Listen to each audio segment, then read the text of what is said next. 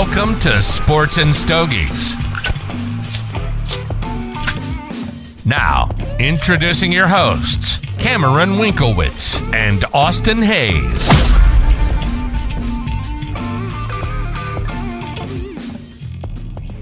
Go ahead and pull up that chair. Pour up that drink. And light that cigar. Because it's time for a very special one-year anniversary episode of Sports and Stogies, number 52. Cam. Happy anniversary, bub. Feels good, don't it? It does. Shane, happy half anniversary? Sort of anniversary. Yeah, I came in like halfway through. You're like the adopted kid that gets to help also celebrate. Yeah, dude, I get to do a bottle pool. We're signing our official adoption papers today of you. Really? No, it's actually a conservatorship. You've been blindsided. Joke's on you. I'm going to sue you both 30 years later. I will probably make no money off you either. Probably not. Not you. No. Not unless something absolutely wild happens, like while I'm on the job and I like write a book about it. You win the lottery, maybe. I don't think that's going to happen. I don't play enough. Well, you never know. Cam, 1 year in the books. How's it feel? Feels great, man. I want to do a full, reflection later when we start the AMA questions, When and we're a we're- little more inebriated. When we're loosened up, some Yeah, would but say. man, what a great journey it's been. I'm sure you guys have all seen our throwback posts leading up to the show. A lot of stuff. All our big stops along the way. A couple things I had to leave out, but I think I got the main 6. Such a small brand to go so far, pretty much across the state of Ohio. Yeah, as far north as Hubbard, and as far east as Hubbard too. Yeah. Down to Cincy. Had a lot of great trips here. Man, here we are. Crazy. Did you listen back to episode 1 when I posted that? Yes, I couldn't. I did. I wanted to. It's really not that bad. It's probably not. Yeah, it's not that bad. I just think going back to the quality that we have now and having to go back and see what it used to be, Well, our Okay. quality is similar. I think audio's gone up big time. I think. I think we've just went up. Which is even... Because we have the same equipment. The mixer's not going to change the audio that much. And we got mic arms. We know our levels now. We know how to actually use our software. Correct. So that helps. But as far as the actual quality of our voices, We I mean, came out of our obviously, shells is the main thing. I think I've changed a lot as far as just being monotone. I've gotten a lot more range, I feel like. I like to think I've slowed down more, enunciated more, I agree with that. especially from just this point last year. Yeah. And just being comfortable on mic. Oh, it's super like comfy, night dude. and day. Shane, you're a longtime fan. I'd say there's a big improvement. Austin used to talk as if he was on some kind of substance very fast. Well, you can't prove that I wasn't. That's true, dude. I That is wasn't. true. No, I wasn't. Sure. Unless tobacco is counting as a substance. No, we don't count that. Technically, it is a substance. It is, but not the kind that I'm referring to. Crack. And then, classier form. A little nose candy. Yeah. Now we're Little talking. nose candy. Little boog of sugar. But yeah, dude, huge improvements, I think. I mean, over a year, you're going to improve. You know what I mean? And even in just your short tenure here with, 3 completed shows? Shut up. No, I try to think. I didn't look at the actual number. When would Shane first come in? Like Probably 20? like- 25? At least.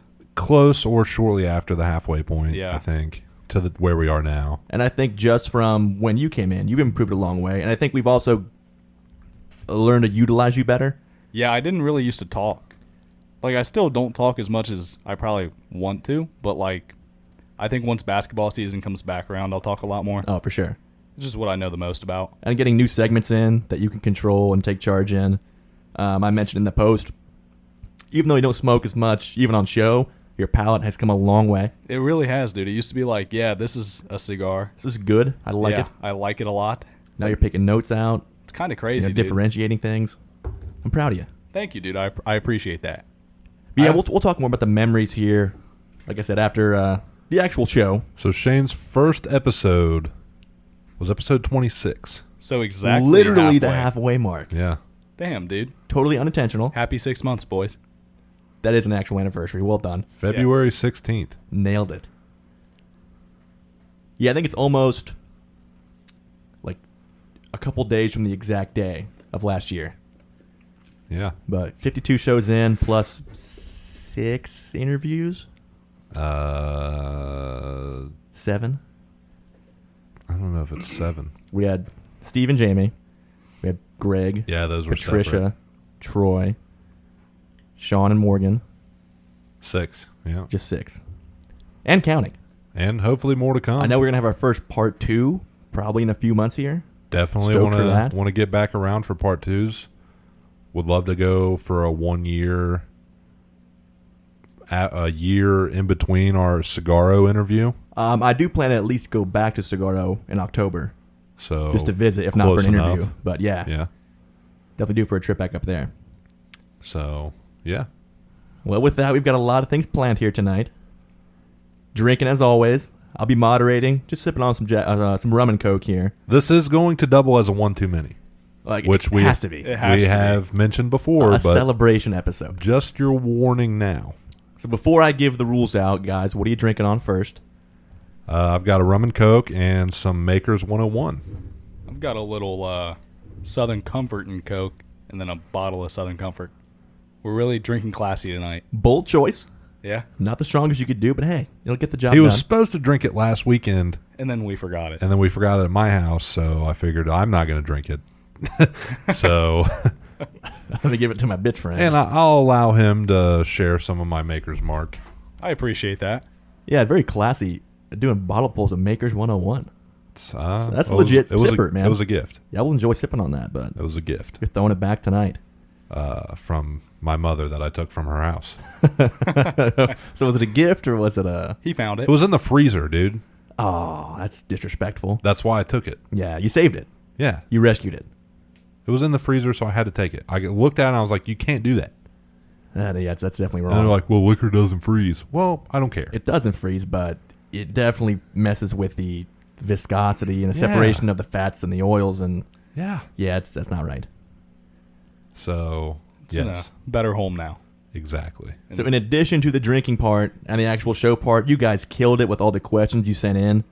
The AMA aspect for all of us. Again, I'll be moderating, throwing these out there to Cam and Shane, Yeah, and I'll be answering some myself. We have not seen the questions. I think I gave a Not at preview all. of one last week, Yeah, but we all the gotta- rest have all came to me. Yes. And Austin will Bless you, answer. man. Bless you again. We will all answer. Thank you. Including Austin, even he's had time to prepare. I haven't thought about any answers, though. But that's good. I'm steering the ship, and we'll go from So there. he will also be answering those questions when we get there. But we do have sports to talk about. However, me and Shane are going to take our leave so you guys can discuss the rules. That way, if you would like to play along, you can. And if you would like to just, in your head, man, Austin should have told them to drink there, feel free. All right, so I'm going to pause real quick while they go downstairs, and then we'll go over the rules and come back with our cigars, which I got some very special stuff today. So, boys, see you in a few minutes. All right, guys. So the 3 drinking rules I have for each guy, which, again, I may miss a few times, and I'll probably be a little more lenient because some of these are, they'll be passed out by the end of the first hour. For Cam, whenever he makes a point and then goes, however, that's a drink. Whenever he misuses a widely known word or phrase, like, I'm going to get slack for this, that's a drink. And then a rule for both of them is whenever they repeat the exact words somebody just said, like if Shane ends the point with, and that's what I think, and then Cam says, and what I think is, any kind of thing like that is a drink for them. And then the 2 other ones for Shane, whenever he timidly backs down to Cam, definitely a drink. And whenever he starts a sentence with the word dude, which I'll be definitely more lenient on. So with that, follow along, keep track, drink as you play. I'm going to bring them back up, and we'll go into our cigar notes.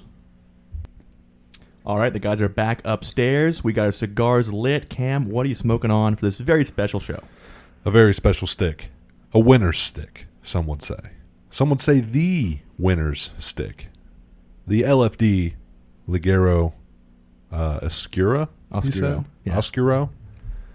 Formerly known as the original Joe Burrow cigar. Can't think of a better time. It's been a while. I think actually the episode, it was like just before the Super Bowl. I think it was the AFC Championship that I smoked it. I wish I kept better records, Because I think but it was early. I know I said something like Joe Burrow wasn't a winner at the time that I smoked it. Because I think that was from a bet that I lost, right? I bought you that. So it could have been before that, way before that, and done UFC. Either way, it was quite a while ago. But all-timer, I went in looking for a Magic Toast, and actually Tip Top was out, which is kind of ended up being a good thing, because then I went and found one of those and thought, oh, it's got to be it. It was episode 8. God, so that was early.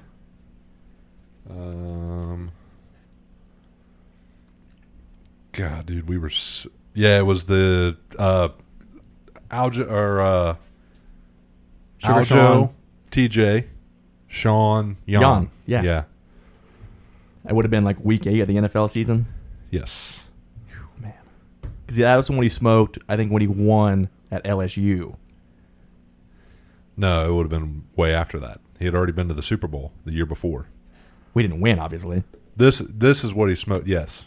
This is what he smoked at the AFC Championship. Okay, I thought, okay. And at LSU. Okay, I got you. Shane, what do you have today? I'm smoking on the Rocky Patel White Label Vintage. So going in for you, I thought maybe one of the Perdomos from that pack. But I thought, Shane hasn't really gone to a higher level yet. Again, I was going to go Magic Toast. They were all out. So hey, let's go something new here. Rocky Pat, big time brand. I've always been happy with them. Colin personally recommended that stick for you. Dude, this is a big time stick. Yeah. It tastes like those Perdomo ones, just like elevated. It's a little smaller, at least compared to me and Cam, which I knew would be right up your alley. Yeah. Take it a little easier now. And, dude, it's super sweet. Like, I can taste almost like a granola kind of thing going on. Yeah. And just the overall smoke production, draw, everything, perfect. And Colin did say it actually pairs excellently with SoCo. I highly doubt anyone has ever said that any cigar goes great with pairs SoCo. well with SoCo. We're going to do a quick pause real quick, guys. We're going to discuss some business I just thought of. Hey-o, okay. Whoa. Be right back. All right, so great idea from Cam. But first, my smoke today, another surprise from Tip Top. They had this box kind of hidden away for their serious customers. This is a serious stick. Pricey. The Placencia Year of the Rabbit. Which you have smoked one Only one. ever. And it's my number one stick of all time. For one that I've had just once. And you smoked it off show. Off show, in memory of my good buddy we lost a couple years ago. It's a Nicaraguan Puro with a focus on tobaccos from Jalapa. About $52, but it's a 6.5 by 54 Toro. It's just perfect.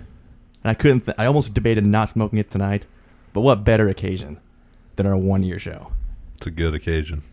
Now, Cam, tell the fans this excellent idea you just had. So we have recently came into another humidor, which we have phased out our old coolador. So, you were thinking, hey, do you know anybody that wants this? Well, I think I might know a couple people. Got a few in mind. So what we are going to do for SnS Nation is we're going to do a giveaway for our old coolador that is slightly used, still in a phenomenal condition. What's the brand on that? Let me look. Is it Rabbit? Is it Rabbit Air? It's Audu. Audu.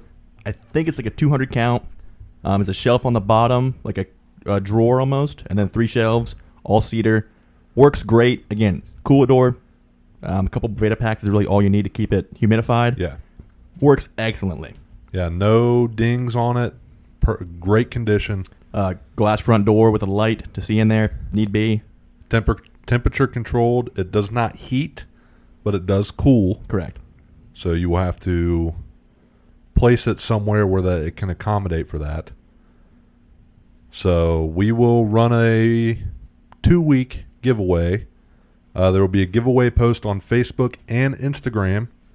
It will require you for entry to tag 5 friends in the post on Instagram or Facebook and then share that post to your feed. And then we would like for you guys to email us your favorite Sports and Stogies moment, or add that to your comment when you tag your friends. I love it. I think it's a great idea, great for engagement, and great for one person getting a fantastic item checked on the Amazon, but probably brand new, $300. Give or take, probably. So yeah, again, this is, it's used, but it's still in great condition. Whoever gets it will definitely be getting incredible value. Yeah. So that's what we're going to do for you guys, and to give us some promo as well. And I challenge you to tag 5 friends who don't listen to the show. Shouldn't be that difficult. Obviously, I don't know, but that's my challenge to you. Hey, 5 friends, share the post. That's all it takes. And then, yeah, of course, ideally, let's get that favorite SNS memory. I would love to have those. Which there's, man, so many options out there. There are. I'm sure we'll touch on some here later, but there are a lot. With that, we have 1 fan queue today. There's kind of more like 3, actually. Rolled into one. Are we one. at 10 minutes yet? We're at 15. Bottle Is that our established every 15? I think 15's That's a good fair. number.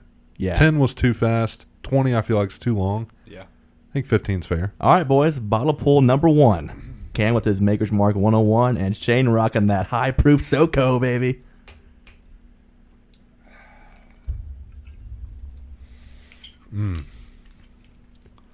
Nice and warm. Yeah. Yeah. Very Feeling good. I also have to mention, you'll see it in the pictures too, but Cam has quite a unique hat on today. Very Davy Crockett-esque. It's my party hat. Remind me, where do we find that? The Great Smoky Mountains.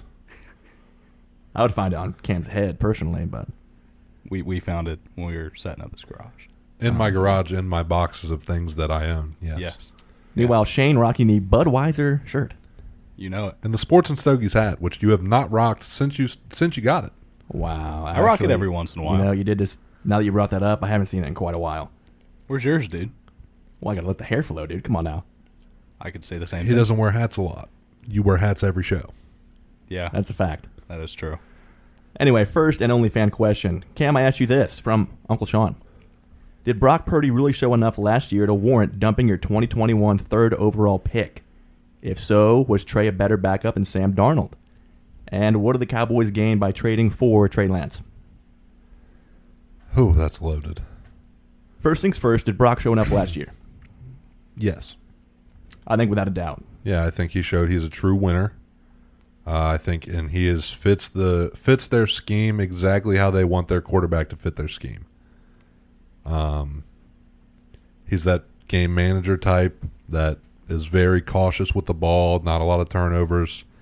Doesn't really have the rushing upside, which is fine because then you lose the risk of fumbles or injury. So this could be which we saw with Trey Lance. The reason why he did not start last year is because he was hurt. And in his showings, from what we've seen in his showings the last couple years, there wasn't anything that really showed me that's my guy. Yes, they did put a high draft pick up for him, but we've seen it time and time again. It happens. As far as the backup position goes, we don't really know what Sam Darnold's capable of. Or Trey Lance, for that matter. Or Trey Lance. Really, I think either one of them will give you the same outcome as far as neither of them will be able to win you big games. So I think they're really riding on Purdy to stay healthy, which is every team and their starting quarterback, right? But I also think I think Sam Darnold's closer to that Jimmy Garoppolo, Brock Purdy style than Trey Lance is. So I think it would be easier to plug him into an offense that's already schemed not around having a mobile quarterback than it would be to have to re-scheme your offense for however many games Brock Purdy would miss. I'd be inclined to agree. And then what do you think the Cowboys got?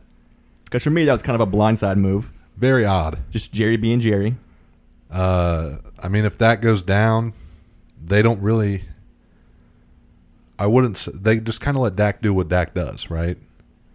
So he rushes more than Brock Purdy. So I think, again, as far as scheming goes, if Dak goes down, I think Trey Lance fits that system a little better than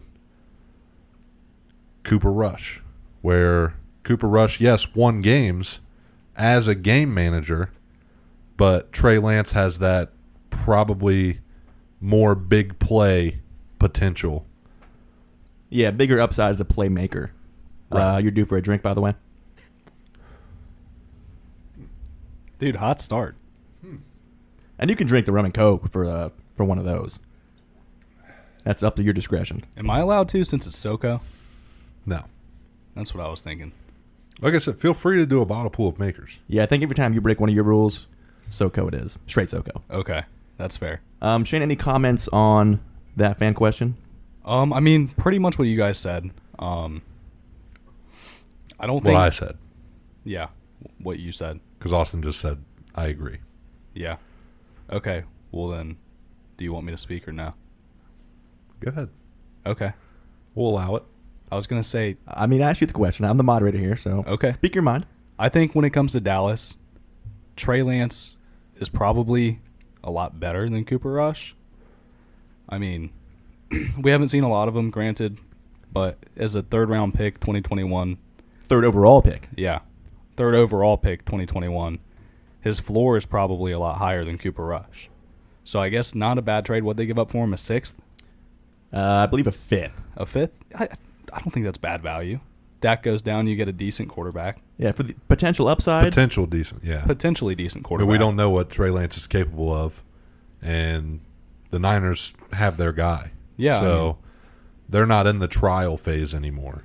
Yeah, it's kind of a win-win because now Trey Lance gets to go somewhere else, potentially spread his wings a little bit more, and they get him out of a crowded quarterback room in San Fran. Correct. And now Kyle can stop getting questions asked about Trey Lance. Trey Lance, Yeah. Sam Darnold, Brock Purdy, all And that. let's be real. There's worse busts, right? Oh, not yeah. even really a bust yet because we don't know. Correct. Through 2 seasons, Justin Fields is playing worse than Jamarcus Russell was.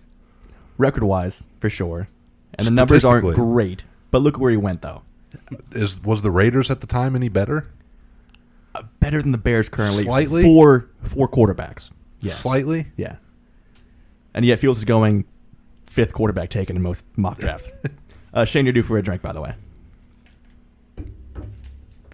All right, when Shane doesn't know what he's talking about. That can't be a rule. Come on now. NFL news-wise, some pretty big stuff.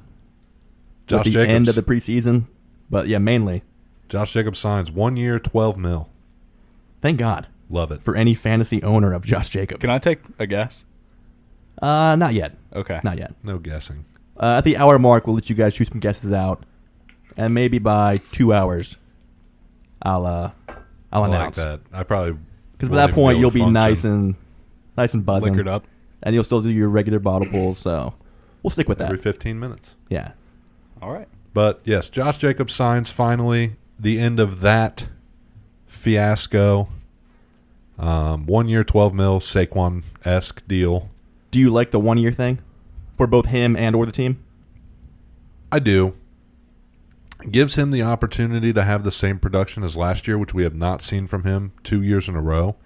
Last year was his highest volume and highest production.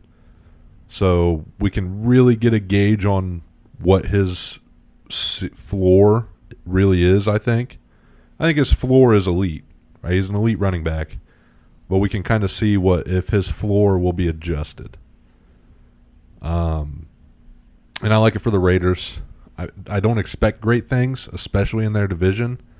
But keeping the pieces you have still makes you more competitive than if you didn't have him. And I like it for fantasy, obviously for him and Devontae Adams. Absolutely. So now they have the rushing attack still. So that makes Adams more valuable.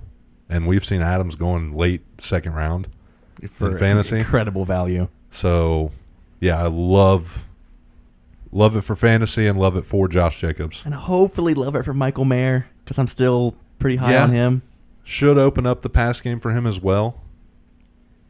But we'll see. I mean, we know that Jimmy G utilizes his tight ends quite a bit. Now, is Michael Mayer George Kittle?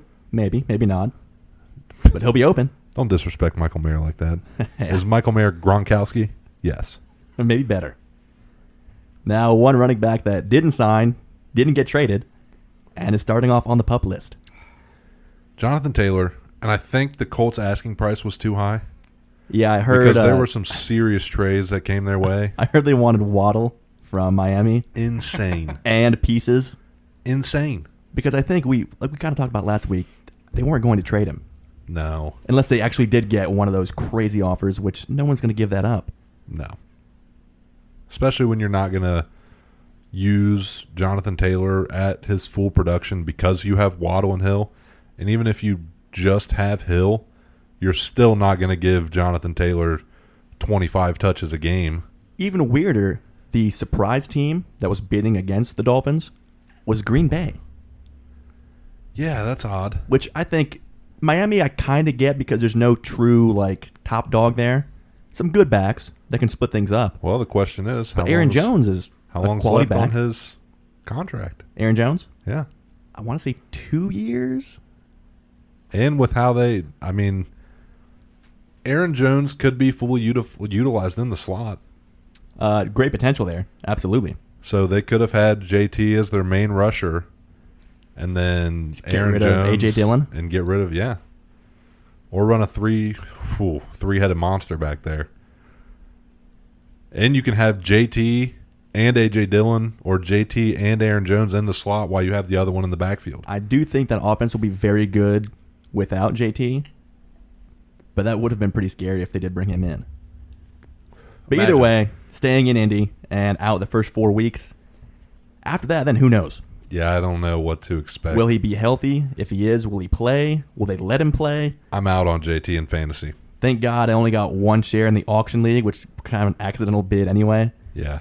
I kind of panicked because he was the best running back left and I only had one. And I was like, 55, why not? Yeah. And I was like, that probably wouldn't be enough to get him. And I got him. I'm like, you got him for 20 more than everybody else. But to be fair, I did have good wideout depth. I already had Tony Pollard. So hopefully, come week 5, he'll play and say, you know what, I got to prove myself. And go out there and put numbers up. See, we got waiver wire. We got guys getting cut. We got IR, PUP list. But the first thing, couple trades here. Big move. Cardinals totally fire sailing the entire team. Yeah. For a 7th round pick, the Giants got Isaiah Simmons, who's kind of that Swiss Army knife on defense. That's ridiculous. As a Cowboy fan, I hate it. That should have been vetoed. Can Goodell veto trades? I'm sure Jerry made a call or two. That is clear as day tanking. And you just signed Kyler to what, 260 with 160 guaranteed? Too much. Way too much, obviously, if you're already out on him just because of an ankle injury. And obviously, lack of production. There's that, right?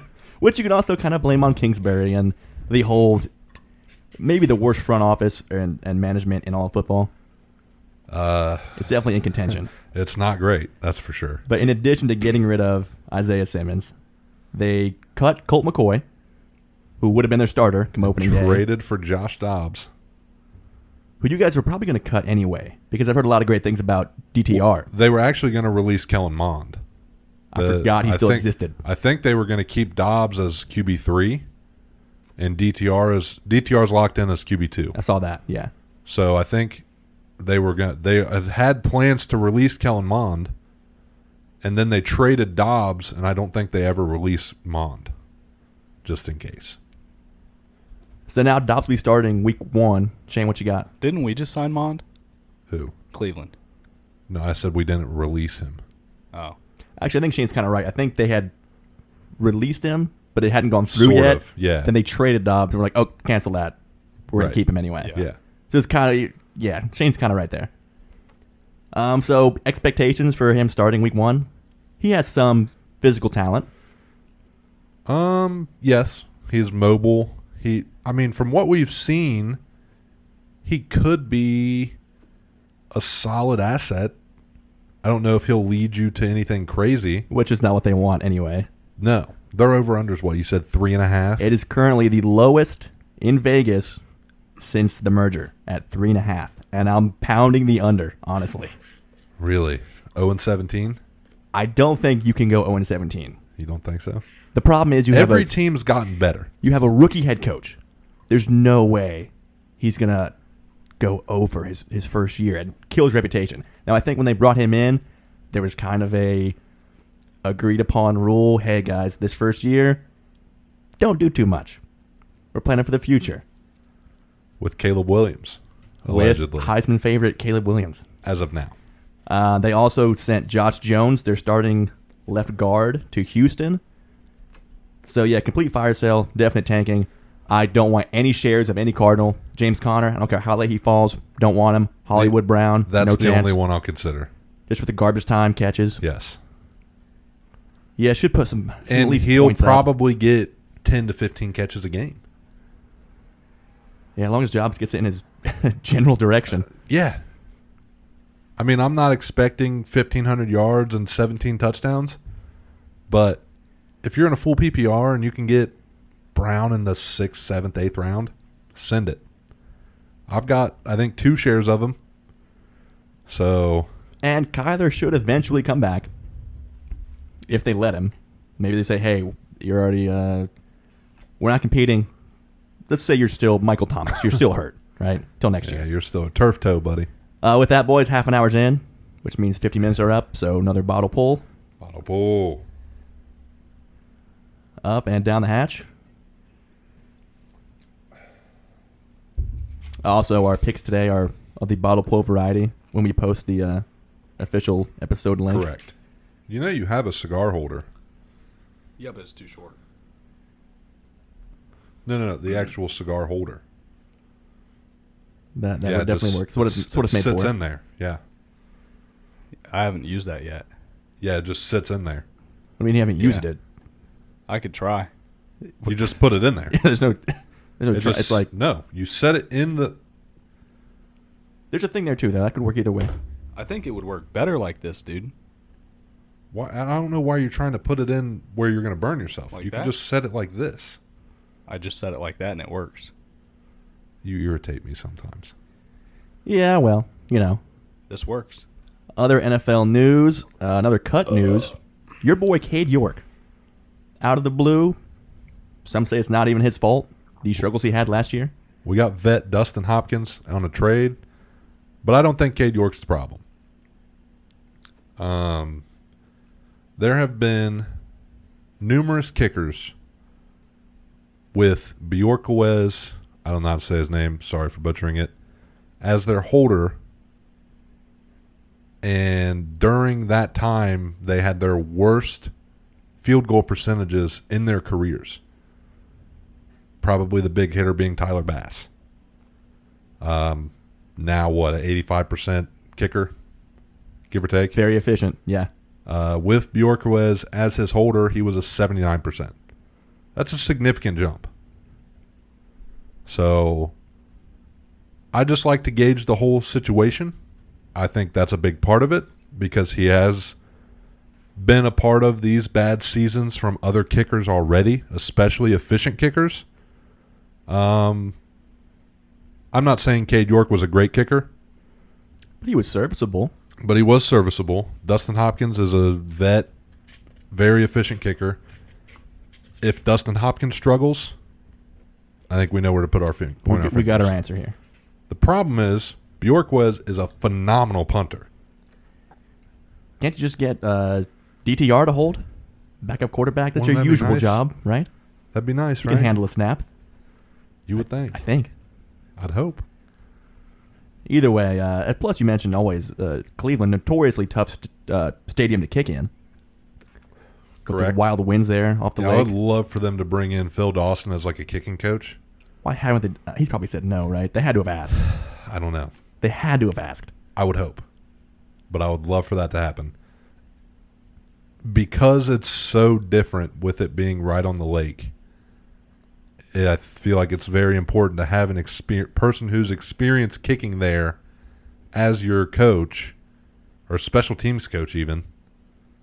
That is a crucial thing in my opinion. And then even more important to have a good holder. Yes. Let's see, injury-wise, only Dude, got it's just an uneven burn. Relax. that one's Getting a little drastic, though. You could touch it up some. Yeah, but I feel like it's almost too short to be worth touching up. You have burned through that pretty well. Doesn't.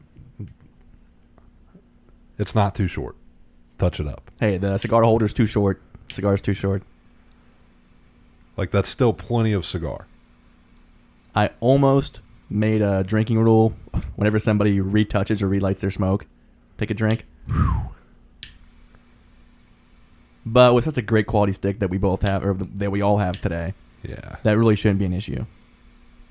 Yeah, injury-wise, Jerry Jeudy with a hamstring might miss week 1 or week 2.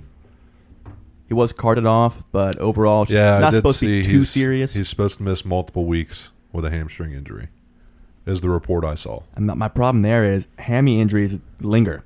Yes, they do. So if he come back and plays week 3, re-aggravates it, still not 100%, losing speed, losing burst. Fantasy-wise for me, I don't have any shares of any Broncos receivers. I think I have 1 share of Jeudy. I think. But he's not a starter, though, so I can roll with that. See, either way, if you still have drafts upcoming, we were 8 days away now from kickoff. Just be on the lookout. Take note. Maybe go with Drake London instead, who I also have 3 shares of. And then last news here before the waiver and pup. Chris Jones, one of the best defensive tackles in the game still did not report. And apparently they're nowhere close to getting a deal done. Why are they not signing him? I don't get it. Nose tackle at his level is one of the most important positions you can have on defense. Yeah. Besides a lockdown corner and maybe an edge rush, you're locking down that run game, and he's still getting sacks too. Pay the man. I don't get it. Maybe he stole some of Andy Reid's barbecue. You would think you would want your defensive lineman to have some of your barbecue. Order more. You're in KC, dude. Yeah. There's plenty. Exactly. There's plenty to go around here, boys. And in Chris Jones' defense in that potential theoretical situation, he probably thought what Andy Reid has was for the whole table. He goes in, it's a table of 10, and he's sitting there by himself, and there's not a single spot of table Whole space. pig. Without a doubt. Whole pig. And Chris Jones says, if I take a plate of pulled pork, who's going to care, right? And Andy's giving him the side eye the entire time. What do you think you're doing?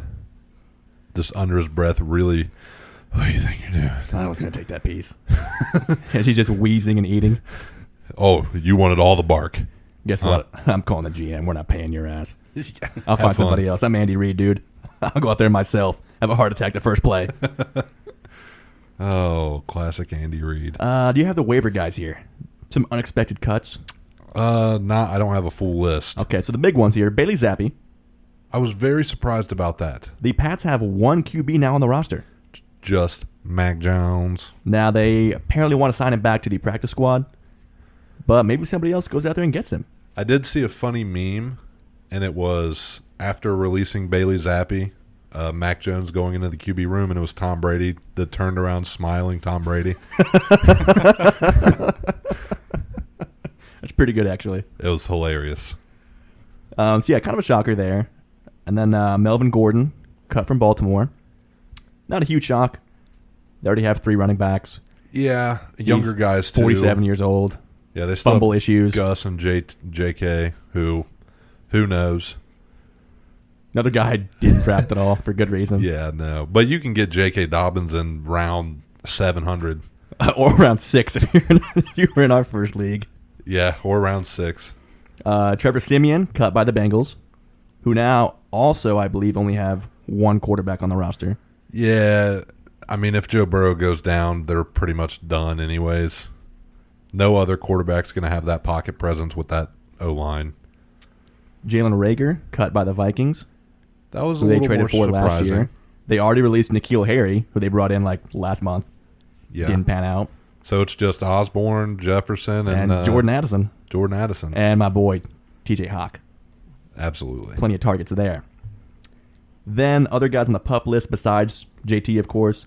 Von Miller, as expected, still recovering from that ACL injury last year. Take your time, Vaughn. Chosen Anderson, Not surprised. still in the league, first of all. Kind of I shocking. believe he was cut by the...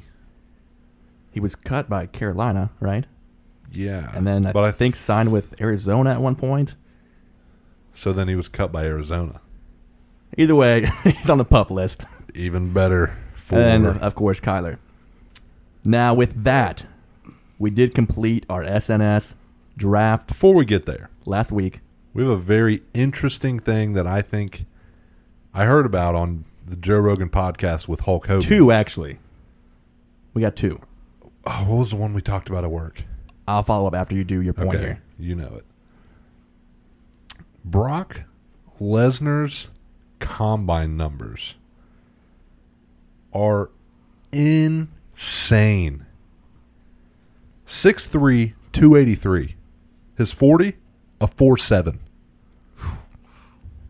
His vertical, 35 inches. His standing long jump, 10 feet. That seems physically impossible. And his bench press, obviously, 225 for 30 reps. God damn. A 10-foot standing long jump? That doesn't sound human, man. How is that possible? There's no. If there's not video, I don't believe that. 6'3", 83 pounds, running a 4.7. Bro, I would have loved to have seen Brock in the octagon. As soon as the bell rings, he just jumps across to his opponent, takes him down. With a flying knee. He just flies across the octagon with a flying knee. And yet, not a good NFL career, Short. I think he only played 1 year. give or take. He played what, DT for the Vikings? Something like that. And Defensive line, for sure. probably realized that he wasn't going to pursue it. And But- he had And I don't. better options. And he was a college wrestler. Champion. Yeah, he was an NCAA champion. Football wasn't his main thing. He just probably went for the workout. Now, Shane, you asked earlier, do you think Brock could have had the same career if he had stayed with football? See, I thought maybe, but then again, if he could have, he probably would have. You know what I mean? He probably wouldn't have quit.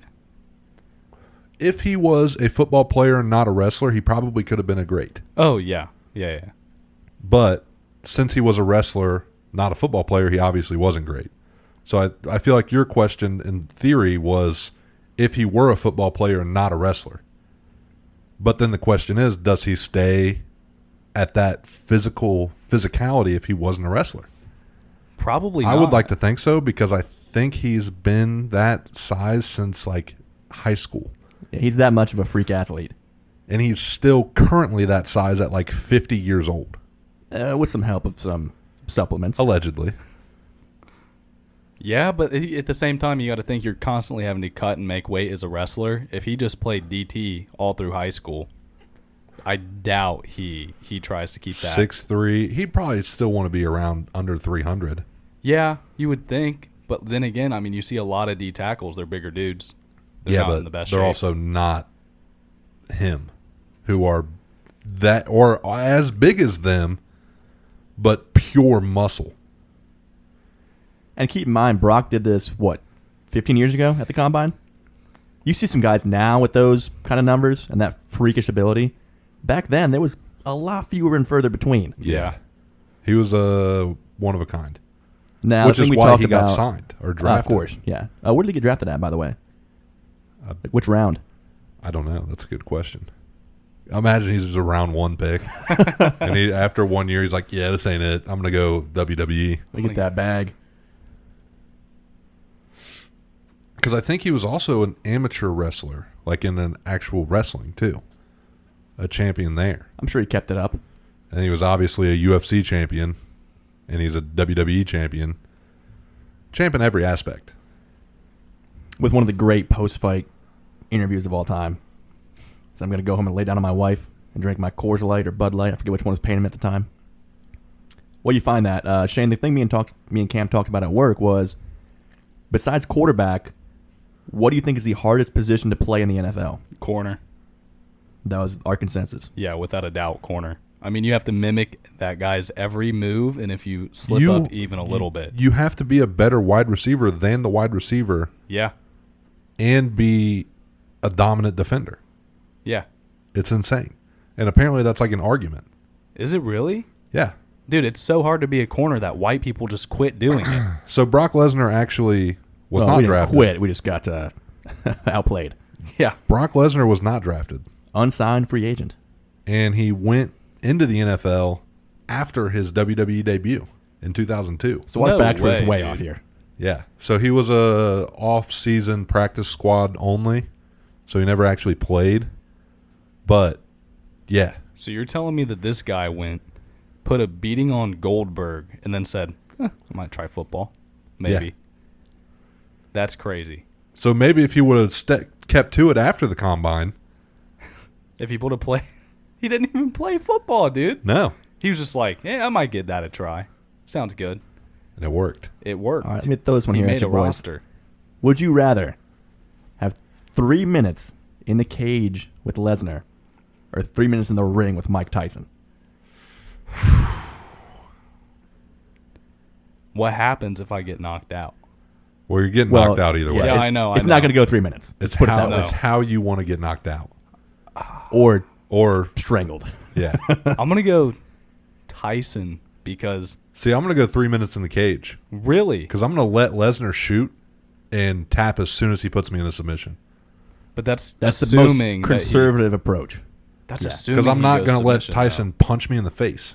though. Okay, but that's assuming Lesnar goes for a submission. What if he just takes you and starts throwing hammers? I believe Mike Tyson's a stronger puncher. Yeah, you but have to ground and take a pound lot from Brock. more punches. Oh, ground and pound. I'll pass myself out. See, Like, hey, tell you what, Herb Dean's reffing. 100% because he does early stop sometimes. Not this time. He had a bender the night before. He's letting this one go. no, I'm letting Tyson hit me one time and going and taking the longest nap of my life. Yeah, and never waking up. I could wake up. Prime Mike Tyson. Even Mike Tyson now. No, we're talking primes. Dude, I'm taking a nap. Prime Tyson knocked out the best heavyweight boxers of all time. I'm not saying he's not going to knock me out. I'm saying I'd rather just get knocked out in one punch than Wait a let minute, Lesnar that's ground not and true pound. there, Cam. He didn't fight Ali or anything. Some of the greats. Okay, that's better. Yeah, dude. I think a one punch knockout is a lot more conservative than letting Yeah, but Lesnar go. you can ground get and that pound. from Lesnar too. You're gonna get follow up, whether it's him trying to break your fucking arm or Hey, if it's Tyson him. might hit you with a double uppercut. One while you're falling. I think Mike's gonna take a look at me and just throw the one. You don't think Lesnar's going to do the same thing? No, because you're a bigger. Mike was not like a professional. He was a very warmonger kind of fighter. Yeah, but you're a big guy. Lesnar's gonna be like, I'm gonna beat the shit out of this guy. What if Mike comes up and throws a liver punch at you instead? Oh my god, dude! He was a body puncher. I didn't even consider that. I don't think I can survive a liver punch, dude. Because you're not going to sleep. You're feeling every bit Yeah, of that. you're- That's what I'm saying about Lesnar. He's not going to leg kick me and shatter my leg. Oh, but what if he did, though? What if he did though? That's not his game. He's going to shoot on me and either go for the ground and pound or put me in a submission, whatever he can get easier. And he can get either one. Let me interrupt, boys. 45 minutes, bottle pull.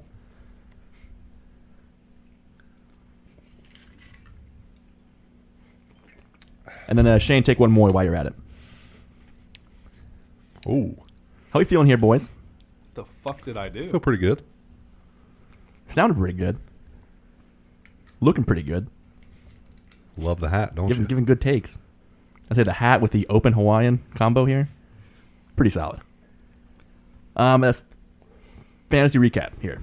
Yes. We're going to go over the first 2 rounds of our draft here. We had a couple guys that had an auto pick for a few picks. But overall, do you want to start with us as far as our team breakdown after the first 2 rounds? Definitely. Dude, I'm just confused on what I did. I was mid bottle pool. Well, he's holding on. Yeah, I'm not going. He's not off the interrupting bat. us. Yeah, Oh. I'm taking notes and letting it sit a little bit. Yeah, he's doing it smart where we can't guess. We have no idea. Dude, I thought it was because I looked at you while I was doing a bottle pull. No, it's and I was not. like, Why is what that the fun? fuck? And viewers can't see that either. Okay. So again, Cam picked 3rd. I was 4th. Shane, you were 7th. 7th. Yeah. First 2 picks off the board. Kind of no surprises there. Justin Jefferson and Jamar Chase. Then my pick at 3 took Christian McCaffrey. Love it. At Would have 3, loved any of those absolutely. top 3 picks. Really, I love any of the top 5 picks. Yeah. I went Eckler at 4. Best available. Had no share of him yet. Thought about Kelsey for a minute. Didn't really think about Bijan. I think Eckler's a clear pick there. Then Bijan went at 5. Seems a little high. But again, man, he's got a huge upside. But his upside is insane. Kelsey goes 6. Then Tyreek Hill, Cooper Kupp, Saquon Barkley, Devontae Adams coming in at the first round. Where every other draft we've been in, he's late second. I don't hate it. I don't either. Then we got Derrick Henry coming in, who's also a mid to late second round guy. At the time, no, I think that was an auto pick. I think I do believe that is true. Yeah, Rudy's doing 2 drafts at once. To round out the first round, we have Stephon Diggs. Now, Shane, I ask you this. If Kelsey had fallen to you at 7, would you have gone there? No, because I intended on picking Kupp at 7. I didn't think Tyreek would fall to me. But then whoever bid on Bijan bid a lot earlier than I thought they would. So then Hill fell to me, and I'm like, I can't not take him. You would rather have Tyreek Hill over Cooper Kupp? I think so. I think it's a lot safer. I don't hate that. It's a coin toss, but I would probably take Tyreek myself. Well, ours is full PPR. Correct. I think Kupp gets way more value. Yeah, but he could always go back down. Tyreek's missed what? Hill could go down. Yeah, but Tyreek's missed like 3 games this entire Yeah, but you have career. to use the same logic. Cooper missed a lot last year. Yeah, but Hill could tear his. He's in a more of a position to get hurt because of his play style. Yeah, but he hasn't yet. But he's getting older. He's getting older, but he shows no signs of slowing Just down. saying. I like my Tyreek pick. What threw me off was the Devontae this early because I had a mid to late second, and I'm like, okay, I want to get Hill, and then I'll just go 0 RB and take Devontae in the second. So I would have gone Diggs over Adams myself.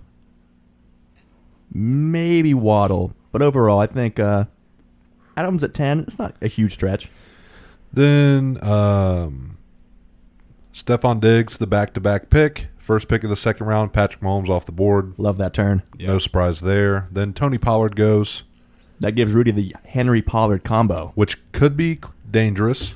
However, I would take Chubb over Pollard. Yeah, I think I would as well. Then Garrett Wilson and Jalen Waddle goes over A.J. Brown and CeeDee Lamb. I was so happy about that. Dude, I could not believe AJ and CD fell so far. They're consensus first-round picks, especially in a 12-man league. Yeah. So great value there at, what, 18 and 19? Yes. And then Amon-Ra, DK, a little early. Yeah, I don't love that pick. He was kind of the best available wideout. I don't love T. Personally, I like Devontae. would have taken Devontae or T. Higgins over DK. But love it. Then I came back with a double running back, got Josh Jacobs. Again, great value there. Then Jalen Hurts goes and T. Higgins goes. Was Hurts early? Isn't he going like mid-third? No, I don't hate that. he's usually going second QB. Yeah, especially right there with, Between him and Josh Allen, it's a coin toss. yeah, maybe he was worried the guy behind him with the 2 picks would go quarterback. Got his guy there. I don't hate that at all. So we can start with my team. Well, firstly, any surprises here? The guys that fell too far, maybe went too early. 3rd round here, pretty Jonathan pretty Taylor in tame. the 3rd. Later than most drafts. With what we know now, I'd say probably early, but we didn't know this information at the time. So at the time, that was a surprise pick. Debo in the 3rd. I don't know why why is draft stock so low? They're worried about touch percentage, I guess. Aaron Jones and Jahmyr Gibbs in the 3rd. I feel like it's a little early. I think Mark Andrews in round 4 is great value. Mark Andrews in round 4 is phenomenal value. Calvin Ridley in round 4 threw me off. Early, Big time. you think? Wait, yeah. Yeah. Hawkinson in 4 seems a little early. Yeah, tight ends kind of went here overall pretty early.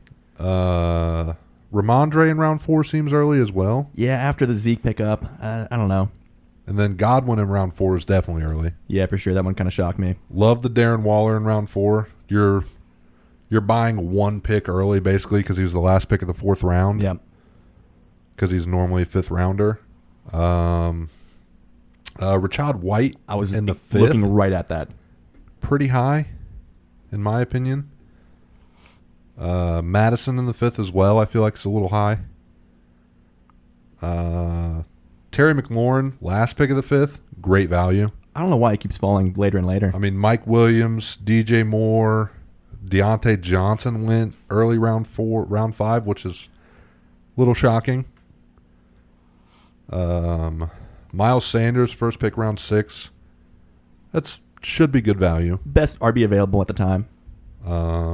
Let's see, round 6. Deshaun Watson goes. I thought that was a little early. But Kirk Cousins in round 6 is way early.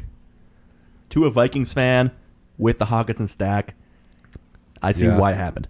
So I took Deshaun in 6 just because I was really worried about waiting too long because there wasn't a whole lot left.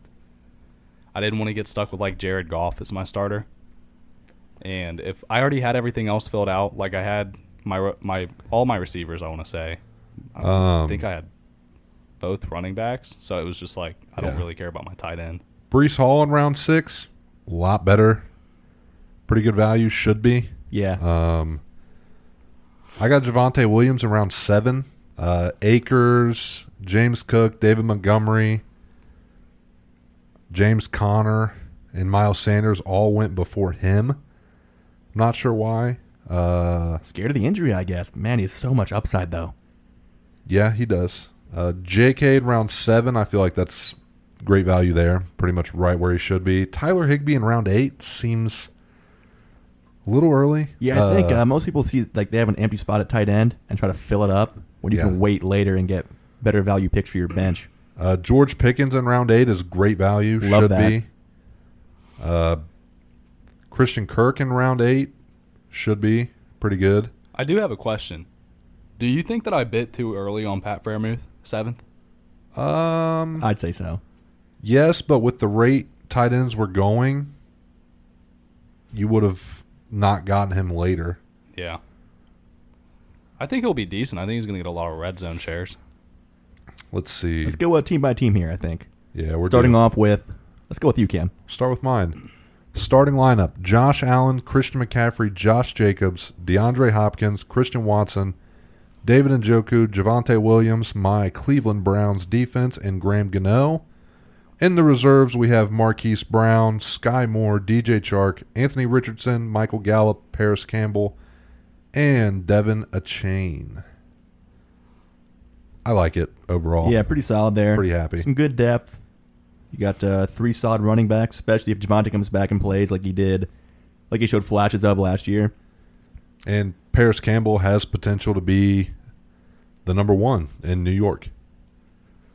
So depending on what route they go there. Same with Sky Moore, potential for number 1 there in KC.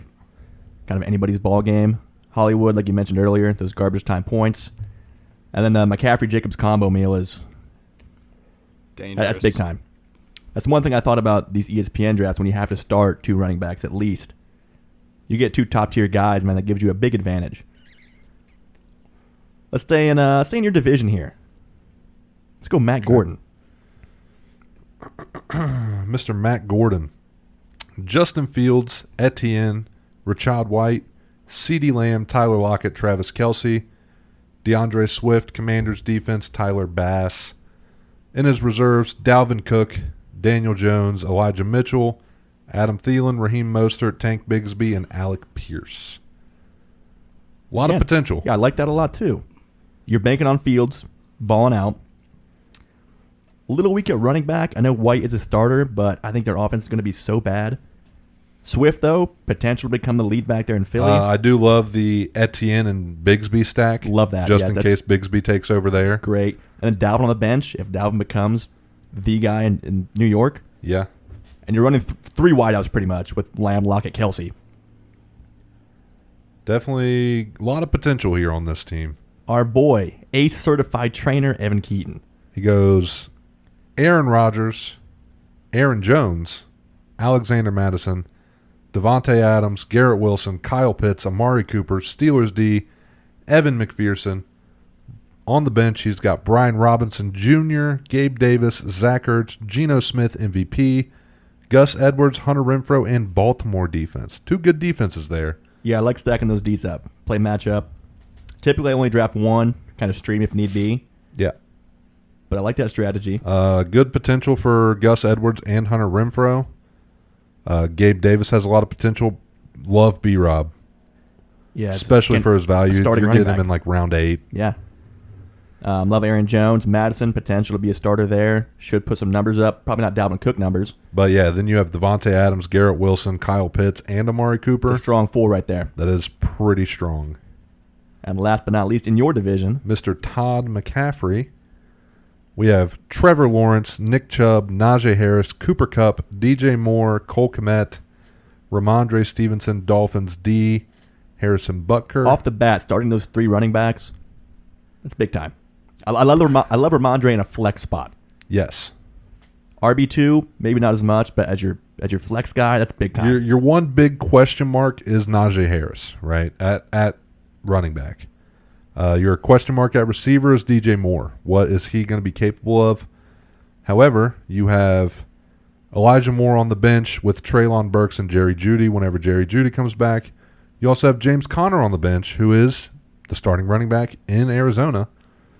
And then he has... And also Jeff Wilson, who I think might end up being the main feature back. Could be. In Miami. Yeah, and then he has tight end for Tennessee, Chigozium Okonkwo. Heard a lot of good things about him. And Deontay Foreman, which is interesting. In a loaded Bears backfield. In potential that Khalil Herbert goes down, you now have the other guy splitting snaps there. Run through our second division here, starting with Rude Dog, Uncle Rudy Lopez. Got the Tua starting with Matt Stafford backup quarterback. The Henry Pollard combo with Jahmyr Gibbs in the flex. Maybe the best 3 running back combo out there. Starting wideouts with Mike Williams and Michael Pittman, Mark Andrews at the tight end spot, Eagles defense, and Cam Dicker. On the bench, wideout-wise, you got Pickens and Smith and Jigba with Tyler Boyd. Running back Jamal Williams and Devin Singletary, and your backup tight end Tyler Conklin. Overall, big potential. Those running backs might carry you all the way. They very well could. Mike Williams stays healthy, big question mark, but can put numbers up. And then same thing with Tua. If he's healthy, potential top 5 kind of guy. Pass and TDs, Miss Demi with the Kirk Cousins and TJ Hawk stack, and the B-Rob at 5th overall. Going risky there, but I love the pick. Then starting Pacheco, Amon-Ra, Debo. We mentioned TJ Hawkinson, Deontay Johnson, Bengals D, and Young-Ho Koo. Solid starting lineup, and bench depth is Courtland Sutton, Jacoby Myers, Rashad Penny. Went and got the stack with B-Rob with Tyler Algier. Then Lazard, Brock Purdy, and Gerald Everett. Team Vaughn is wild. It's a little wild here. Give it to us. We got Jalen Hurts, James Cook, Khalil Herbert, Jamar Chase, Chris Godwin, Evan Ingram, Michael Thomas, Bills defense, Justin Tucker. Solid starting lineup, but the bench is where things get crazy here. On the bench, we have Jonathan Taylor, Alvin Kamara. Big risk, but those guys could end up paying off huge. We have Russell Wilson, Kenny Pickett, and Mac Jones. Potential trade value if Pickett starts balling out. And if Russ comes back starts balling semi-old Russ. Then he has Marquez Valdez Scantling, and Clyde Edwards-Helaire. Who, again, I've heard some pretty good things about coming out of camp. But I don't trust any of those Chiefs, really skilled players in general besides Kelsey. But yeah, if Taylor comes back in Week 5 and plays good, if Kamara comes back post-suspension and plays good, could be scary. By the way, boys, just past an hour mark, so bottle pulls here while we go over Mr. Bill Alexander at Sticks and Spirits with Patty Mahomes. Miles Sanders, J.K. Dobbins. Strong wideouts here, Stephon Diggs, Keenan Allen, and Terry McLaurin there in the flex. Higbee at tight end. Saints defense, which I love. But got to drop your kicker here. Free agent Brett Maher. Then on the bench, Joe Burrow. Talk about trade bait. Definitely good trade bait. Or there. Insurance, and keeping him away from another team could be a strategy. But yeah, the Mahomes-Burrow combo is crazy. That might have been an auto pick. I don't know. Again, there's kind of those going off and on throughout the draft. Also with Juju, Samaje Perine, KJ Osborne, Curtis Samuel, Kendre Miller, the rookie, and Jelani Woods, the Indianapolis Colts tight end. Shane, my shirt brother. Give us your team here. All right, so we've got Deshaun Watson, Joe Mixon, Dameon Pierce, Tyreek Hill, A.J. Brown, Pat Freiermuth, Mike Evans, Jets defense, and then Brandon McManus. And then on the bench, we've got Christian Kirk, Zay Flowers, Rondale Moore, Kadarius Toney, Zeke, Damian Harris, and Jared Goff. How do you feel about your team post-draft? I feel pretty good about it, honestly, because I think my starting lineup is solid, and then for my bench, I went for guys that I thought that I had decent upside because, like, KC wide receiver room is kind of all over the place. Anyone could be one. Kadarius Toney's not a bad receiver at all. By no means. I think he's going to get a decent amount of the share. Zay Flowers, I mean, a lot of good stuff coming out in camp. I thought I got a decent pick there. Picked a little early, but I wanted him, so that's fine. And then Zeke, I got in like the 12th or 13th. Now that was the round. one that had me scratching my head, though. I think he's going to get a lot of touches on like 3rd and 1, 3rd and goal. Yeah, but you ever going to start him? I mean, maybe. I know that I'm going to have to. And I didn't really have any other decent backup options, so I was like, fuck it, why not? I do love your wideouts. The Tyreek, A.J. Brown, Mike Evans, all starting. I love Dameon Pierce. Mixon. Could go either way. There's But some you're, people saying Zeke is going to be LeGarrette Blount 2.0 with almost double-digit touchdowns. With double-digit touchdowns when he comes to the team late. That wouldn't shock me. I mean, let's I not just don't forget, think you can count on that to start him in fantasy. you're not going to start him right away, but in only 6 games started in 2015 and 12 games played, LeGarrette Blount had 18 touchdowns. Yeah. That's one thing Bill Belichick loves. If that happens, dude, best pick of the draft. Potential. Unless he's on your bench every week. Yeah. I'll come back and get you. And yeah, it kind of falls on the shoulders of Deshaun Watson. Then your team. Personally, my least favorite of all the teams I've drafted, Really? unintentionally, because I went 2 sets of teammates. I got Herbie and Eckler, which I like that stack. I love Herbie, period. I got like 4 shares of him. Eckler at 4, couldn't pass that up. Shouldn't catch as many balls as last year, but should be still a strong PPR player. I feel like you went for strictly upside here. And I went for potential. pretty much best available, and then kind of, like who do I believe in explode? Kenny Walker, didn't love, but best running back available. I grabbed Charbonnet, too, on the bench. DK, Olave, I like both those guys. Goddard, Drake London, cool with that. Cowboys D, I love. I got Sanders, Miami's kicker. My bench, though, I got a lot of depth here, I think. Again, and a lot of mostly potential. Upside, yeah. Dillon, Jordan Addison, Quentin Johnston, Charbonnet. A.J. Dillon, that is. Yeah, A.J. Dillon. Roshan Johnson, rookie back in Chicago. Love Romeo Dobbs. And then rookie tight end Sam Laporta. I love Addison, Johnston, and Dobbs. Yeah. That is huge upside Big on your upside. bench. I just, with those 2, I got a lot of faith. I'll be putting a lot of faith in Chargers, Seahawks offense, which should both be very good. Just depends on who gets the ball. So then we've got unsolicited Dak picks, Who, of course, had to get who is my cousin, Dakota James Prescott. starting quarterback Dak Prescott, then David Montgomery, Cam Akers, Justin Jefferson, and T. Higgins paired with Devontae Smith and Darren Waller. That's a huge 4-team stack. It's a big stack. With the Patriots D, who always plays better than they're projected. Jake Elliott, Phillies kicker, going to put up numbers. With Antonio Gibson, Jahan Dotson, Jerick McKinnon on the bench, as well as Darnell Mooney, Jalen Warren, Greg Dulcich, and Bryce Young. There's one guy on his bench I think could be the steal of the draft. Jalen Warren. Jahan Dotson. Jahan Dotson. Might end up being the number 1 guy on that team. So much physical talent. Just get him the ball. Agreed. Get him the ball. Then we have the Kashyyyk Wookiees. Last My but not least. good pal, former realtor, Trey Shepard. Lamar Jackson, Saquon Barkley, Breece Hall, Jalen Waddle, Calvin Ridley, George Kittle, Brandon Ayuk. Interesting stack there. With the Niners defense. And Dan Carlson, he's got Brandon Cooks on the bench with Odell, Dalton Schultz, Nico Collins, Dalton Kincaid, Packers D, and Kenneth Gainwell. Love Cooks. Again, I'm not a big fan of Brees. From what I've seen, it looks like for the early weeks they're going to be utilizing Dalvin Cook more just to make sure Brees comes back 100% healthy. But then we don't know what that split in that backfield is going to be. Yeah, who knows? The Kittle Ayuk stack could be juicy. But I love Ridley and Warren. Love Saquon. And again, banking on Lamar having another MVP type year and mostly staying healthy. Overall, I think a pretty great draft. Like I said, happy with mine overall, but I think my worst team of the 5 I've picked so far. But in for a great year in the inaugural SnS. And there will Fantasy obviously season. be weekly updates because course. it's our fantasy league. Of course. I don't really have a team that I dislike.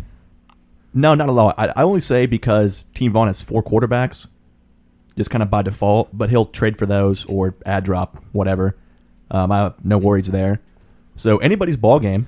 And I was looking through free agency and nothing outstanding. Yeah, really no clear guys that like, oh, how did he not get drafted? Yeah, everyone pretty much got drafted. I mean, your running backs, you got the 2 backups in Indianapolis. You got the backup in L.A., the Chuba Hubbard, who knows. Then Jerome Ford, really nothing, no real rookies that have a whole lot of potential. Maybe Tyjae Spears. Wideout-wise, Zay Jones, best wideout available currently. You know, in a 12-team league, you're going to have less potential for ad drop. You really got to go kill your draft. Yeah, definitely. And again, I think everybody pretty much did. I don't think there's one clear best team and not one clear worst team. Yeah, I think it's all pretty even across the board. Which is just what we wanted. I mean, everyone brought their A game. Competition, parity, week by week. I was shocked that my team actually ended up decent because I did it while I was on my way to Cam's house. So, like, I'm looking at my directions, looking at the road, looking at the draft, like, oh, shit, I got to pick. Who'd you guys week 1 matchup? I have Mr. Evan Keaton. I think I'm playing Bill. I've got my boy Matt Gordon. Team name Ruggs Driving School, which I think is pretty funny. Yeah, Yeah. it's dangerous. Meanwhile, I'm the driving crooner. So we got a race Checks going out. on right here.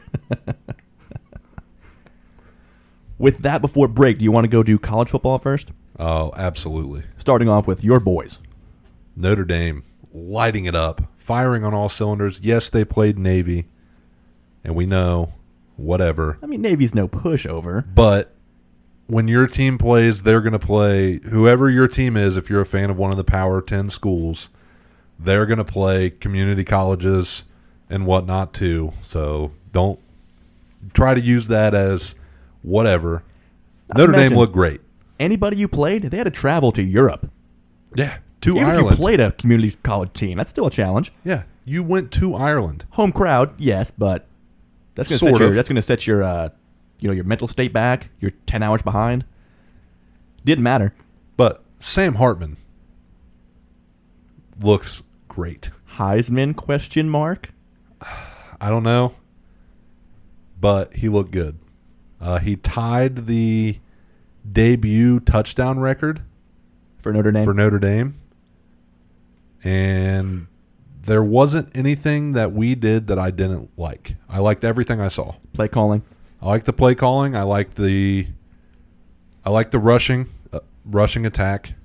We attacked with 3 different running backs, which is good to have balance. But I would like to see one of them take over and show that they are elite. Again, our tight end obviously thrived. Some good running back, some good wide receiver play, but to cap it all off, Sam Hartman wore his rib on a necklace. Insane. Andy Reid, big fan of that in a different way. Absolutely. I'm sure Andy Reid has a couple rib necklaces. He's got a rib belt, dude. And you know how large that belt is. Exactly. Oh, my God, dude. 55 waist. Ooh, I'm taking the over. Are you taking the over on that? I might take the over. How All many? in preparation for the Week 3 matchup against my Buckeyes. Both teams should be rolling. Man, I can't wait. It should be a Can't wait. lot. I'm glad it wasn't the opener this year. I like it a lot better as a week 3 matchup Yeah. and not as an opener. You can settle in a little bit. And you're going to South Bend, Oh, yeah. which I would say is a tough crowd to play in, but it's not. It's a very quiet crowd. Which is weird, right? It is very Bunch of odd, drunken Irishmen. but it's not. It's mostly college kids, It's a lot of rich old, kids, and old dudes. It's a lot of old Catholics. Yeah. My Buckeyes open up with Indiana on the road, conference game. Tougher matchup. Yeah, Indiana's still a good team. I think we're a 28-point favorite, but I think a good challenge, especially starting off on the road. I like that first instead of a cakewalk at home, which I guess last year wasn't a cakewalk. We had, Notre Dame.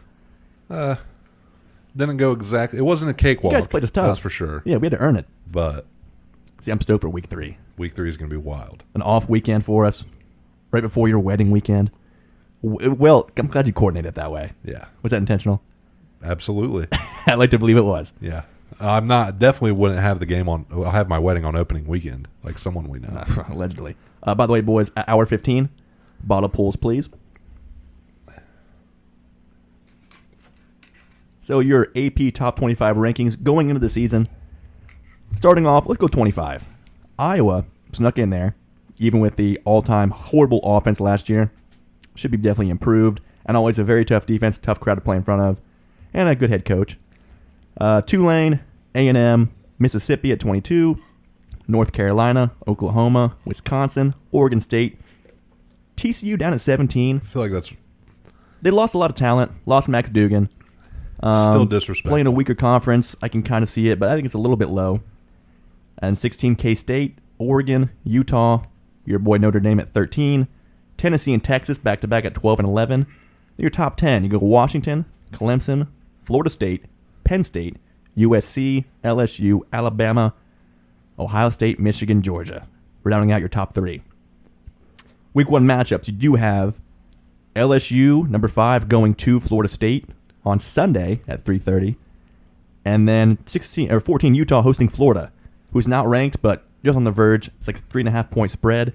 And I believe Utah is missing their quarterback and star tight end for that game. Sneaky upset potential for Florida. I think I still took Utah to win on my first Ash for Cash of the season. And your Heisman odds, of course, Caleb Williams, clear favorite at plus 500. Does he repeat? I'll be honest. If oh man, what's his name? Oh, who's the kid in Texas?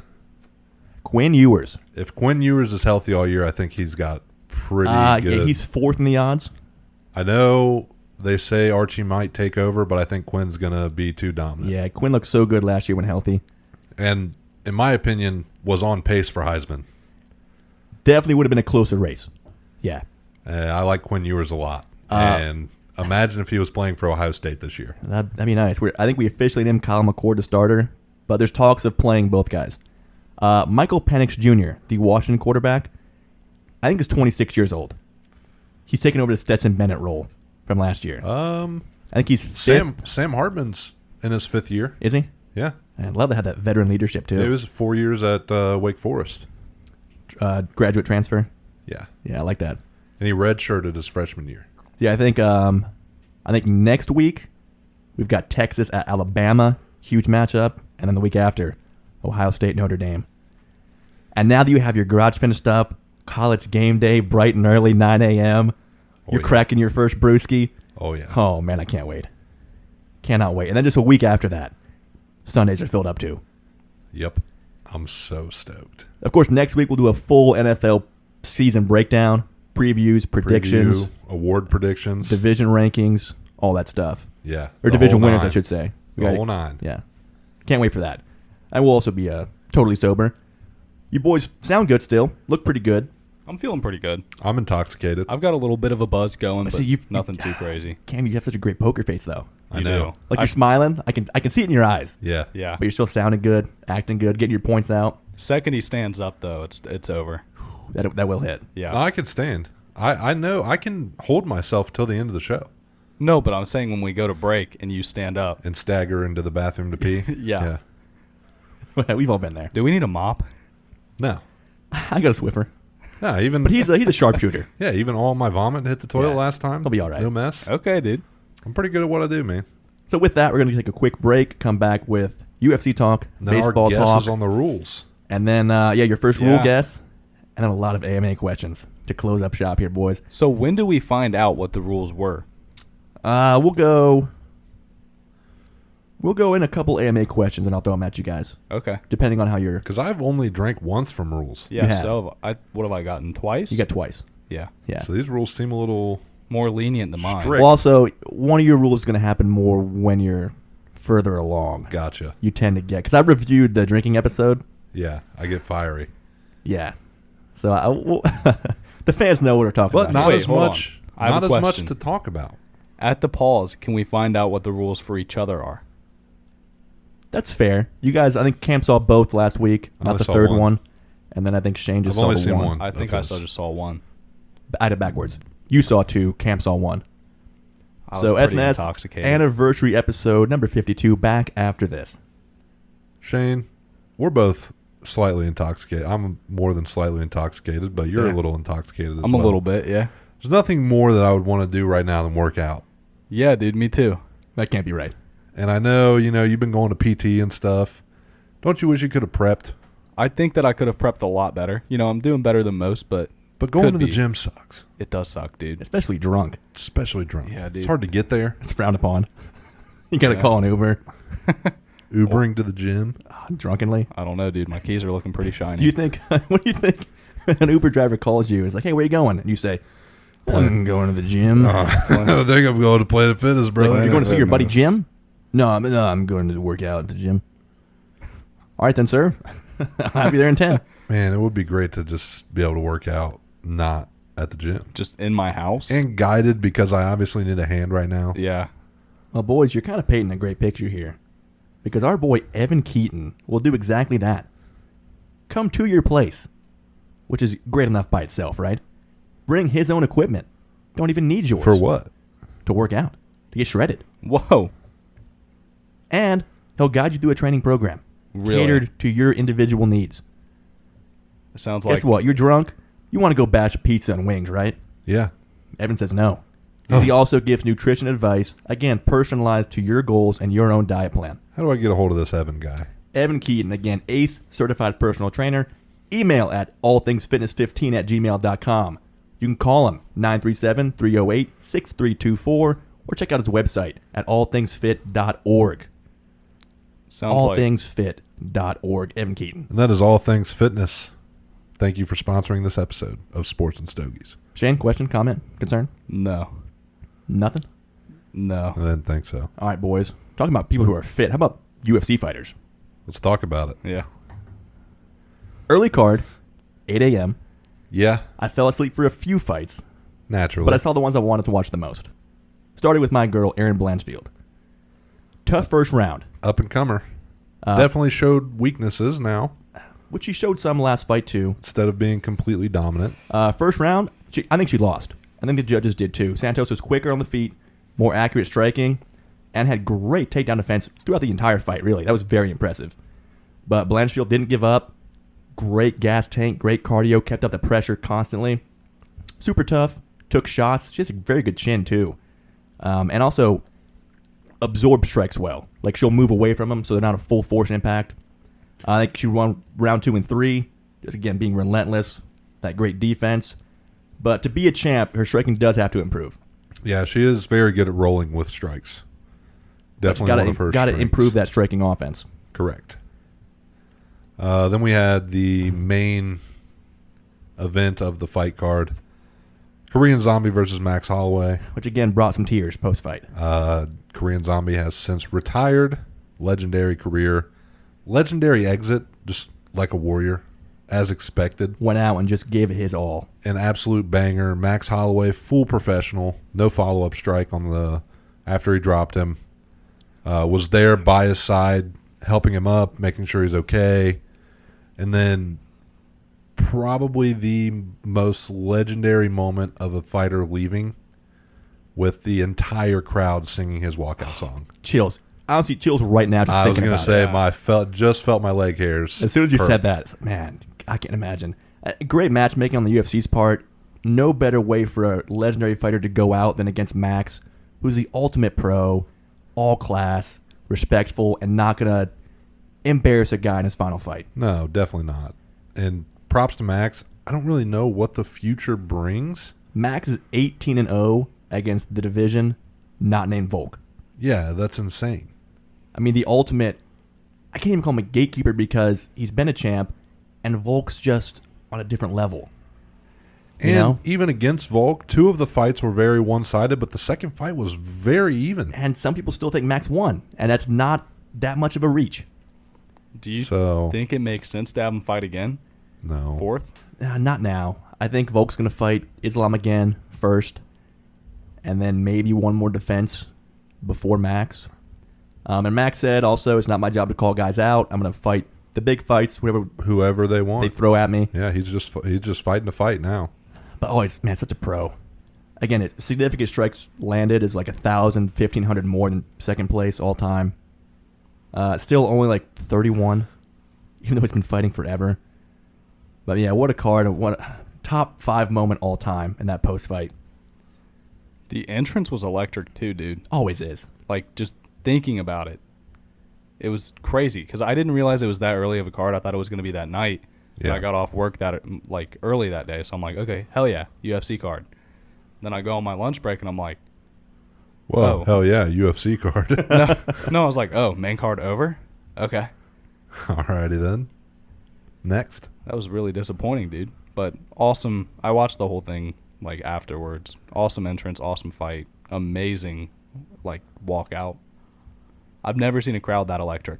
And now finally good to see back-to-back now with Lawler and now Zombie getting to go out on great terms. Yes. Even though we lost, what a way to go out with a loss. Absolute banger. Not just getting manhandled like Tony Ferguson or some of these other guys. Frankie Edgar with that face kick. Yeah, just being very in the fight, but going against the arguably best striker of all time. There's nothing much you can really do.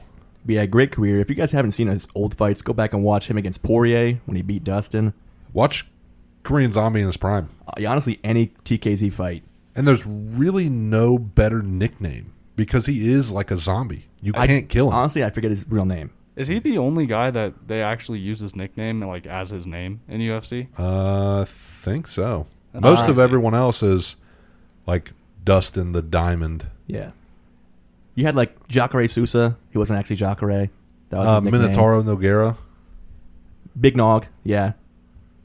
But yeah, for the most part, just having the Korean Zombie. Even on Yeah, the his, card titles and everything. Yeah. crazy. Iconic. Did he ever have a belt?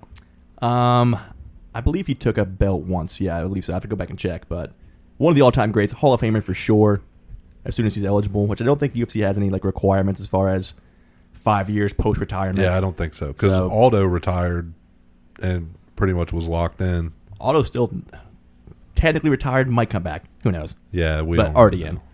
Then this weekend coming up here, during college football, still a good fight night card, at least the two co-mains. Thug Rose comes back. Long-awaited return. Against 10-1, I think, Montefiore. And then Cyril Gane and Sergey Spivak. Should be a banger. Pretty intriguing heavyweight bout. Definitely not a great stylistic matchup, but, Sergey with being just I'm going to run at you and knock you out, and Gane being that technical striker. Hopefully we see a bounce back from John Jones. That's my big thing. Let me see him actually go out there and really try and put the effort in camp and leading up to it. And be Cyril Gane. Yeah, prove be you're not that just number one contender. A gimmick that got 2 good fights under his belt and then got plowed. Yeah, be that number one contender we've seen and we know you can be. I would love to definitely see that. Is the next main card Izzy and Sean, or is that John Jones and Stipe? No, Izzy Sean is next up. Okay. Yes. Overall, honestly, a trash card. But it'll be besides good. That main event. But yes, sometimes those fights do end up. No heavy-hitting names, great. but it will be good fights. Yeah. And fights that you will definitely want to pay for, as always. Absolutely. As we always do here at Sports and Stogies. every time it comes around. See, boys, we're at... now we're at 1:30. Go ahead and take that next bottle pull. Alrighty then. And I'll go over some baseball news here before we get into our long-awaited AMA questions. Firstly, did you guys see the Little League World Series ending? No. Walk-off homer for California. Wow. It was 5-1, top of the sixth. They're up against Curacao. Kid hits a game-tying grand slam. That's insane. His dad was crying, which made me cry. I can't imagine seeing your boy go out there and hit a 12 years old. game-tying grand slam At 12 years old. in the title game. With that much pressure. Coming from Curacao to Williamsport, Pennsylvania. But then bottom of the sixth. I forget the kid's name. I got to pull it up and give him his due here. He led the tournament in homers. And Prior this time to we that, are actually talking about children, not when we say Sean O'Malley's that kid who's older than us, but we're actually talking about children. 12 years old. let's see here. It was Louis Lappy, who again led the entire World Series in home runs to that point. And before that, Curacao had not given up a home run the entire tournament.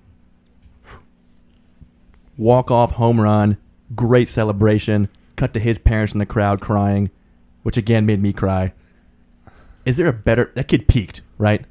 There is no... The amount of pressure on kids in the Little League World Series is insane. 12-year-olds don't even like to do their homework. But they love playing ball. Yeah, that's just so much pressure. National TV, packed crowd, world championship on the line. Dude, that kid's got to be on top of the world. Forever, right? Oh, yeah, dude. That's your peak. Maybe he goes and has a major league career. How else could you top that? Yeah, but you never know. I mean, he's 12. Yeah, it's a very low percentage of kids that do play in the World Series and then go play in the pros. Because, of course, yeah, you got 10 years development here, dude. It's insane. But, man, what an all-time moment to have. You pull up your YouTube clip 60 years from now. Hey, Like, grandkids, look at this. Look at this. this is me at 12. What are you guys doing? Eating tree bark? Look what I was doing. Hitting walk-off dingers. And then you got to go back to school the next week. Yeah, that's... Ultimate comeback down to earth. In other, I guess, major league news, Shohei Ohtani torn UCL. Done pitching for the year, which sucks. Still hitting. Still hitting. He did leave the other day with a slight cramp or sprain. Still has MVP locked up, no worries there, but it's definitely going to affect his contract come the offseason. I still think pay him 10 years. Wait till even year 4 to pitch him. He's still a top 5 hitter in the league. Yeah. Period. If not one of the best. Maybe eventually goes to a closer role or a bullpen role.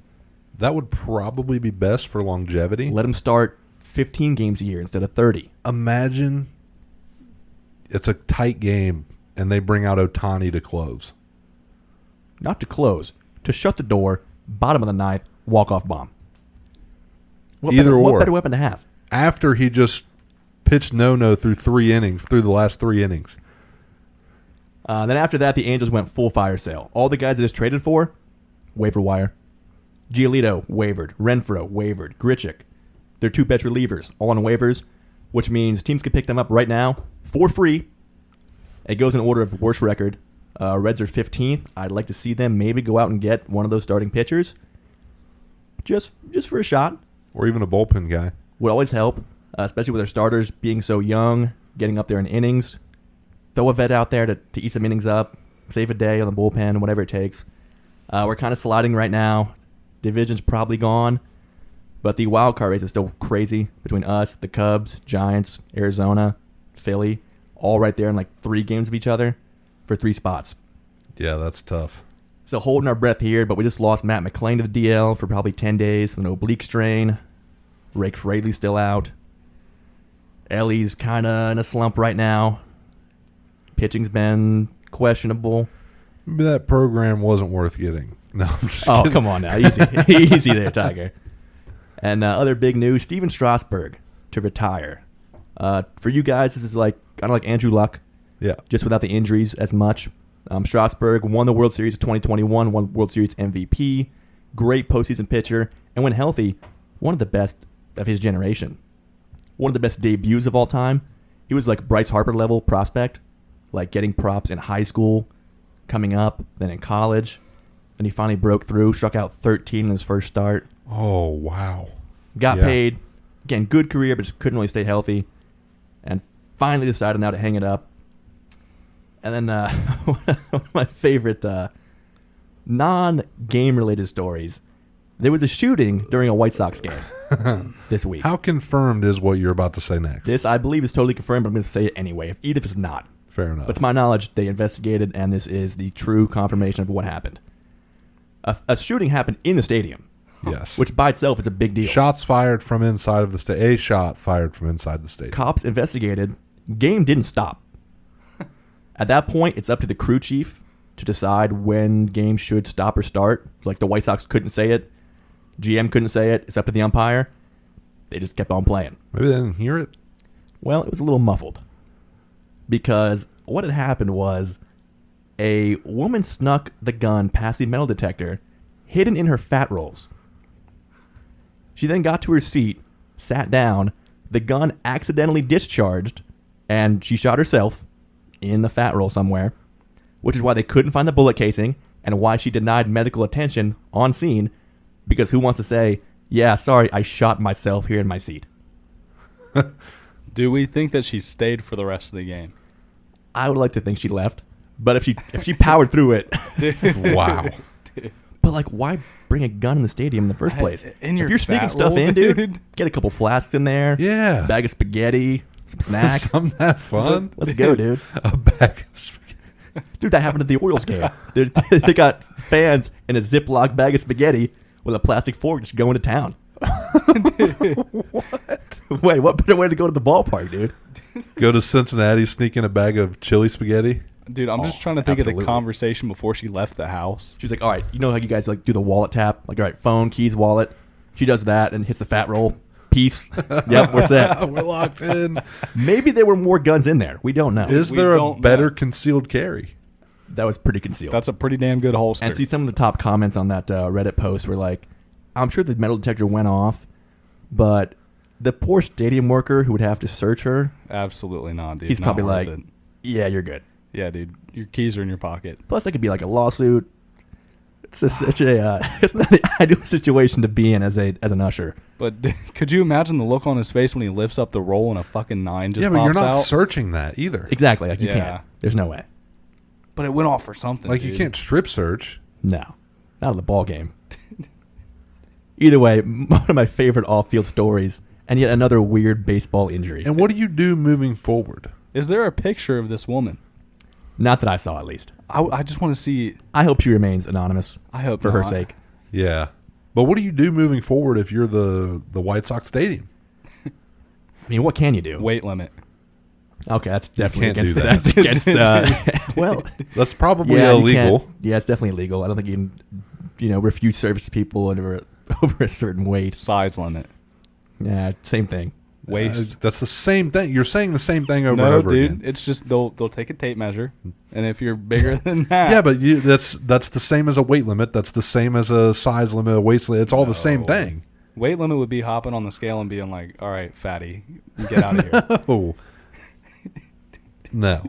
What if you get a guy 6'10" but jacked in there? He's over the weight limit. He can't go in.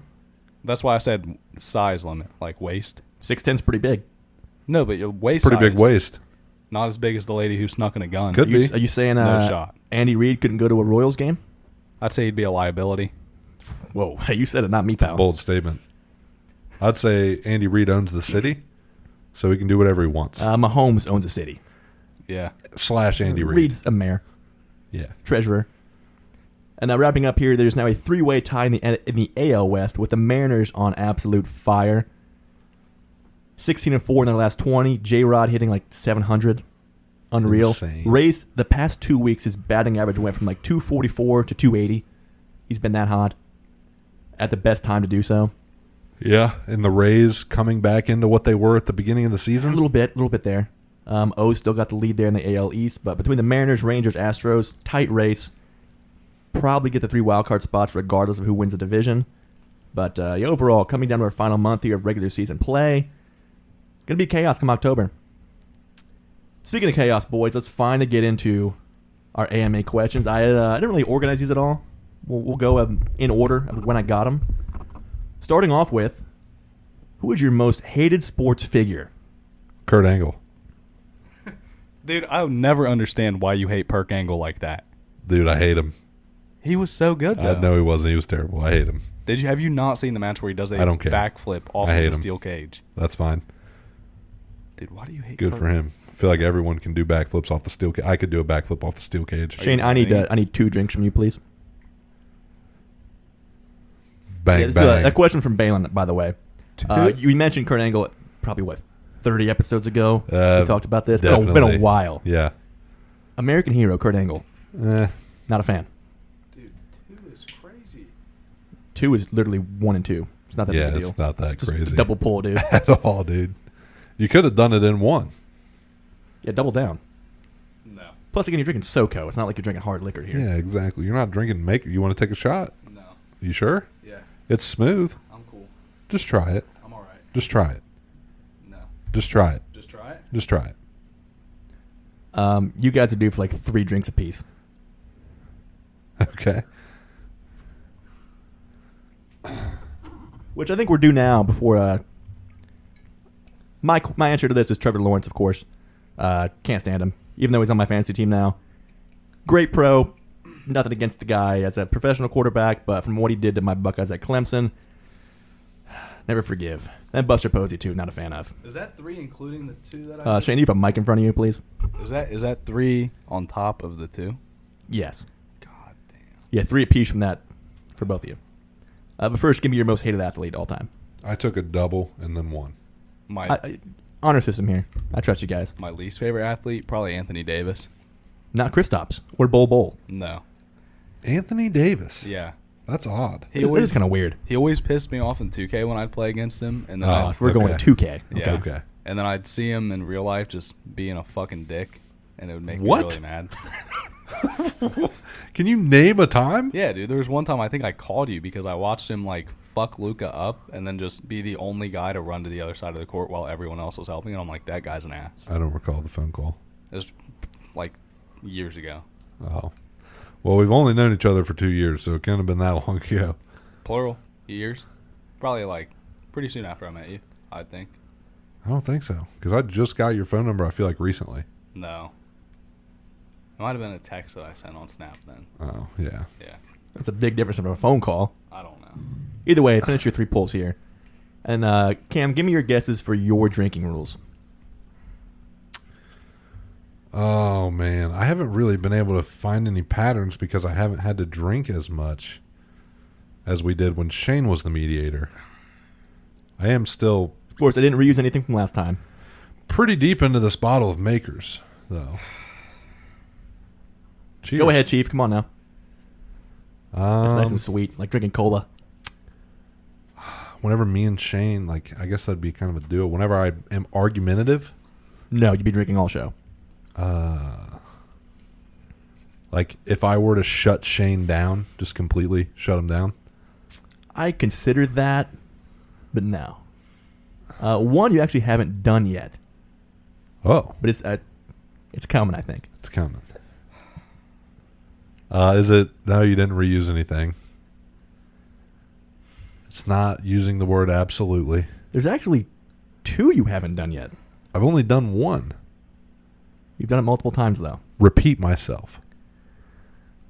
Sort of. You're on the right track. Something to do with, obviously, something to do with myself. Dude, it was something that both of us have that gave us 3 shots in that little exchange. Yeah, if I've only done 1, I said just try it. Any guesses for you, Shane? For your own rules here? Trying to convince Shane to do something he doesn't want to do? No, that's questionable behavior, but not a rule. Arguing with Cam? Again, no, that's Question- the show. Questioning something. No. Also, the show. Repeating something that Cam says? That is correct. Okay. If you repeat the exact words that Cam says. So is mine the same thing? The same thing. Dual rule. So you guys kept repeating, just try it, just try it, just try it. Dude, this Yeah, is going to that's get clever. This is gonna get really Earlier, bad I think, the when I longer we said, go. because I got you on 1. I think when I said, we're talking about NFL, I said, or Josh Dobbs or Sam Darnold, and you said, or Sam Darnold. So it's repeating anything. Repeating the last word said verbatim. Is that what mine is too? Or is Yeah, it- the exact okay. repeating. Yeah. But yours is just of me. Is it just of him? Well, it's anybody. Yeah. Okay. Repeating the last word spoken to start your point. Yeah, that's a good one. So that's the only thing I've done. I have no idea what the other two could be. We'll get there. And yeah, don't tell me until they happen. Oh, of course. Shane, any more guesses for you? Because you've done... Two of You've the done three. you've done all three. I've done all three. Oh, yeah, he has. Yeah. Okay, I was thinking because one of them was when I, fucked up an ash. So is it that? Ash too early? Good guess, but no. I didn't even know you Okay. ashed too early. Yeah, I noticed that I did the second I did it. You're probably the only one who noticed. One you did very early. One I thought you'd do more often, but did twice pretty consistently back to back. Put my smoke down? No. Nothing involving smokes. Let's just last guess. Get on my phone. No, although that's actually a very good one. I should have put that on there. Yeah, you do that Whenever way too Shane much. gets disinvolved with the show. Yeah, you do that way too much. We got to work on that. Just, yeah, put it down. This next question from our boy Mike Zimmer. What is your favorite cigar and whiskey? All time. Well, I'm going to have to go the Magic Toast for my favorite cigar. I knew that'd be in there. Favorite whiskey? It's tough to pick just one because there's so many different categories for me. Yeah, especially like recency bias too. Definitely factors in. My go-to sipper is Woodford, double oaked. Strong. Reliable. Always there. Pairs well with anything, too. So I would say because of the frequency I've had that, I could say that's my favorite. Smoke for me is the AJF BSR test because I've had it 20 times. But for the low reps, this Year of the Rabbit from Placencia, only two, but both have been phenomenal. This one's still just as good as can be. Not as good as the first one because I was totally focused on just a smoke then. And my scotch, which is probably my answer for whiskey too, the Aberlour Abunad. Or Weller Foolproof, also up there. Again, tough to compare scotch and bourbon. I love both pretty much equally. I got so many though, man. It's tough. Shane, Southern Comfort? It's not whiskey, first of all. No. I don't know if you can count this. You're not a big whiskey guy. I'm not a big whiskey guy. That's what makes this hard. Like, I've got my Let's smoke. say favorite alcoholic beverage. My favorite alcoholic Comfort. beverage. Probably not. No. Favorite alcoholic beverage is probably Crown Apple. Mixed with anything. Popular. Yeah. Also, I'm going to crank you guys up a little bit because the drunker you get, you're getting a little more quiet. So, listeners, keep that in mind. Be aware. Yeah. That might be... Favorite smoke? Favorite smoke is probably that one infused Macanudo that I got. The one that tastes like the Panera bread. Which you had off show, right? Yeah, I had it off show. Yeah. I've had it a couple times since. Still very good. Mashed And they're it both times? Very cheap, dude. Like $10. That's tough to beat, yeah. Yeah. It's pretty good value. Very small though. They're like maybe that long, kind of thin. But Nice break smoke. yeah, dude. We're at 145, by the way, here, boys. Rock and roll. This guy's baby. doing rock and roll, hat popping, shirt popped open, down in that Maker's. Dude, what Joyfully, happens? honestly. With me all Shane's begrudgingly going for that SoCo. What happens when I run out? We've got more. And I don't think you will either. Dude, pool makers. Just do a pool. No. That come could on. be your new favorite whiskey. No.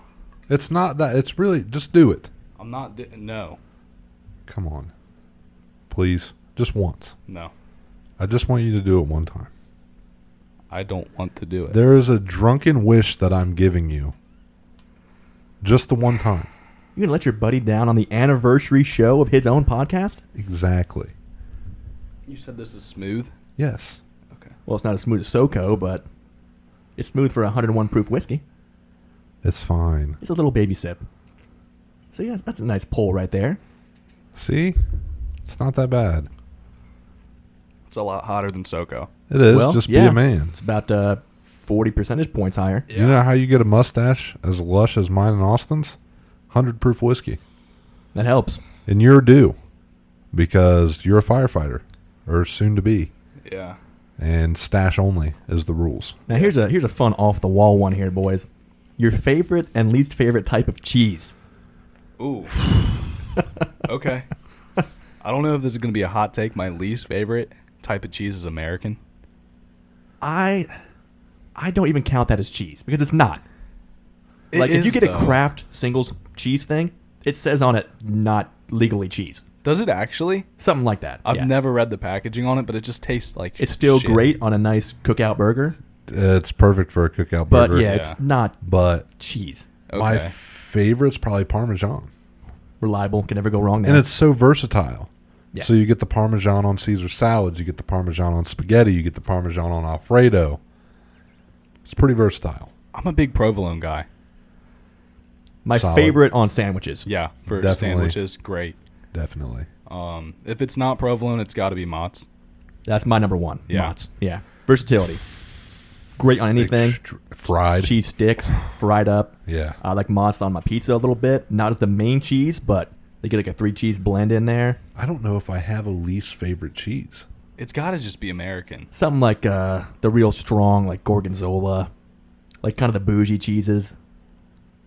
Not a big fan of those. I haven't even really had any bougie cheese. Like super bougie, where you have to like buy the wheel and like have a little piece cut out of it. Dude, at I the will deli. bash a charcuterie board with a good cheese and some prosciutto. Even just cheddar jack. Oh. Yeah. Pepper jack up there for me too. Pepper jack's up there. My favorite grilled cheese combos: cheddar, pepper jack, cheddar, stacked up, grilled up. That's strong. Dude, Colby Jack's kind of underrated too. Colby Jack's Sneaky. good. Yeah, Very sneaky. big fan of that. Even some nice sharp cheddar here and there. I like blue cheese. Oh, I take it back. That's my least. I can't get behind that. And one of my favorites, it's not really, it's super niche, but horseradish cheese. I've never heard of that. It's very good. That can't be a real thing, right? It is. My mom gets it. From where? I don't know. But she has it, and it is so good. I But I should've- love horseradish, too. Just strong flavor, kind of overpowering. Like, especially on prime rib. Oh. Now that I can get behind. Oh. Let's see, boys. Let's go off the wall here. Get a little serious. What I is feel your, like I want to circle back to my most hated athletes. I Like, I feel like just You got one's more not on that? enough. I want to hear this explanation on Kurt Angle. Dude, I just hate Kurt Angle. American hero. Do you hate him because he beefed with Edge? 1 second, guys. I want to bring out Mr. Kurt Angle. Welcome to the studio. Boom. Hate him. Bum is right. Bum is right. That technically could count as a drink, but I'm not going to do so. The broken neck was his whole personality. I get it. He won a freaking gold medal with a broken neck. Okay, I've heard it a million times. You don't need to keep saying it. Won a gold medal for your country. Yeah. I don't care. So then is Mark Henry's whole shtick of being the world's strongest man, does that get old? It does. Because you hear it all the time, but everyone still loves Mark Henry. But Except Cam, he hates him. at a different point of view is Mark Henry was still doing strongman things like body slamming the Big Show. Right? The only wrestling thing that Kurt Angle did was German suplexes. Dude, the angle And lock. win a gold medal in the Olympics. Yeah, but that That happened before WWE. once that is a valid. his shtick in WWE was he was a gold medalist. And he didn't do anything gold medalist in the WWE. I mean, it's a pretty great shtick to have. His finisher was literally the angle lock, dude. That's lame. That's not lame. And it is a lame finisher. It really is. I will say definitely not in the all-time great it's not status. an all-time great. Yeah, that's a lame finisher. Shane, that's a drink. You just repeated me, dude. Fuck. Come on. That was a softball. You already know that rule, too. Feel free to pull the makers if you would like. He's not going back to that. Yeah, I mean, So I've got Lawrence. I got Buster Posey, who I almost feel bad for besides that one moment in 2012 Game 5. and you were there. Oh, dude. No, my buddy was. Your buddy was there. I thought of another one that I hate. Yeah, I was gonna say you only had Anthony Davis. This is why I want to cycle back Which because is, I feel like we also, didn't. it's still so weird. Yeah, I still don't understand the Anthony Davis thing, but we'll skip over that. Heath Slater. The jobber in the WWE that had the thing with Drew McIntyre, where the whole thing was that they were a band. That's the most Dude. obscure poll I of was a hated not athlete present for that. Dude, of all time. I watched that man get his ass beat every week, go out, talk shit, and then get his ass beat again. And every time I'd be like, yeah, dude, kick that guy's ass. He's a loser. Yeah, He was a ginger. I feel like we could do like least favorite, like hated WWE guys Yeah. Just wrestlers and period? because I also hate the Miz. We talked about Well, it's a this stick, last though. night. He's a heel. No. No, But his argument is that he's not a good heel. I don't even think he's a good heel Oh, okay. because he's not good at wrestling. He's never done anything impressive in the ring, and his mic skills are atrocious. His whole shtick on the mic is, well, you'll never be as good as me, but you're terrible. Like, and me and Shane had this argument last night or the night before. He said, well, a good heel is annoying, and I said, but it's not the same thing. Yes, a good heel is annoying, but if you're just annoying, that doesn't make you a good heel. And he said that if you're annoying, you're a good heel, basically. Shane, comment? Tell me you didn't say that. I did say that, but my mental capacity is not all the way there right now. No, dude, I think that The Miz is a good heel because he's been pissing people off for 15 years. Yeah, but just making people mad doesn't make you a good heel. Okay, but he was also winning and doing it at the same time. What did he win? Every single championship. He's a Grand Slam champion. Yeah, but for what? One time? He never defended them. He's just a one-time champion in every single belt. Okay, because he couldn't hold on to one. That proves my point even more that he sucks dude. in the ring. He had the IC title forever. Not forever. Nah. Because Gunther has it. exactly, and before that, it wasn't the Miz whose record he's breaking. It was Ric Flair's. No, but it might have been the Miz that he took it from. Okay, so a no-name guy named Gunther with one name takes the title from you. You're trash. If you lose to a guy named Gunther, you're pretty trashy. Gunther's a badass. He is a very good wrestler. He is. Actually, He's really good. he's like he's probably like 6'7", 285, but he's also a high flyer. Whoa, okay. Yeah, he can do everything. So he's actually a very talented wrestler, but his name's still Gunther, and he wasn't that talented when he first came onto the scene.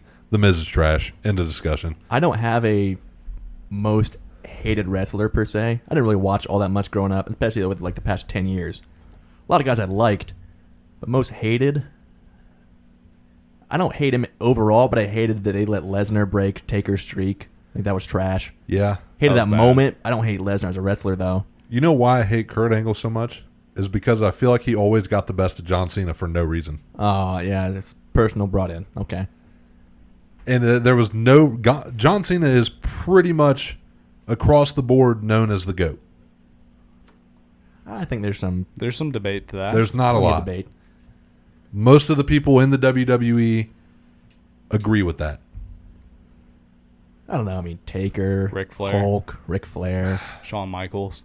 Heartbreak Shawn Kid. Michaels is not up at the He's an all-timer. status. I think my favorite, besides Edge, gotta be Bret the Hitman Hart. Bret was Classic. good, dude. Any more wrestling talk you guys want to go here? Yeah, the NWO was pretty cool. I kind of hate what WWE is doing now. I don't follow it now. I don't know. I just got back into it pretty heavily. I've not missed an episode of Raw or SmackDown in like a month. Okay, so you're back in. Or NXT for that matter. I've been watching NXT as well. Or was it AEW? I know it's pretty popular that's, now. Yeah, that's a completely but different organization. AEW's not that good. Trash. It's where all the washed up WWE guys go. It's not what Doug Keeney would say. I know. They're up and coming. It is really good, actually. But it's tough to dethrone the WWE. Oh, of course, yeah. But the thing that I don't like that WWE is doing is it seems like every important match ends with an interference. That's so annoying. It's very gimmicky. Yeah. And Shane brought up a point the other day. We were talking about it, and it's everyone's in a clique. And it's kind of hard to follow that way. Like, it's not like the NWO was the clique. Like, now it's like not even just the tag team guys anymore. Judgment but like, Day. yeah, Judgment Day, it's Horrible. terrible. And they're supposed to be like the big bads, but they lose every match they're in unless there's an interference. Yeah. And it's like, I think that's part of the gimmick, though. Like the irony of them thinking they're the big bads, but then they lose. So Miz. I don't know though, because Yes. they gave Damian Priest the belt or the contract. Money in the dude. Bank, whatever. We know how that goes. I've explained this to you again. The Money in the Bank will come in at a pay-per-view event. They'll have the title. They'll lose it on their first defense to the prior champion. We've seen it a million times. I don't know why that's hard for you to understand. It's not hard for me to understand. I just don't like it. That's just how it's always been. Now again, I don't follow, but has Roman Reigns been champ for like 5 years? Yeah. He's been champ for a while. Is that not like too long? Is that not boring? I thought it's not his championship status that's entertaining with him. It's the storyline behind him. So like now, it's like the whole Samoan tribe thing because they're actually related to Dwayne "The Rock" Johnson. The Uso brothers are related to Roman Reigns, so it's like this whole family of Samoan wrestlers, and it's like the tribal chief is him. So they're really, what it looks like they're doing is prepping it for a match between Roman Reigns and The Rock for the true tribal chief. Whoa, that'd be pretty dope, actually. That's what it looks like they're gearing to, and especially with the writer strike and actor strike, there's no reason for him to not Come in there and do that? do that match. I'm here for it. 2 hours, boys. All right. While you're drinking, think on this. What is your most embarrassing moment? I think mine just happened. Did you just poop yourself? No. I mean, pooping yourself live on a podcast was No. definitely up there. I think did I tell you about this? Did you pee a little? No. No. I Did you didn't laugh do and like a little bit came out? No.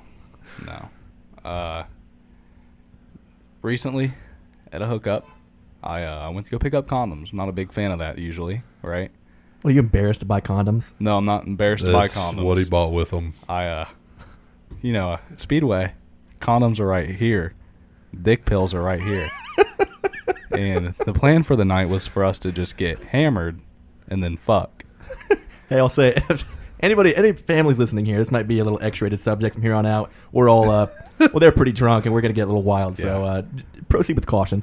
So, on my way there, I have a little bit of knowledge on how this stuff works, but I'm not positive. So I text my friend who's a paramedic. I say, Wait, you have a little bit of knowledge on how gas station dick pills work? dick pills in general, yeah. Well, it's pretty basic how they work. No, like I'm talking They about have the one science. purpose. I'm talking about the science of it. So like it's a vasodilator. It The expands science. your veins. You don't even ever say those words again. But anyway, It's a dick pill. I text my It's not a friend. vaso silencer, dude. It's a dick Dude, pill. I text my friend. I'm like, dude, what happens if I drink while I'm on this? He's like, you're either gonna have the best time ever, or it's just gonna completely cancel Shut each other off. out, and you're not gonna do shit. Ooh. So I hear you could have the best time ever, and I'm like, I could have the best time ever. That's all you needed to know. You didn't hear the second part. So on my way there, I pop the pills. I get there, and they're doing their thing, and then I start drinking, and then I keep drinking, and I'm a bottle of wine deep.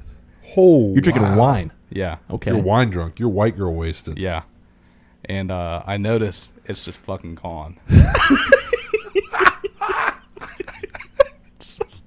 That is pretty embarrassing. And now the entire world knows. I don't Well, fucking care. not the entire world. Like 10 people, There's potential we go worldwide eventually. based off of my dick pill story. Hey, you know what? I've listened to Matt and Shane tell plenty of embarrassing stories. I I say don't embrace care. it, That is dude. true. Let's go. It's funny. It's Most funny. embarrassing moment. Oh man, I don't know how many embarrassing moments I've ever had in my life. If you want to think, I think I've got mine. What's yours? I've had a few minor ones as a young dude, like trying to pick up girls in like freshman year and stuff. But that's generic, right? When I just got my permit, so I'm like not even 16 yet. My mom went to the hospital, whole different issue, nothing major. But me and Dad went to pick her up, drove separately. I've been training in our little Hyundai, which is a good starter car for a young kid to be driving. Absolutely. So we've got me and Dad, and my two younger sisters. We go pick Mom up. Dad says, "Hey, son, why don't you drive the Expedition with your mother, who's met it up, and take your sisters with you?" So we're at Kettering Medical Center. There's construction all over the place. I'm in a vehicle I've never driven before, and I'm trying to follow my dad because I don't know where I'm going. And it's gigantic. Through construction, yes, an Expedition, big vehicle, a lot of blind spots. Dude, I'm white knuckling. I cut at least 4 people off, and I'm on the verge of tears driving. I'm like, "Dad, why would you do this to me?" He's taken off. He's driving faster through construction, getting in front of people. Now I can't see him. Like, He's fuck, where do I go? comfortable. I'm on and off the brake. Again, missing exits, cutting people off. 45 minutes later, I get home. Knuckles. My hands are locked to the wheel. I had to pry them off. I didn't drive for like 2 weeks after that. And I know I definitely pissed at least 4 people off that day. Yeah, that's tough. Yeah, Yeah, there's smaller moments that I still think about, like when you're trying to fall asleep at night and they creep back in your memories. And I'm like, oh, why did I do that? Definitely like some drunk text. You're like, God, that was not a good idea. I've had a pretty embarrassing moment that wasn't necessarily my fault. So I fractured my thumb on a basketball. Okay. So I honestly feel like it's more embarrassing for the other guy than it is me. Well, that's a hijack story then. But it's also embarrassing to break your thumb on a basketball in any way, shape, or form. A little bit, especially as a basketball player. Yes. This was when I was full-in basketball player. Prime camp. Yeah. This is the 7th or 8th grade.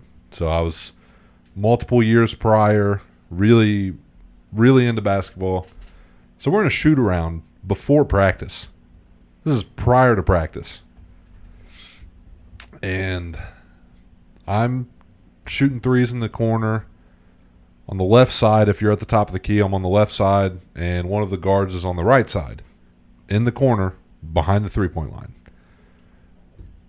So I go to take my shot, and I shoot, and then somehow, some way, shape, or form, the other guy airballed so bad, his ball came and landed straight on my thumb. In the opposite corner. Jammed it out. And just, jammed it with a minor fracture. I can't think of really anything.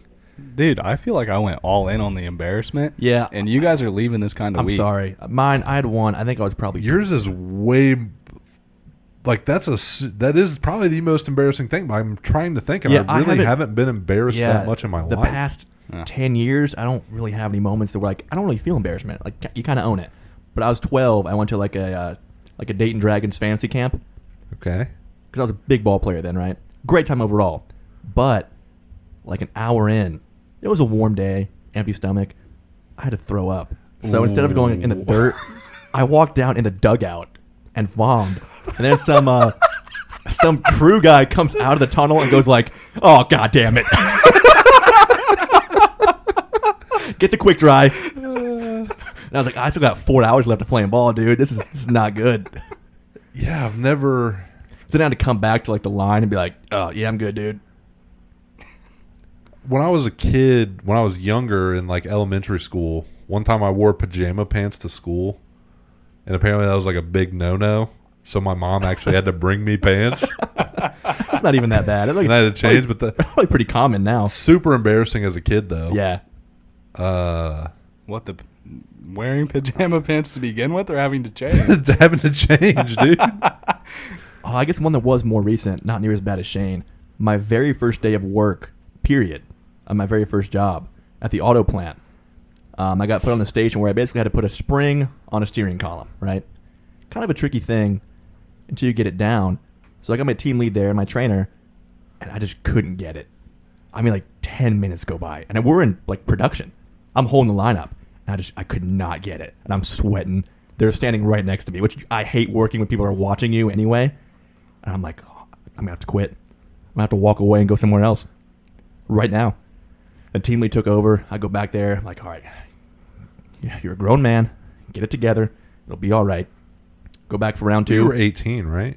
At this point, I was 17. Okay. Senior year still. Not necessarily. I mean, I should be able to do a basic job. beating yourself up saying you're a grown man, though, is Yeah, dude. a little I was excessive. relatively grown. But yeah, first day on the job, I go back for the second round. Same thing. Couldn't get it. But you know what? You persevere. You power through. Eventually I got it and became the best at that station. Humble brag. Besides maybe TB. We were good. enough. We were good competitors. Show legend. Yeah, nothing worse than your first day. You want to make a good first impression and show that like I'm not a liability, and I just can't get it. There was an embarrassing thing that happened at Silfex recently, not super like in the last year, but I don't think anyone else noticed, so it wasn't super embarrassing. Oh, okay. But I ripped my pants, my jeans. Really? Yeah. Like in the ass?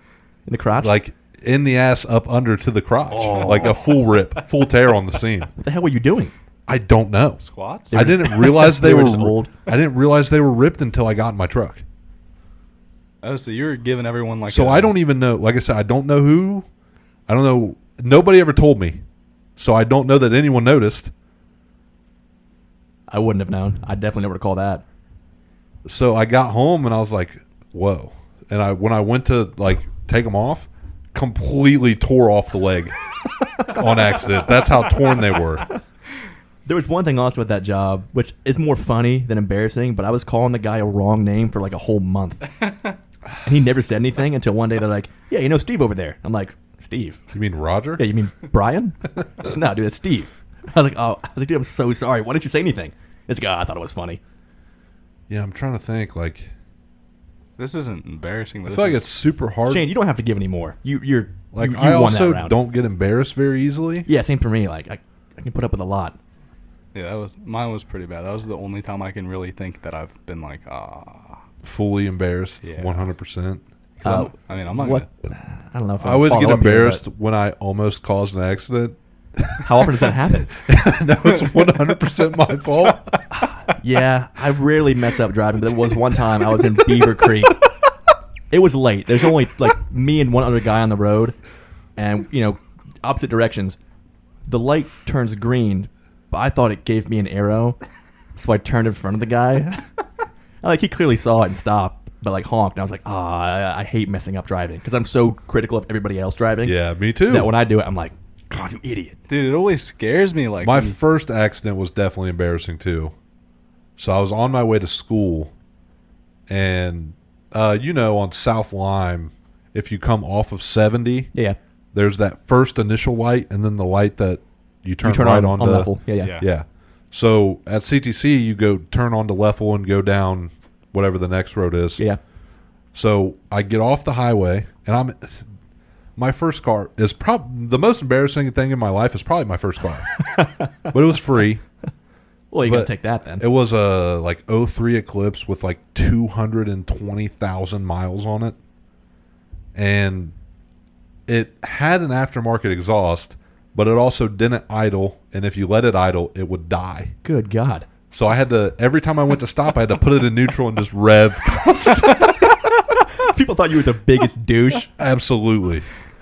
So we're at the red light right when you get off the highway. And I swear this lady in front of me set me up for failure here. But it was also in peak time of everyone going to school. So everyone knew I wrecked my car. Yeah.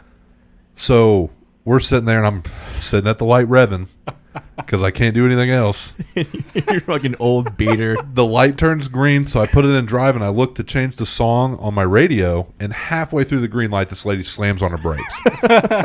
Totaled my car. I was going like 10 mile an hour, but she had a trailer hitch that shoved everything back and cracked my frame. Damn, yeah, that'll do it. So I'm like, shit. So I pull off to the side, and I call my mom, and I'm like, hey, I just wrecked my car. And she's like, she's still waking up. She's like, what did you just say? I said, I just wrecked my car, like for real. She's like, okay, I'll be there in a minute.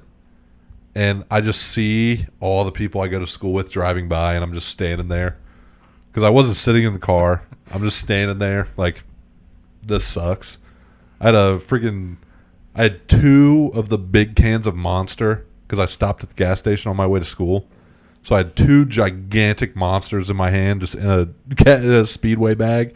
And I'm just sitting there, just waiting. And I see all these people I know, and I'm getting text messages like, hey, dude, you all right? I'm like, yeah, I'm just an idiot. But I swear she saw me look down. Because why else would you stop in the middle of a green light? Maybe her car died because she had to only idle it too. And then what told me she did it on purpose is she said, oh, this just happened like 2 months ago. I'm like, yeah, you're trying to get She's a serial. You're trying to get an accident insurance starter. check. But, so then, a sheriff pulls up, and we're like, yeah, we got it handled. I got a tow truck on the way, all that stuff. And he's like, okay, yeah, and then he just goes on his merry way. And a state boy then comes down later, like maybe 20 minutes later. And I'm like, yeah, we already talked to the sheriff. He said it's all good. He's like, well, they don't have jurisdiction until that intersection. I'm like, bruh. They come in power tripping. What does that even be? Like, legitimately 30 feet. That's the jurisdiction difference here. Like, are we serious? So at this point, the lady had no damage to her car. My car was completely totaled. And I'm like, yeah, I'm not going to file a claim or anything. I'm going to get my car towed and just get to school. I'm not really that worried about it. So she leaves. And the state boy pulls up, and I have to do a whole police report. And I'm pretty sure she got in trouble for something because she left the scene. So you snitched on her. I didn't. Indirectly. I didn't know who it was. I said I hit a lady. We worked it out, and he's like, "Well, you can't do that." I'm like, "But I did." You guys also you have the option to like work it out, right? Yeah, if you We both did. have- We exchanged insurances and everything, like exactly what you would do if you had no damage to your truck and somebody rear-ended you. Yeah. But yeah, that was super embarrassing. And it was like not even a month after I got my license. A lot of small things get to me, like minor embarrassment. Like I hate when I go to a store and I can't find something. I'm walking around like I play it off 3 so times. well. I try to. Like nobody notices, of course, but in my head I'm like, oh, what an idiot. You can't find spices in a store. You know what my problem is? I feel like I always see the people in the next aisle that I go back to. Even though they're not paying attention Yeah, to you. that's pretty They don't know embarrassing. at all. I'm way too observant in that situation. Yeah. Because if I went to the grocery store today, and normally my route is I go down the whole cooler section where all the meat is, and then I circle back through the aisles. So I think technically you're doing that backwards. You're supposed to get like your cold stuff last. But you're a half an hour shopper, right? You're pretty cool. Yeah, I'm in and out. Yeah. So I'm going through. I go do the whole cooler, and I'm going through the aisles, and then I'm like, oh, I needed that. So then I finish out all of my aisles. That's how I play it off, and then I go back around to the aisle I missed or needed something out of and forgot. See, every time that happens to me, I feel like they think that I'm creeping on them, and I'm like, no, dude, I just don't know what this thing is. I'm also really bad at, like, I guess confrontation. Like, when I get an order wrong, I went to Timmy Ho's once after I'll work. take it. Well, I put in my usual vanilla latte. And you Shane's do a big fan mobile of. ordering. Yeah, I go mobile I ordering. Drop Doug off, get on the app, put in my order. Double meat breakfast sandwich, vanilla cream donut, vanilla latte. I pull in. Hey, online order for Austin? Okay, go ahead, pull to the window. I go up there. She gives me 2 boxes of donuts. And instead of being normal and saying, oh, sorry, wrong order, I just go, thanks. And drive off. Wait, they didn't even give you your This latte? was Nothing. the morning before our Cigaro trip because I came over and ate donuts. Correct. Before we And like the main thing I wanted was my hot latte. And I even like left the parking lot and I thought, I can still turn around. Not a big deal. But then they're going to think, well, why did he leave in the first place? So I just took 2 dozen donuts home, ate 3, Cam bashed them the next day. Imagine the guy who And got then I didn't your have my order. coffee. Dude, he had to have been pissed. They would have said, oh, sorry, sir, we'll pick it up. We'll make it new for you, whatever. They would have taken care of him. But I was just, yeah, why can't I just say, sorry, wrong order? Like, it's not my fault. Wait, so that just makes it even worse because they're like, this dumbass just got the wrong order Yeah. and pulled off. But I've gone back there 50 times since and they never said anything. So, yeah, Well, they small don't things remember like you. that. Exactly. Yeah, nobody cares except you who actually does it. Yeah. Let's go back to. I'm bad about that at restaurants too. I am. I will. too. I've never sent anything back, Neither No, have I. dude, and like, and it's They're rare like- that happens. I'll order a medium rare steak at Texas Roadhouse and it'll be well done. I'm still eating And it. they're like, "Your steak cooked good?" I'm like, "Yep, Totally. absolutely." Just what I wanted. you know it. Exactly how I Dude. wanted it. I'm also so bad at like checking bags. Like just the other day, we got Arby's. No fries in the bag, no drinks, which was my fault. But yeah, if I checked the bag, I still wouldn't have said, "Miss, sorry, there's no fries here," because I just can't deal with that. That happened to me the I other feel day. like that comes with age. Yeah, probably. We're still young bucks in the world. I Yeah. went to Arby's and I got the spicy barbecue nuggets, right? And then I got like a 6-thing of mozzarella. The boneless wings. Yeah, Nuggets. I just had those the other day. They're actually pretty they're good. very good. But We're not sponsored by Arby's. I also got a 6-piece Yet. mozzarella stick, and that's like, dude, that's like $6 or $7. Yeah, anymore. Arby's is not cheap. A Yeah. dollar per mozzarella stick is insane. So I'd rather just go to Burger King and pay $2 to get 8 mozzarella Let's sticks. not get crazy here. Because I know what I'm getting out of a mozzarella stick. Fair There's point. no such thing as a bad one. Anyway, Shane, you were saying. So I don't check the bag. I go back to work. I open it up and I just look in the bag. I'm like, shit. He's got 3 roast beef sandwiches. No, dude, it was just the wings, no mozzarella sticks. And like, I was looking forward to that, and I'm like, well, I guess I just paid $16 for these boneless wings, dude. I'm not going back. They were good though. They were good. But it would have been But better comboed up with some mozzarella sticks. sticks. Yeah, I dude. will say, the new Burger King wraps Banging? He won't stop Banging. talking about them, dude. He's mentioned it at least It 3 is- times to me. Yeah. Probably as close as you can get to a snack wrap without being sued. That's probably their goal. Yeah. And I think it's like $2 for a wrap. I mean, if you think about it, that really is what Burger King is. It's just like worse McDonald's. They do some things better. What do they do They better? always add. They have like onion rings. They have mozzarella sticks. That's not They have doing more it. options. Yeah, but that's not doing it better. It's For not like sides. McDonald's has tried that stuff. But I also think that Burger King bringing these back, if they do well, McDonald's will have to bring back the snack wrap. No choice. And Wendy's will have to bring back the spicy go wrap that I know and love and desire. I've been Speaking of things you know and love, we're at 2:15. Hit that bottle pull. Alky. Cam's about 35% of the way through that bottle. Shane's a little over 50, give or take. I'm still on my first rum and coke, about halfway gone. Boys, what would be your dream Super Bowl halftime show? Oh, man, it depends on my mood. How many people like sing during that? It's your dream one, whatever you want. Yeah, but like how many people do we get Set to your own choose? limit. You can choose. All right, I want to go headliner, Foo Fighters, Chili Peppers. If he wasn't dead, Well, he's dead, so you can't do him. What do you The mean? Chili Peppers flopped so hard at the Super Bowl halftime show when they did it, though. Yeah, but I don't care. Because They'll they do couldn't better actually this time. play. They'll do better this time. So Foo Fighters, Chili Peppers, Journey. That'd be sick. So an eclectic lineup. I'm here for it. Yeah. Mine's got to be Metallica. They should have done it already.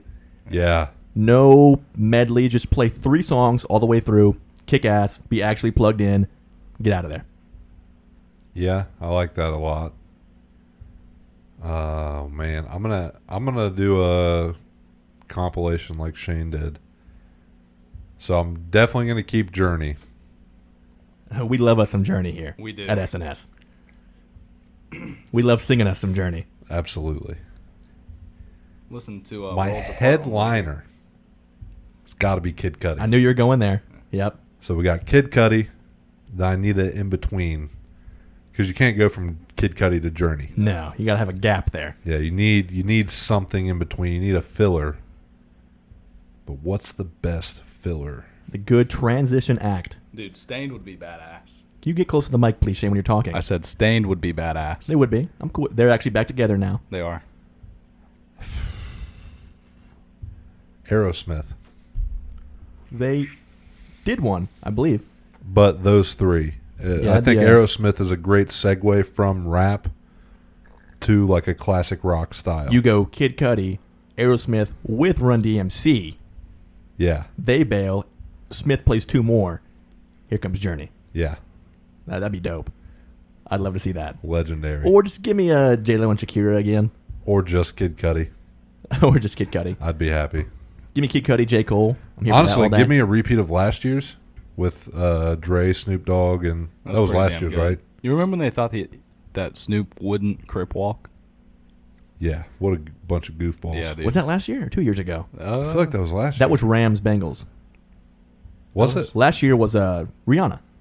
Oh, it was. Yeah, Yeah, she yeah. She was announced With her the baby. in the elevated Yeah. stage thing. Yeah, that was insane. If I was a backup dancer, I would have died. Well, that's why you're not a backup dancer. Yeah, even the pop ones, I like most of them. Yeah. Like Weeknd killed it. I do love the Weeknd though. I think Bruno killed it. I like Bruno. Besides Black Eyed Peas, who kind of sucked. Maroon 5 was pretty awful. Yeah, that was. I guess it's not really our. We're not their target demo. I don't think they were. I like their songs, A few. but I don't think they played their hits. Hot I take, feel like dude. they just played bad songs. Songs About Jane is their only good album. That's not a hot take. I totally agree. You agree? Do you They were, agree? they were still a band then, Yeah. and actually wrote Yeah. together then. I used to crank that, dude. Wasn't it Maroon 5 and Chili Peppers? No. No. Chili Peppers No. was before. Who was with Maroon 5? them. Oh man, why do I feel like that's the? Let me pull that up here. It was the dude that pulled onto the stage in a Cadillac, right? Let's see. Maroon 5 also featured Big Boy and Travis Scott. Yes, Big Boy pulled up to the stage in a Cadillac. For some reason, I don't recall that. I'm almost 100% positive. That's what they said about you with the Cadillac. What? Cam used to drive a fucking Cadillac. did. Dude. They said big boy pulling up in the Cadillac. Yes. It's actually pretty funny, Shane. I like that. Yeah, I had a 03 DeVille That you also wrecked. 3 days after I bought it. Of course. I hit a deer, though. It jumped out of nowhere. Yeah, I'm sure And it I did. was running on like half an hour of sleep. Excuses. That was back when I used to just stay up all night for no reason. How many deer have you hit, dude? Just 2. Oh, Well, I don't really? even consider the second one as a hit. That's a I bumped grazing. it. Yeah. It shit And it on your just shot bumper. off my truck, dude. I mean, if I got grazed by a car, I'd shit too. I wish, dude, Austin, I wish you could have been on the phone with him while he hit it. Because I was literally talking Dude. about what if I hit a deer. he goes, there's a bunch of deer. I might hit one. I just hit one. It could have been a lot worse. We'll take that. Dude, he said it so casually. I was like, you what? He's like, yeah, dude, I just hit that deer and it flew off my car. Dude, it boinked, dude. I heard it thump, and then I saw it fly off to the side. Dude, he only hit it going like 20 miles an hour, though. Thank God. Dude, I have vowed, anytime I see adolescent deer now, I will not stop. You're hunting them down. 100%. Deer You don't just get murderer. to shit on my truck. Get away with it. Let's see here. Up next, we'll stick with the music thing. We previewed this one last week. Drunk, sober, asleep. What's one song that'll always get you up? Anything by Lady Gaga. Unexpected, but I like Yeah. 100%. I'm a little monster, dude. it. It's debatable. It's not. You're a big monster. Let me get Worlds Apart. All timer. Yeah. Yeah, I might go with my Anything wedding Journey, my wedding really. walkout song, Return of the Mac. Classic. September, Earth, Wind and Fire. That's my walkout song. isn't Shaylee it? has multiple videos of me playing Beat Saber on the new Lady Gaga album. And I boogie down while I'm You're trying killing to- it. And then I get angry because I mess up. And it's like Guitar Hero where it tells you what to do. And when you mess up, you're just like, what's wrong with me? But the problem is there's no margin for error on Beat Saber. You have to 100% it. Yeah. So I get so angry. And she said there was one point where she heard the beginning of Just Dance 15 times in a row because of how bad I am at that Kept game. botching it. Yeah, and I just kept restarting. I'm like, I'll get it. Dude, I'll crank Love Game 24/7. Yeah, It's a Love banger. Game, I'm on the Edge, Poker Face, Just Dance, Alejandro, Little Bad Romance. Bad Romance. That one song with Rihanna. Ooh, man, what's it called? It's all on. They're all on the same album. Greatest hits. No, it's I think the last CD my dad bought, actually. I'll pull it up real quick. I'll venture off that. I actually didn't write that down. That's a good question. Do you guys recall the first album or CD you actually bought? No. Mine was Daughtry's debut record because I loved him on American Idol, and that first record came out. I still play it occasionally. Still pretty good. But yeah, I was like, I don't know, I don't, 11. dude. I don't think I own any. I have physical actually media. the one guy available, so it's a CD collection. Actually, no. I think I own a singular Bob Marley CD. That's better than mine. What's yours? That's that It's- Daughtry. oh, that's Yeah. it, dude. That's the collection. No, but my first one. Oh, It's the song featuring Beyonce. Love Telephone. Love that I song. don't think I know that. Give us a little sample here. I wish I could off the top of my head.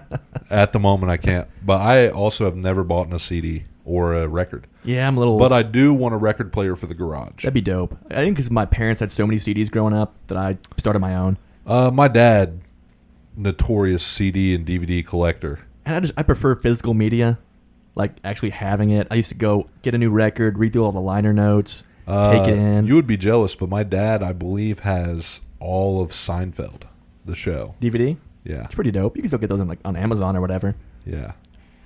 Yeah, DVD's not a ton, but I still like to get my main ones. But I don't know. I don't know if he buys DVDs anymore. I don't either now. I know so when convenient to have on younger, stream. when we were going to pick a movie, he had like 3 bookcases full of DVDs. Yeah. That we would just go pick from, and then we would always pick the same 3 movies. so Which were Butt Boy. No, that was a phenomenal Dude. movie though.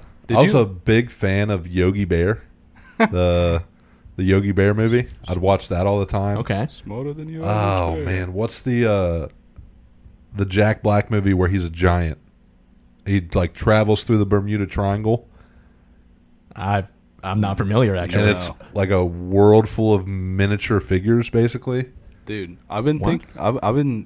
Phenomenal movie if you haven't seen it. So at Best Buy, they'll like roll out different DVDs like every other day, and these have been sitting on the shelf forever, and I want to buy them, but it's the original Star Wars trilogy 4K Blu-ray Steelbook for the anniversary. It's a nice piece to have. Dude, I want them, but the thing is, it's like $75 for 3 DVDs, and I just can't get behind that. It's Gulliver's Travels. Never seen it. It's got Emily Blunt, Jason Segel. I feel like there's some more big hitters in there. But this was like my favorite movie ever. I used to watch this movie every night before I went to bed. Like clockwork. Yes, every night. But honestly, I'm due. And it's probably Travels. it's probably a terrible movie. In the garage. But I'm definitely going to watch it now. Dude, but yeah, it's like, so I think he's on a ship or flying through the Bermuda Triangle, and he goes through like this portal, and he ends up on the beach, and it's him just like, it's like old Romans and like all different kinds of like ancient cultures basically, and they're just like shooting harpoons over to strap him down on the beach like a beached whale. And it's these dudes, they're just standing on his nose. And they're like, what are you doing here, dude? What are you? But yeah, he like becomes their god or their king. Well, naturally. And like he turns it into a modern day, like he turns it into New York basically. Like they got billboards all over the place and skyscrapers and all kinds of stuff. It's so fun. Yeah, you're due. 100%. Speaking of due, boys, 2.5 hours. I was really hoping that you weren't going to say Let's that. go, dude. You're not at the point where you want to drink more? Then you're not drunk enough, second dude. win. You got to power through here. There's no, dude, see, you know how I drink, though, dude. I go all in at the beginning, and then it's just a fall off from there. But did you go all in? No, this is Exactly. breaking routine. So let's keep going. You haven't reached all in yet. I'm at the point where I can't even taste the makers anymore. That's how you know you're there. Which leads into our next question. When do you know you're at your drunk point? When I can't feel my fingertips. My one eye starts to droop. Really? Those are both those are both kind of weird things. That's embarrassing. Yeah. That should be your most embarrassing thing. No, it's when I'm drunk, my eye droops. It's not really a droop, but it's like I'll be like this, just kind of like a staring. squint. Yeah, it doesn't like droop like I've got something wrong with me, but like it's a squint. My fingertips go numb. Really? Yeah. That's the first thing to go? Yep. Speaking of numb fingertips, dude, my one fingertip is still fucked. What'd you do to it? I picked up this pack of dumbbells just by like the packing straps. Oh, that was smart. Yeah. Did it say team lift on it? Well, no, it said team lift, and I said, hey Tina, can I throw this on that dolly? And she said, I picked it up. So then I'm like, well, I can fucking pick it up She too. didn't hurt herself. Yeah, but I did. Tina's more of a man than you. No, and you're going to be a firefighter. Tina just fucking lied because they were in the same place they've been for months. She just didn't want to give me the dolly. Why'd you go by the packing straps? It's better than picking it up like carrying it. It's easier. Well, no, it's not. Clearly You not, you 'cause you lift pull your with your finger off. legs, dude. Do you learn anything ever? I'm going to call that a drink. What? Yeah, I'm going to call Shane with the drink there. Dude, Absolutely. It's been a while for actual rule break. Can I guess the rule? You can. Anytime you guys think that something I say should be on a list. No. No. Anytime I say something stupid. No. Not really. Anything that I just like stop arguing and say, yeah. We'll give him that. Sort of. Whenever you timidly back down to Cam. If you haven't noticed, I've Timidly been back trying down. to bait it out a lot. I tonight. haven't noticed. You've stood your ground today. You've been pretty good. Yeah. You've been battling your points, fighting for your... Even if your you're stance. wrong. I don't think I've been wrong on a whole lot, dude. Yeah, there are times where like you'll be full in on a point, What and the then fuck did that just mean? Look at all that thigh showing, dude. you're getting aroused On over mine. here. Mine? Mine. Why are you showing so much thigh, dude? Dude, these Why are are you my, looking? These are my workout shorts, dude. I'm not looking. He went like this, and I said, And then, what? Then you looked. You did. What if I had my butthole out, dude? I don't want to see your butthole, dude. But you would have looked. No, you went like New this. thing I've been doing when I FaceTime people, I have it real close to my belly button. Dude, So it looks like my butthole, funny, dude. He FaceTimed me at work, dude, and I answer it, and it's just his fucking belly button. But it So looks like my butthole. I go back into the break room, and I call him back, and I'm like, what the fuck did you just show me, man? I did it to my mom while she was at work. And I did it to Sherm and his girlfriend Nancy. And she threw the phone down and she's like, "What was that? What was that?" I was like, "No, it's my belly button. I promise you weren't. That was supposed to be for Cam, I swear." That's actually really damn funny. Dude, it's the funniest thing ever. I'm glad we don't FaceTime. Oh, yeah, but the first person I got with was my mom. She's like, "What is that?" You saw it? Yeah, and I just held it there while she was talking. Dude, that's what he did to me. I was like, what the fuck is that? And he didn't answer. And I'm like, I'm going to hang up now, dude. That's fucking gross. I mean, even if it's not his actual butthole, just seeing his belly button up close is probably pretty gross, too. Dude, It's a clean belly button, dude. no way. It I is, don't 100%. believe that. Cam's a hygienic guy. I'm a very thorough washer, dude. Okay. I scrub with a loofah. Do you have a loofah? I do. Nice. I swear, dude. I'll trust you. Yeah, do you have a loofah? No, I don't have a loofah. What the what You do just you use a have, rag? I dude? have a washcloth. Dude, loofah's the way to go. Yeah, loofah's a lot better. I It promise. It gets the soap a lot soapier. It does. Okay. That's a fact. You get sudsier. Yeah. Maybe I'll pick one up next time I'm at the store or They're, whatever. should. They're like $1. Well, I'm not worried about how much they cost. It's- I think I it's- can afford a loofah. It's honestly life-changing. Is that a fact? Yes. What's really life-changing, I made a new purchase like last week. Went to get a few new Hawaiians, because why not? Naturally. Yeah. I'm like, you know what? I've been throwing out some old underwear. Got a good 5-year life out of them. Do for some new ones. 5 years is solid.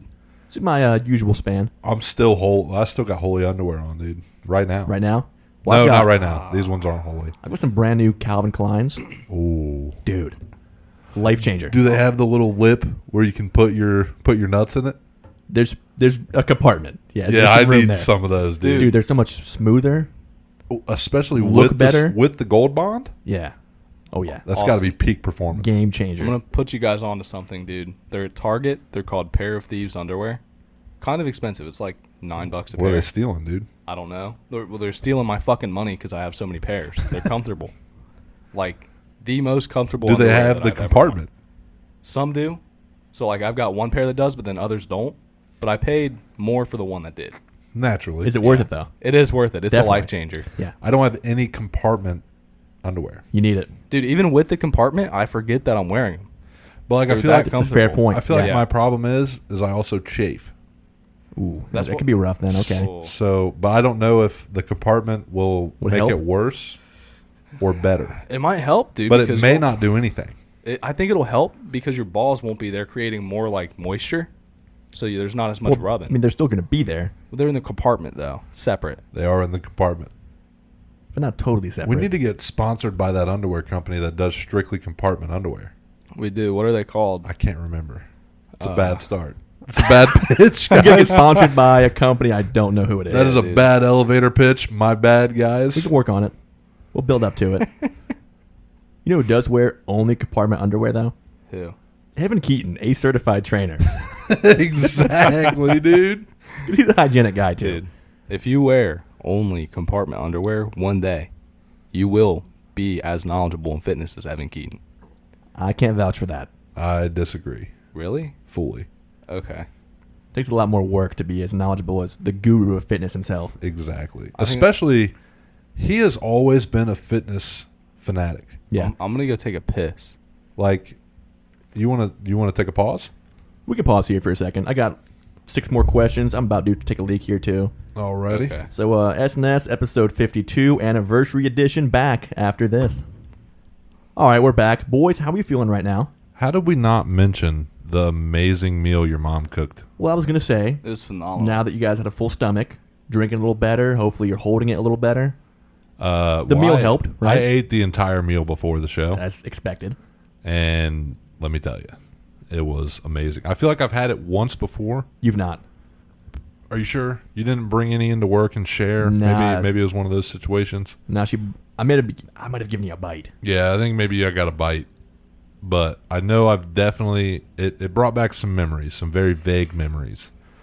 But I don't. Does your mom miss when she cooks? Of course not. No, never. But now she texted me like, "Hey, I'm on vacation this week. You guys are due for a meal. What do you want?" And I'm like, "Yeah. I mean, I'm never gonna say no to meatloaf. Well, give me something new, something I maybe forgot about." And she's like, "Chicken caprese and risotto." I'm like, "Oh, that's been like probably 2 years since I had that." And risotto is some sort of rice. Yeah, it's a rice dish. Like almost like a similar like a I think rice you make pilaf. I think you make like a roux and throw the rice in there, maybe some cheese, butter. I don't know. Definitely cheesy. Definitely, it's- it's like creamy rice. Yeah, it's phenomenal. With like some diced up onions. Yeah, I think so. And you could do like seafood risotto, like put actually like meat in there. yeah, it's phenomenal. Yeah, the chicken caprese and the It was risotto. phenomenal, and the whatever she uses to make the chicken sweet, have to ask whatever her. that is. However, I do have a seasoning that I haven't tried out yet. It's brown sugar, smoked brown sugar by Kinders, Dude, sign me up for that. and I haven't used it yet because I don't know what to use it on. Anything, probably. I feel like I want to wait till I smoke stuff, Yeah, I feel like that'd be great on maybe like a pork chop, Ooh. maybe some smoked wings. or like some pulled pork. Anything is great on pulled pork. But yeah, I might do it on what, because I bought chicken drumsticks. I bought like a full pack. Mm-hmm. So I might use it on some of those and give it a test run. Now we're talking. But yeah, I definitely need to try it. Shout Either out way. to Cam for all, he gave me like one of every Kinders for my housewarming gift. Your old chef partner. Absolutely. Legendary chef partner. Now we'll say, Cam, you look fine, sound fine. I'm you say not. you say you're not fine. Shane looks hammered. Should we do like, I feel it, dude. should we do like mid-show picks? No. I'll let Shane veto that. Absolutely not. No. Yeah, I'll let Shane veto. Dude, I have PT tomorrow. How early? Tomorrow night. It's tomorrow No, night. it doesn't matter. You'll be fine. You're drinking That's SoCo, what I said. dude. Come on. All right, You we got a wanna- couple more. You want some of this? No. He does Okay. not. I might take a bowl here though. Feel free. I'm still not even one drink in. I'm down one here. Take a big. While you guys think on this question, what? Ooh, we're going serious. Let's go joke first. More funny. What's your biggest pet peeve? Oh, Oh, dude, I know mine. So, it's pretty well known I work at Best Buy. And, should we? Is this Don't show safe? don't incriminate yourself here. no, this is show safe. And, I specifically work in the phone department, right? So people Okay. will come in and they'll be like, hey, I want to see what my phone qualifies for. Or they'll be like, hey, I need a screen protector. And I'm like, all right, cool. What phone do you have? And instead of telling me what phone they have, they'll They literally show you. They'll literally go, I have this one. And I'm like, dude, that's on the same level as people that I'm like, how old are you? And they're like, I'm this many. And they hold their fucking fingers up. Well, I think if you were a good Best Buy employee, you would know the phone by sight. Dude, I don't know their $30 track phone Samsung. Absolutely not. No. But that is my pet peeve, dude. When that happens, I go, no, we don't have it. Yeah, I imagine. I never worked retail, but there's got to be a lot of things there that really get to you. Yeah. Mine is almost anything driving. That doesn't count. People, Yeah, that's driving his own doesn't category. That's everybody's. Yeah. I can't stand people who don't understand social cues. Like, it's pretty clear when I don't want you to talk to me, right? Yeah. I was gonna say that's mine. Is when people don't know when the conversation's over. Or when I clearly, like, I'm doing something or turn to walk away and they follow and continue. It's definitely a big one. I've been followed into the pisser before. It's like, dude, you have no awareness whatsoever. That and people starting a conversation while they're pissing. Yeah, dude, That's I can't a do bathroom huge conversation. gentleman etiquette Yeah. thing. Like, if I walk into the bathroom, I'm washing my hands before I go eat, and you're pissing, don't acknowledge me. Honestly, No. if I'm in the restroom, period, don't talk to me. I'm No. cool if we're both washing our hands. That's a little pushing it. different. But Pushing like it. even then, it's like, dude, leave me alone. But if the worst is like when you go to a urinal, because you know you have the one urinal gap. Every man knows this rule. Middle urinal users You're like that. aggravate me Yeah. a little bit, not as much. But if I walk up and the guy starts talking to me, I know he looked over. I know he looked To over see who at it me was. to see who it was. I'm like, why do you care? Yeah, And why are you asking me how my day is? because you don't care. Because No. I currently have my Johnson in my hand. And dude, the whole like how you doing today? That's like something that you say like when the conversation's not there. The conversation shouldn't be there when I'm taking a piss. Like, odds are, this normally happens at work, right? Typically, yeah. Because that's the only, like, when I'm at the bathroom at home, nobody else is in there. It's a single person bathroom, right? You don't have your coworker just barging in. Yeah. And I can give some leeway at sporting events because everyone is very inebriated and you're all there for the same reason. But it's my biggest pet peeve at work for sure, because odds are we're both going to be going into the break room after this anyways. Correct. So can we just wait? Even just till we step out 30 of the seconds, bathroom. dude. Me and my friends have started doing something pretty funny when we go to the bathroom and we catch each other in there. If we're taking a shit, we'll get paper towels and we'll get them real wet with like cold water. Throw 'em over the top? And we'll throw them over the top. And Yeah, then- I don't think you started that. It's been going on for a while. No, Yeah. but we just started it at work and it's pretty Dude, fun. that reminds me of like high school bathrooms. I'm so glad I never experienced that. Dudes It's so never funny. use the bathroom. No. Like, it would be after lunch, everybody's in there. One, if there wasn't a fist fight, then it's like It's a quiet day. It's it's a a good new day. Yeah. But then you would see, like, you wouldn't ever see the two dudes go into the same stall, but you would see them come out with one on their shoulders, and they would just joust in the bathroom. There was this one time, dude. I watched he's in jail now. But, That's a great way to start a story yeah, off. my buddy, he grabbed the trash can and it was like completely full and he just threw it over the shitter. Oh, that's rough. One of my big pet peeves is people who can't order properly. I hate that. Like I think so? I'm a great fast food orderer. There's a very specific system of how this stuff works. Do you start with the good old? You go main course, side, drink. Yeah. Typically, I say, "Hey, let me get a number 2 medium with a Coke, please." Stop. Wait for a response Yes. because there's going to be more. When you go up there and rattle off 5 things in a row, And then you have to reorder 7 that's of them. not helping anybody. Correct. Or you go up and you're indecisive, like, "Hey, sir, what do you want to drink?" Whatever. Yeah, That's not acceptable. I've never I've experienced never that. heard someone I say see it way too whatever. much. From But- who? People in front of me at yeah, I'm Wendy's. sure he's going to know exactly who they are. Yeah, some lady that drove a 2012 Prius. Jimmy, actually. Jimmy does that every time he Or goes like to the bathroom. especially whenever I go to like Lee's or Popeyes. Sir, do you want regular or spicy? Whatever. No. I feel like Or even worse is when you're in line I think and you're 5 people behind. no. When you get okay. to 1, you should know what you want. I disagree with the Lee's or Popeyes regular or spicy because normally the people who are whatever, they'll get some of each. Then say mixed. That's an option. It's on the menu. I know that, but who's reading the menus? I don't, because when I go, I already know what I You want. know what you want, right? But yeah, if you're at Chipotle, you have 15 minutes to know what you want, which you should already know beforehand. When you get up there, you're set. You're ready to go. It should be. Yes. Don't go, give me a second here. How about, what's the chicken? What's that like? Don't ask questions. You go up there and you order. It The drives me only crazy. the only one I Dude. disagree with is the Lee's or Popeye. How dare you want to know about what you're eating? You sack of shit. Is it your first time at Chipotle? Yeah, you should Probably know, not. regardless. And if I don't know, I'll look at the menu beforehand. 'Cause Correct. I don't like not knowing what I'm going into. You don't want to be that guy that you hate. Exactly. Not even hate. Just, get your stuff together, dude. You don't Come want on to be now. that guy that you don't like following up. Yeah. And then you can always tell when you're the good orderer because the worker is like, thank God. Especially at like sit-down places. Like, I'm the model customer. It's not hard. Just be courteous, dude. Be polite. I hate people who are so, like, people who blame the waitress for everything. Yeah, Dude, I can't go out to eat with my family anymore because there's always They don't a tip? problem. Well, they don't tip. Well, they tip, but it's like they're so out of touch with what a good tip is because my grandpa's like 80. He's like, yeah, $5 is fine. And I'm like, You can't really even blame him for that, to be fair. yeah, but I can blame him for being such a dick that he's banned from a couple restaurants.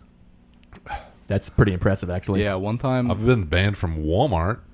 I've been banned from Walmart. Really, who hasn't? Yeah. Dude, ours was legendary. What did you do? Other than like riding bikes around and stuff, Yeah. it's classic. That's normal. Come on now. My brother actually has a better story than I do, I feel like. But they were in the process of getting removed from the Walmart by Walmart security. Yeah. And they were all smiles, all super polite to the security officer. And they said, as they were like, you can never come back here, they looked at him and basically in unison said, "Have a nice day, sir," and just walked to their car. And I'm like, if I'm that security officer, I'm so angry. Oh, of course. Like, you're lucky I don't chase you down and tase you or beat you with a baton or whatever. Dude, but to be kids. fair, the Walmart security guards don't look like they're in the condition to chase someone down and tase them. It's a fair point. But there was a time where me and my buddies, it was like around Halloween, and you know how kids are. They always bust open the Nerf swords packages, so there's always some. Again, we've all been there. Some laying around. So there was 4 of us, and we all went to one corner of the store with Halloween masks on and a Nerf sword each. And we sprinted to the center of the store screaming and just LARPed right in the middle of Walmart. How long did that last? Maybe 5 minutes. Come on, guys. You got to get out of here. You guys, It was a little more forceful. Boys, we're at 2:45. okay. And then, Shane, you're also 1 extra. What the fuck? Bingo, bango. Okay. Who likes Can to I tango? Can I say this before I drink, or do I have to say it? Go right ahead, after? Chief. Okay, you guys know how when you're going through like Walmart, the BBs are all like behind the plastic cage now. Yeah. That's because of me and my friends. What we used to do is we'd take the lids. I don't think it is. That's a bold claim. We would. I think it's actually because of the Grand theft. No, but oh man, Well, a while ago, half a decade ago at least, is one of his things interrupting? Again, he'd be hammered in 5 That minutes. was the last show, And that too. was, yeah, we can't use that. But there was a potential active shooter thing where the guy had a BB gun. We all remember this, right? Yeah. It was in Ohio. Yeah, I don't think that we need to go into the details. I feel like that But- happens. Well, what's it, you and your friend, Shane? No. Maybe you actually I think- are the reason. I think that's why they started locking stuff up. Well, no, Not I'm you and your talking about- delinquent friends. Yeah, not because you guys stole BBs We or didn't- shot BBs we- through the store We didn't do that. We would take the containers of like the really big ones that are like and then like spill that them on big. the floor. We would take the lid off and put them upside down, so the worker had no choice but to spill them all over the floor. That's actually better. Oh, I mean, dick move. that Yeah. might be part of my most embarrassing thing ever. What'd you do? I got at a restaurant one time You got for got. the pepper unscrewers. I know. Yeah, it was Well, at I Applebee's. feel like being victim of a prank is not embarrassing. It is embarrassing. It was a though. setup. Yeah, but is it still embarrassing? A little bit. So, my entire life, I've been the biggest fan of pepper. Yeah. I would put it on everything. Pepper in the back of the throat, especially. Exactly. So I don't even know how old I was. My mom could probably tell this story better than I can because I was that young. I had to be younger than 15. Probably younger than that. Probably like 8. But we were at Applebee's. My mom worked there, so we would go there for dinner occasionally. And I had chicken tenders and fries. And of course, here I am. I grab the pepper and I go to pepper up my stuff, and the lid just comes off, and the entire bottle of pepper comes out. Wasn't even old enough to react. Legitimately, they send it back, and there's a mountain of pepper, and I'm like, I don't even know if I'm allowed to send that back. I did something myself similarly, but it was my own self-sabotage. I was making, I think, a grilled cheese one night, drunkenly, of course, and I was like, all right, I'm going to throw a little garlic on here. But I flipped up not the shake side, the pour side, and I put, a heap of garlic. Did you eat it? Oh, I scraped it off and ate that bitch. I'm not going to restart, dude. Come on. Another very embarrassing thing is I used to put ranch on everything. Used to? I've very dialed it back, but I used to do ranch on scrambled eggs Ew. What? That's foul, Yeah. dude. That is gross. when I was a young lad. Okay, I'm glad you grew out of that. Yeah. I have since developed hot sauce or ketchup. There Hot was sauce this- all day. There was this one time, Yes. dude, in Walmart. Shane, a little closer to the mic there, pal. There was this one time in Walmart we were playing pass with a football, and it was like across aisles. So That's like, got to be a Midwestern thing, right? Just doing dumb shit in Walmart. I There's think nothing so. else to do. There's nothing else to do. Yeah. And I Well, don't you miss 24-hour Walmart? Yeah. I miss being young because us three We can't couldn't do go it into anymore. anymore. Walmart and do Yeah. that. Well, no, I go in at 2 in the morning and actually shop. Right. Yeah. So we're throwing this football, and there's like 4 or 5 aisles between us. And my buddy fucks up his throw, and we hear it like smack. We hear a girl like yell, and then we hear her dad. We hear her dad go, "Where the fuck did that come from?" Dude, I've never ran faster in my life. You know what I love? That's why you can't run. You got to play it cool. No, dude. Yeah, you got to play it cool. We ran. If he sees a guy running, it's clearly you're the guilty party. He didn't see us. The one We were thing that about fast. TikTok that I have enjoyed very much is supermarket pranks. Yeah. So Did you guys it ever- doesn't matter if it's Home Depot, Lowe's, like they'll do it anywhere, and it may be scripted, right? They usually are. It's a dude. He'll go and he'll just come up behind somebody and put a 5-gallon bucket on their head. Oh, dude, it's the Chupapi Munanyu guy. Yeah, Yeah. And then he'll take his hoodie off, throw it over the aisle to his buddy in the other aisle, and then he'll like dump a bunch of pillows on himself. And then he'll be laying on the ground, and the dude comes around the corner with the bucket, and he'll be like, "Dude," and he's like, "Oh, he got you too?" That's actually pretty funny. Dude, And I'm like, "What would I do in that situation?" I've always dreamed of being the target of a prank because I'm going along with it. yeah. Yeah, Like, I hate when people are like, "Oh, F you, dude, get out of here." That's not. I mean, it's funny, yeah, but I want to make it better. I'm a big fan of the fake worker pranks. Oh, remember that dude? You I showed me that you? guy. Yeah, Dude. He'll go up to construction sites and be like, "Hey, I got those 12-inch pipes. Oh, Jimmy sent me down here. wait, who's driving that? Who's driving that bulldozer? that Fred? That's Balboni's bulldozer, dude. Fred I don't can't think drive he that, can dude. Be on there. Fred can't be on there. You sent me that guy. Yeah, dude, that dude is hilarious. I wish I had the ability to keep a straight face and actually do couldn't. that. I couldn't, I'd laugh. especially construction workers. It's just like one of the most intimidating guys, other than professional fighters. Well, yeah, but they think you're the boss initially. You got to keep your act together. But yeah, he'll be like, "Oh, I'm the project manager," or I think my favorite ones is he'll go up to houses that are being renovated, and he'll be like, "Hey, man, I got these 2-gallon paint buckets. Do you mind if I use the bathroom, real quick?" And they're like, "Dude, no, I can't let you in." And he's like, "Just real I quick, want to stop, dude. Come on. I'm gonna use the bathroom, and then I'll give you these paint buckets." And Balboni sent me in, and everyone acts like they know who Balboni is. Because you assume this guy, if you act like you know what you're doing, everybody follows your Dude, lead. confidence That's like the theory of just walking into places with like a hard hat and a clipboard. Or the ladder. or a ladder. I watched a video. I don't know if you guys watch him, but Danny Mullen made his way into a... Dude, I used to love Danny Mullen. He's kind of trash now. Some of his videos are okay now. They're not as good as they used to be. I'll give you that. But this one was very funny. He was with this Indian guy that spoke very little to no English. And they just walked right into I an feel LA like that's Dodgers almost game. just too easy. They just If you walked go up right to in. somebody who can't speak English, No. They brought him with them. And they just walked past security. And they were Oh. fine. And it was they just added him to the team. Yeah, they just added him to the team. Like, we got an open roster spot. The- I guess the- we can. The whole time they were just telling this Indian guy that he was gay and the only way to get a green card was to marry a man. So they Is went that on the prank? Well, they went on Pride Night to the LA Dodgers game, and they just snatched up that Indian and brought him with them. And This is a terrible prank. That's just, you lost that's just me. mean, dude. This is just too long of a prank. But Now they're going to Dodgers games. There's no mention about Balboni There's at all. way too invested. I think Steve Balboni did play for the Dodgers, so that could factor in. Yeah, But, this is dude. not as fun. That we're done. That's done. All right, boys, we're at 2 minutes left here. Next question. yeah, We're due. We're It's serious. yeah, I think we're going serious here. we're going serious. What's your biggest regret? Ooh, Not taking high school more seriously.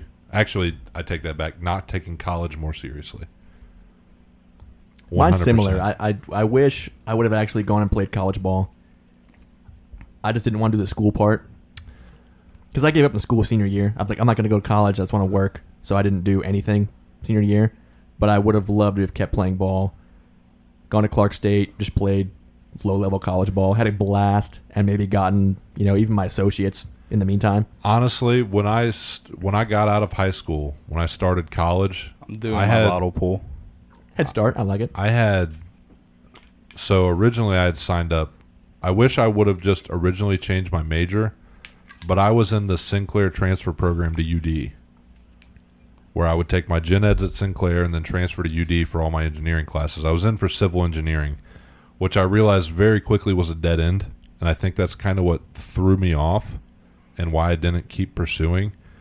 Because civil engineering in Ohio, you have to pretty much move to a big coast city. Yeah. And I didn't want to do that. And I realized that, like, because I've still to this day, my dream is to build a bridge. You mentioned that to me the other week. And it took me by surprise. I don't know why, but like pretty much my entire life, I've always been into architecture. Yeah, like I mean, I was a big Bob the Builder kid, so that probably plays. We all were. But yeah, so I kind of took that to more heart. Like I saw Bob the Builder on ice. Legos, of course, too. And Legos, obviously. Yeah. Architecture factor there. But I've always been fascinated by, like, even just driving through, like, Tip City, where it's, like, older style. Yeah. I'm just so fascinated by that stuff. And I had scholarships that pretty much paid for all of my Sinclair stuff. I had an engineering scholarship from Springfield Foundation. And I did my first semester. Took the summer semester off. No, that's not true. I started in a summer semester, and then that fall semester I dropped out. Sort of. I pretty much kicked myself out. Like I just stopped going to class, stopped doing schoolwork, and I really wish I could go back in time, especially because of how my career path is going right now. At some point, I'm going to be capped because I don't have a degree. Yeah, unless you get really lucky or have a great connection, you're going to have that. So, if I had a different work schedule, I would go back to school. Do you think you ever will? If I had the work schedule to support it, I would. Okay. And I think now, I also think, because I went straight in, I was working a job that was mandatory 58 hours a week and going to school while working second shift. I remember that. So that probably burnt me out pretty quick too. Yeah, that'll do it. But yeah, I do. That's probably my biggest regret is not continuing with school because I had it. I mean, I had been on visits to UD.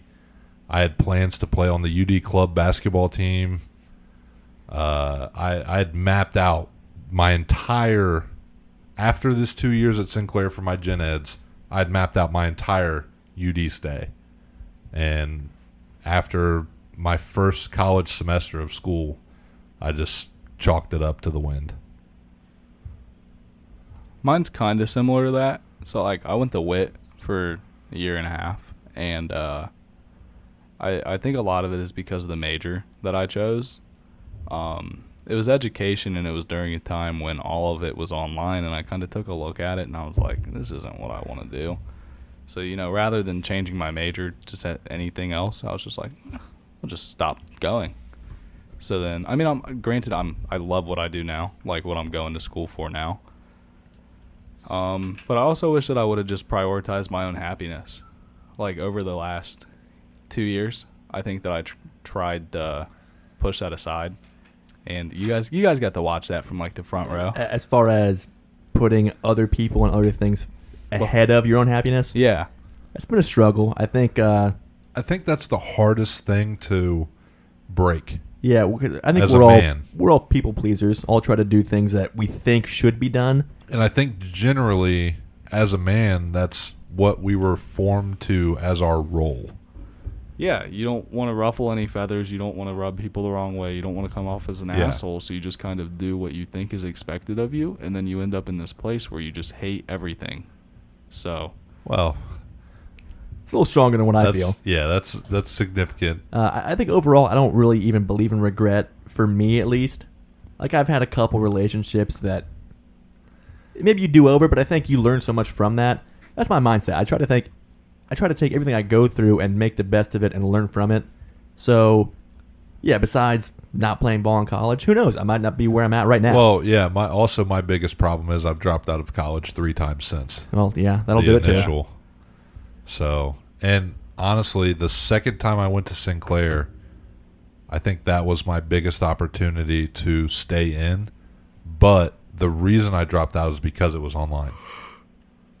Yeah, that'd be really tough, man. Like, obviously, I didn't go to college, And- but I think it'd be a lot easier to actually be there in person Yeah. and absorb that a lot better. I'll be honest, I don't have the discipline to do online. Yeah. No, it's, and I don't have the self-discipline. It's too easy. I think the quality of education goes down too because it's way too easy to just look everything Yes. up and be like, okay, I don't have homework. And I for was next also week. in like a supply chain management / robotics course that I was taking.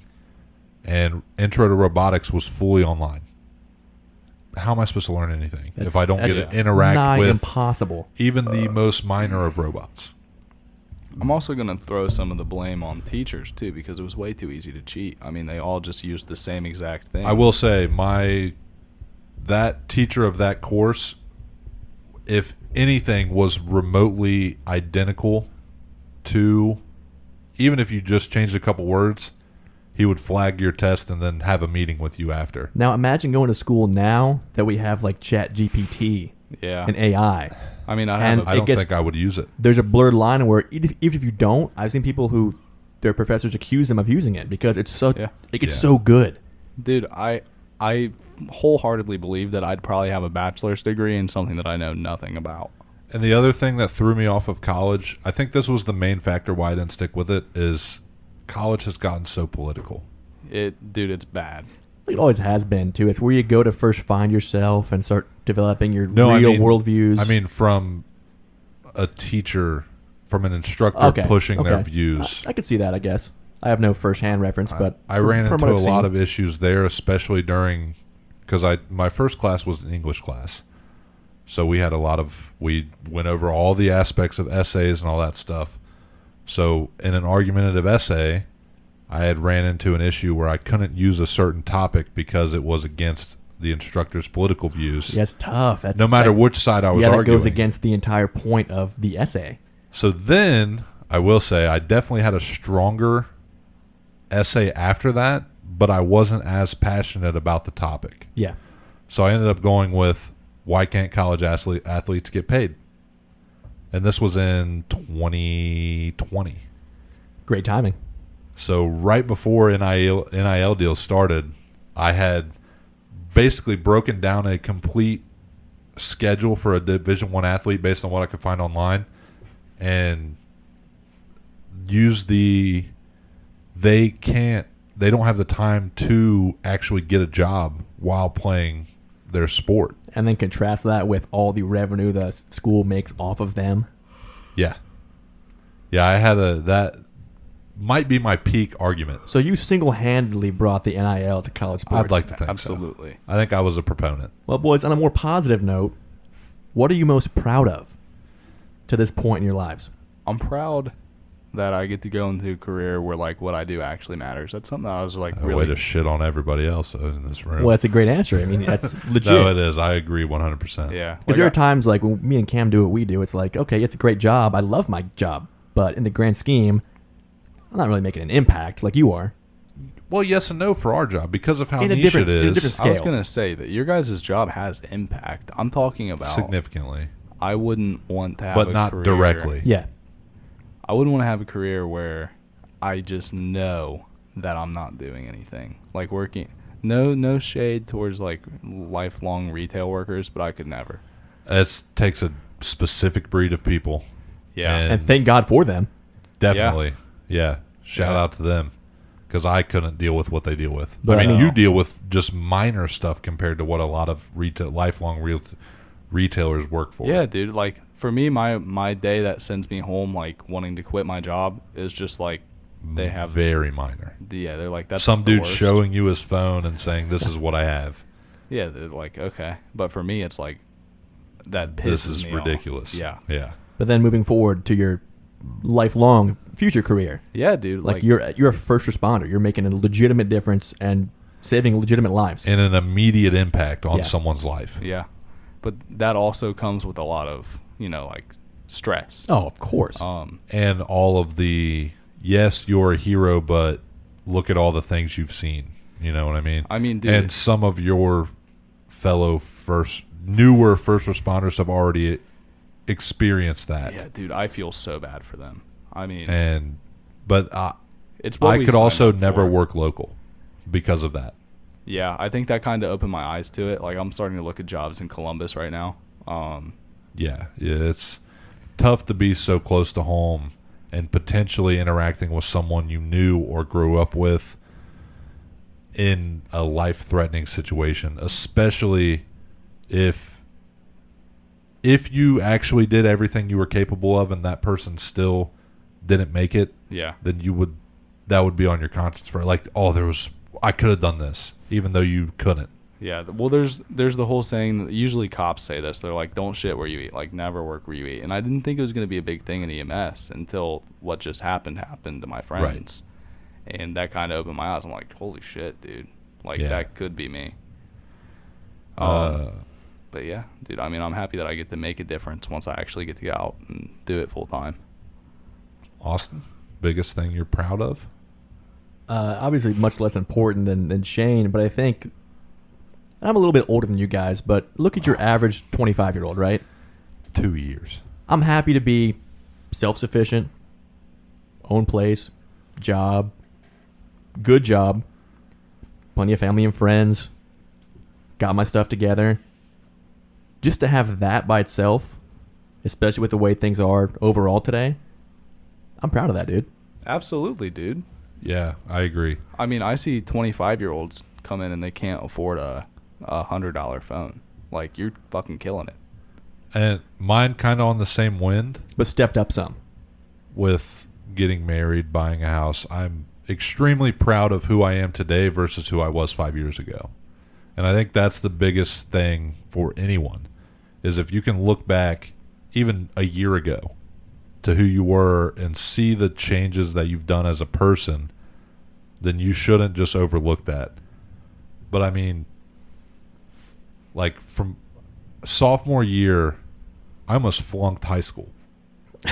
Which is honestly kind of hard to do. Yeah. It is. You have to try to I do missed that. a significant amount of school, and then just the flip from sophomore to junior year when I started at CTC. I'll say CTC, I'll tell anybody this, that's the only reason I graduated high school. I truly think I would have been in high school for probably at least 5 years if I didn't go to CTC. But I went from missing like upper 50s to 60 days in a school year to missing less than 10 in a 2-year tenure. Vast improvement. And that, one, shaped me into the man I am today, but then it also elevated my career path to where my career is today. And just the opportunities I've just spoken with people about are things that I've, one, never considered that I would ever even consider before. But, yeah, I can give all the props to my CTC instructor, Ron Summers.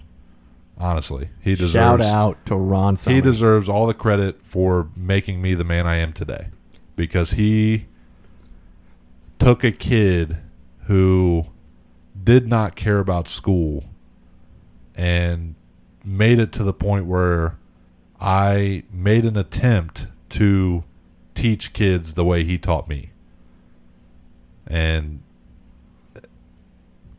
same with Shane. I feel like that's a very meaningful thing to do. And I would love to have that fulfilling career like Shane. But also I'm at a place where I'm at now in my career where what I do for the company I work for is still very impactful and meaningful. Yeah, there was a time where I wanted to pursue like a guidance counselor, where I could be a mentor and make a direct impact on young people's lives, you know? Yeah. I know down the road that still might happen, who knows?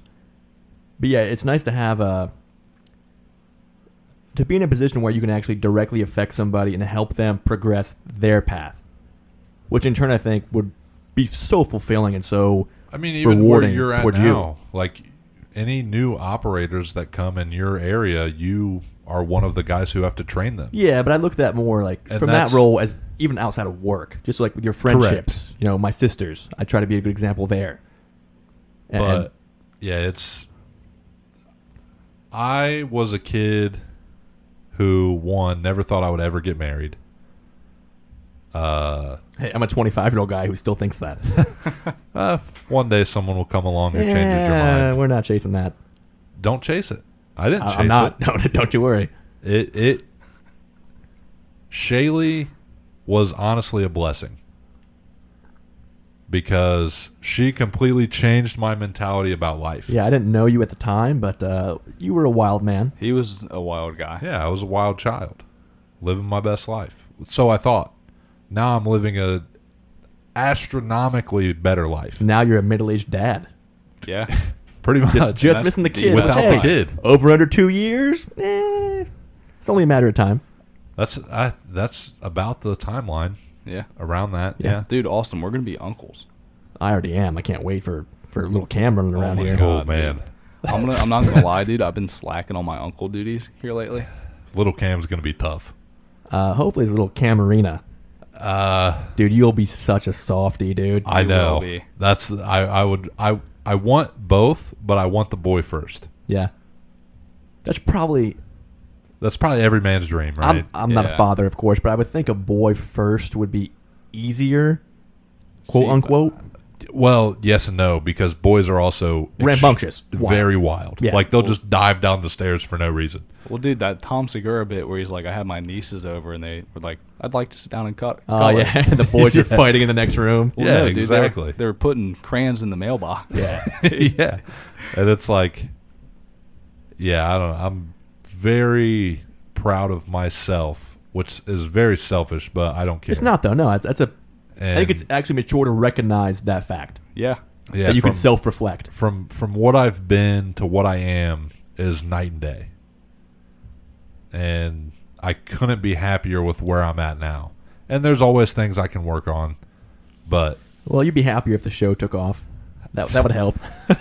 Another if we could be thing- full-time podcasters, dude. That'd be sweet. Now we're talking. Another thing that I'm really proud of, dude, is just the strength of relationships that I have.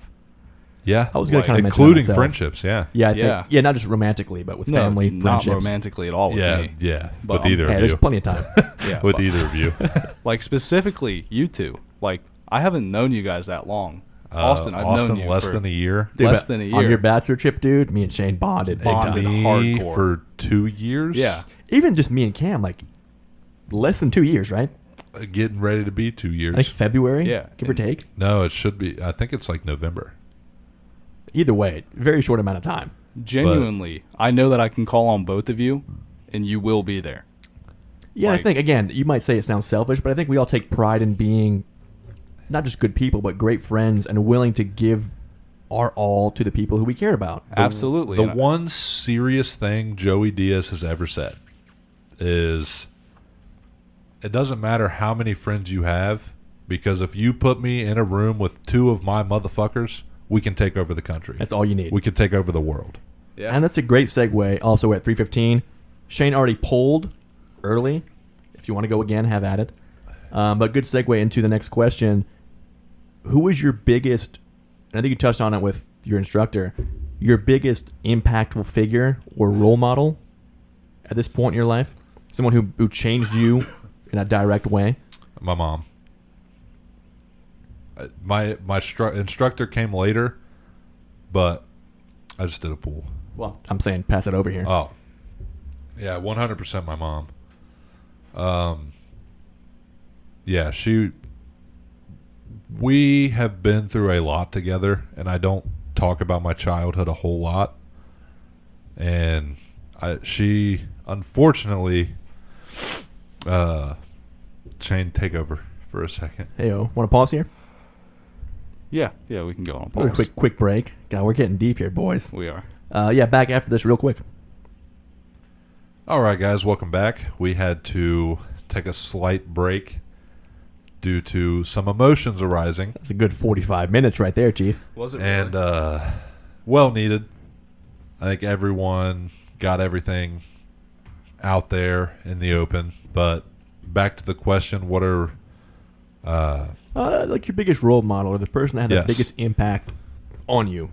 my mother, always being that strong figurehead. Nothing that we went through, even though we went through a lot, ever phased her in relation to me and my brother. She was a rock. Yes. And me and my brother joke a lot with her, and she has a very not good sense of humor. So I apologize for that, Mom, if you're listening, but the jokes are going to continue forever. Hey, if you don't bust the balls of those that you love, do you really love them? Yeah, you were my rock, and you continue to be my rock. And she's really emotional about me getting married because she feels like Shaylee is taking over the rock role, which is accurate. Shaylee should now be my first go-to, but Yeah, but you're always mama's boy. exactly. That never changes. And my dad was also great. I don't want to leave him in the dust by any means. My mom and my dad separated at a very young age, and I appreciate him as much as I appreciate her. But personally, me and my mom and Nathan went through a lot more together. Yeah. And my dad was a very good escape from all of that stuff that we went through. So I appreciate her for always being strong and showing me what a true rock is supposed to do. And I appreciate my dad just as much for giving me that escape from certain things that I went through as a child. We don't need to get into it, but we went into it a little bit off mic. But yeah, my mom's definitely number one. For me, I'm probably going to go with my grandma, because when I was younger, my dad wasn't really around, so my mom was always at work, which I would say both grandparents. And they just did more than anyone could have expected them to do, you know. My grandpa would pick me up from school every day, take me out, go do stuff, like make sure that I wasn't just, you know, sitting at home by myself, because had I done that, dude, I wouldn't have done anything, because I didn't really have anything. We were always super poor. And then grandma, I mean, she was the one that took me to go do everything. Like, we'd go to the fair, we'd go get dinner, we'd go, like, sporting events together. And just the roles that they both took without anyone really asking them to just shaped me into who I was, or who I am. Because, I mean, I wouldn't have learned anything without them. Because, I mean, and it's no fault of my mom's, dude, because she was just constantly at work. But I was always at my grandparents' house all the time. I believe your mom runs her own business. She does. She does. She runs a cleaning business. She does. So, which I mean, is obviously very significant on the amount of time away from home. Yeah, dude. And like I said, no fault of her own. I mean, she did what she had to get by. And I really respect that a lot. I'm not saying my mom didn't do anything. But just like for most of what shaped me as a person, it was always at my grandparents' house. They were my role models growing up. And if I can be anything like the two of them were, then I want to be that. I would say you succeeded in life. Yeah, and it makes you want to adopt all those qualities for yourself and pass those and on. it is difficult to do. Grandparents are a different breed. They never live up to it, right? You think, like you said it perfectly, Shane, if I can be half as good as they were, that's a success. Yeah. Yeah. Yeah, it's insane. Austin, I believe you're due. It's tough to narrow down. Side note, I also utilized LeBron James as my role model. He was kind of in that prime time of me aging, but to show that a poor kid from wherever you're from, Ohio especially, can do to be on top of the world like that definitely gave me I'll say champion's mentality. Yeah, Shane, think of a second tier role model too, like a much further detached that you kind of idolized. For me, you know, directly, both parents, I definitely don't take for granted the childhood that I was given and the opportunities that I had.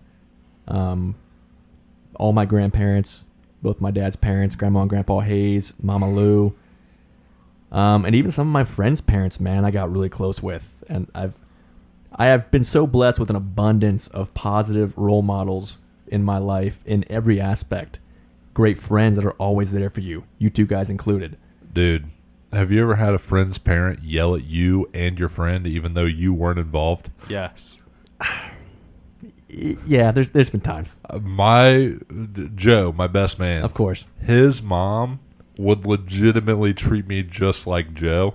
And if his room was dirty, our room was dirty if I was over there. One of my best friend's parents growing up was our baseball coach. Yeah, So, that's tough. yeah, of course, you're always hardest on the coach's kid.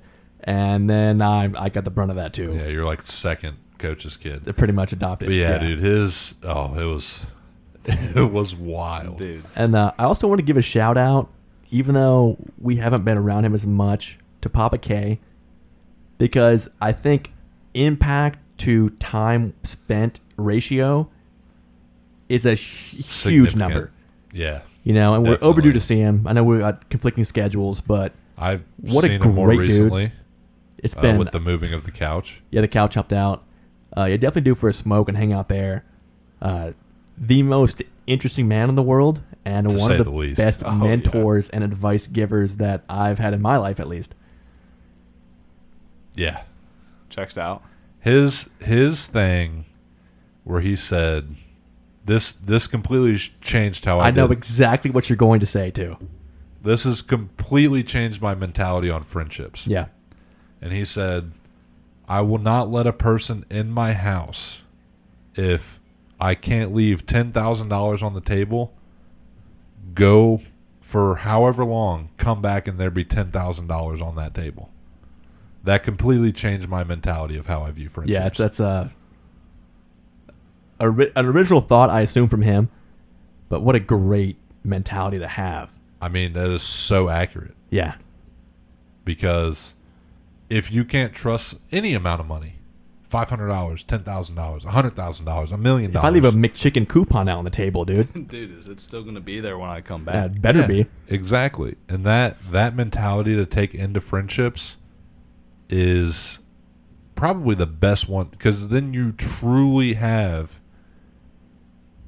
you're surrounding with yourself with people who are like-minded. Yeah, Yeah. and not even just like-minded, but even a step above.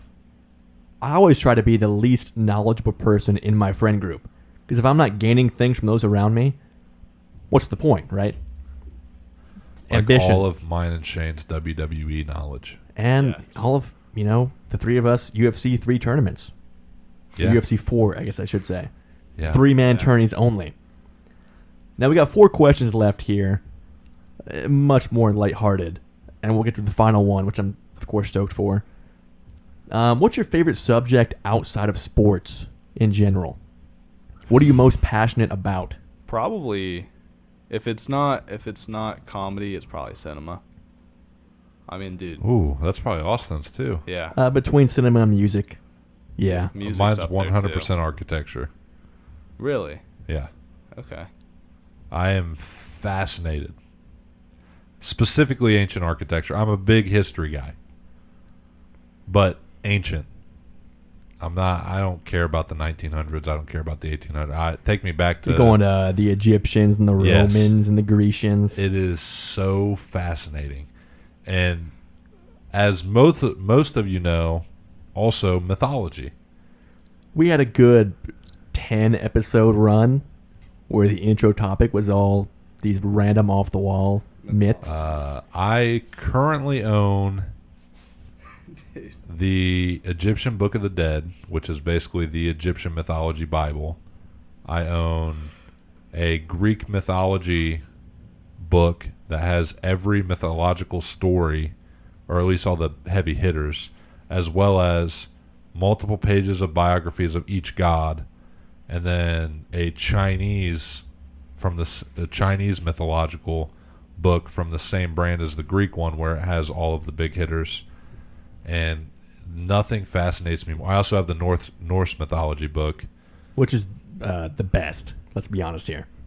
I don't know, dude. Dude, It's definitely Egyptian's crazy. Egyptians. They're all so fascinating, and just how the gods interact with each other and how they interact with what is going on in the real world is just so fascinating. But I think architecture's got to be my number one. Shane, do you want to expand on cinema and comedy or stand-up just in general? Yeah, dude. I mean, stand-up is such a good escape from everything, and then the people that do it well, they all do it well in different ways, and just being able to, like, sit back, listen to it, enjoy a good story, and, like, you know who are good storytelling comics, you know who are good just, like, they're going to get to the punchline. Like, William Montgomery, dude, that guy is all... Just riffs. Yeah.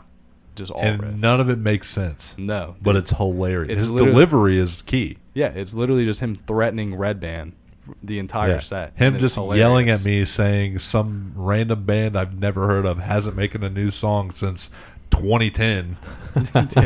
Dude. And then cinema, like, if I can find a good movie that has, like, actual meaning, like, my favorite movies, for whatever reason, they all end up being Robin Williams movies. I mean, the man made a lot of bangers Yeah, and a lot of dude. emotional hitters, too. So a different aspect of being into cinema than Austin. Because Austin, you get into, like, the sets and how they filmed in well, that yeah, but aspect. it all starts with the foundation of the actual film. Naturally. Yeah. But Like, I'll watch... do you get into that stuff too? I can get into some of it. It just depends on what it is. Like, I have to be really interested in the movie. Right. Like, it has to be a favorite for me to go into look into, like, production I feel like stuff. Austin does that with everything he ever watches. Yeah. Mostly true. I want to know who's behind it. But yeah, initially at the movie, it has to grab me first. Dude, horror movie, like, looking at the productions, those are so interesting. Oh, yeah. Like, I was watching the... I'm a big horror movie fanatic. Yeah. I used to watch them as I was falling asleep when I was younger. I don't know if you guys have ever looked into the production of Hellraiser, but that scene Big fan. where the guy comes back as a person, they used a animatronic covered in, like, actual, like, rotting meat and stuff. Yeah. And it looks so good. Like, to this day, it holds up That's compared why to I CGI. really miss, like, practical effects. Yeah. Like, you've all seen The Thing, Yeah. right? Yes. When the dog transforms into that alien crazy weird thing. Yeah. That was real. Like, they built that. Well, Yeah. it's similar to like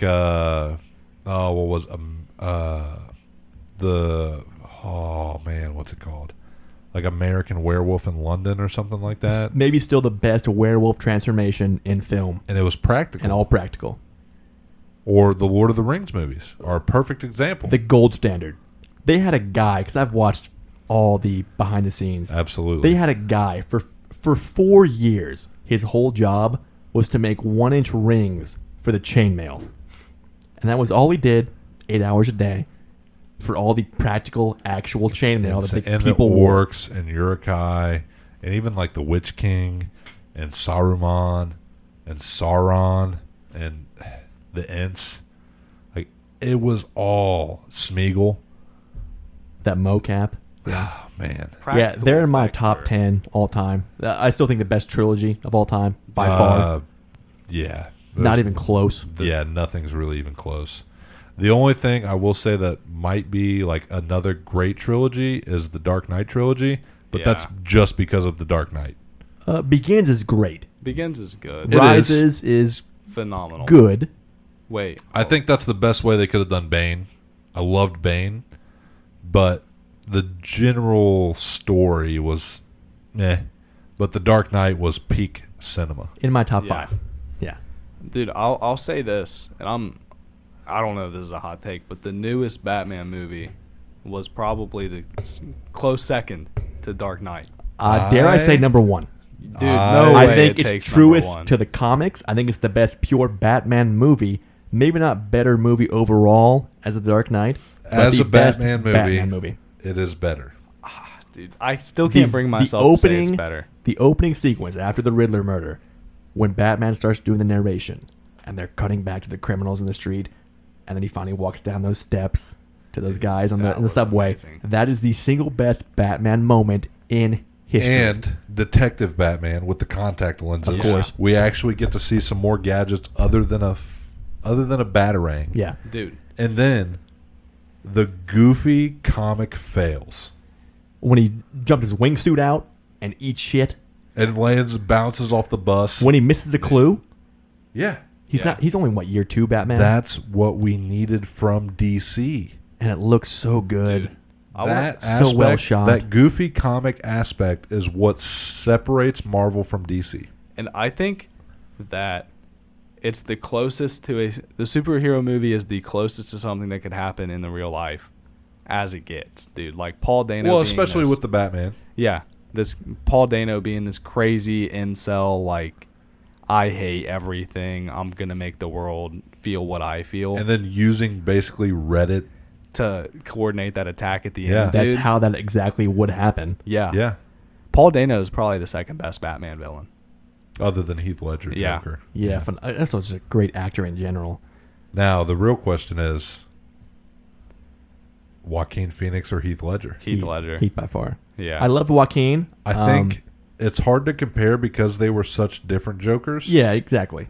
I don't think Heath would have done as well as Joaquin's, and I don't think Joaquin would have done as well as Heath's. Yeah. I almost disagree entirely because they're both such great actors. I think they could have adapted I don't to think the so. I don't script think so. that they were given. I don't think so. Because, Heath and Joaquin are both top 20 actors all time. dude. I agree.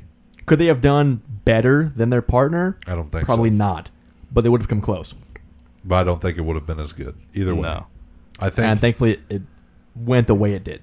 Dude. And I brought that up to tell you people out there who are comparing to stop comparing because they are the best at that Joker that they did. How do you guys think Joker 2 is going to be with it being a musical? I can't wait. Even with it being It a musical? should Can't be wait. good because that's more traditional Joker. Also, not even a hot take, the best Joker of all time, by far, Nicholson. Mark Hamill, Uh, the voice of Joker. he's a great voice actor. When I Yeah. read comics or see Joker, That's period, the voice you hear yeah. again. Yes, by far. Speaking of villains, rest in peace, the voice of Harley Quinn. Dude, yeah. I didn't Arlene see Sorkin, that. Yeah. a prominent voice actress, and the original Harley Quinn. Dude, if we're going to talk about villains. I believe she was even the Harley Quinn voice in the games. The first one she was, Yeah, Arkham in Asylum. And then Tara Strong took over. But meanwhile, RIPs, we talked wrestling earlier. Bray Wyatt. Bray Wyatt and and Terry Terry Funk. Funk. And then, worst of all, long life, great life, Bob Barker, I saw that. 99. Yeah. Legend. I guess he didn't want like a big funeral service or like To any live kind to of. 99 is insane to me. I don't want to be that old.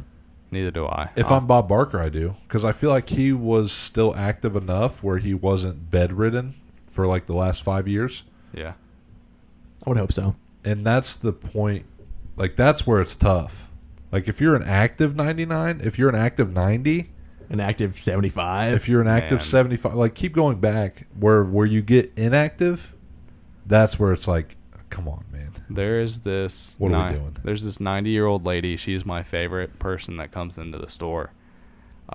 And when I tell you that this woman is the coolest old woman I've ever met in my life. She goes to strip clubs, like gay strip clubs, just throws those fucking singles out. She was on one of those TVs where they bring the old ladies to the clubs. Alcoholic. Wait, hold on a minute. smokes. Could you repeat that last sentence? She was on one of the shows where they bring the old ladies to the clubs and like. Well, you just let said them go. one of the TVs. How many shows are there where they bring old And ladies why are to strip you clubs? watching them? I'm not watching. And them. where She can you find told them? me. I mean, I don't not know. that I don't want to watch them, but like, where could you find them hypothetically? She just told me about it, dude. She was on a TV show where an old lady went to the strip That club. means some Yes. dude had his phone out, and it was a quote unquote TV show. No, Yeah. no. I guess like a legitimate thing, on Spike TV. Oh, Probably. 100% on Spike. dude. After you watch 1,000 Ways to Die, it's this old lady that shops at Best Buy in the gay strip club. She came in today, dude. She's looking for a coffee maker, and she's like, "Can I open this up?" I'm like, "Not supposed to." She's like, "If I open it up, will you say anything?" I said, "I'm not gonna say anything." She goes, "Walk away." I'm like, "All right, I'll walk away real quick." Dude, she got So, you, dude. I walk away. She opened it up. No, hold on. She comes back and she goes up to my coworker. She goes, "I don't know where that guy went." Oh, there he is. She plays it off amazing. So I walk up and I'm like, "So did you like it?" And she goes, "I couldn't fucking get it open. I'm just gonna buy it."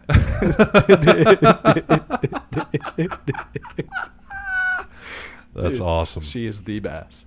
She buys like a new phone every couple months just because she doesn't fucking like the other one. She's like, dude, she bought an Ultra. Those are like Old lady $1,300 things. phones. Yeah, she just Yeah. She probably doesn't even know how to use it either. No, she does, dude. That's the crazy part. Is like she's completely. She's a modern old lady. She's a modern old lady. That's not a thing. It is a thing. You see a cut, dude. They're like they're unicorns. You see a couple every once in a while.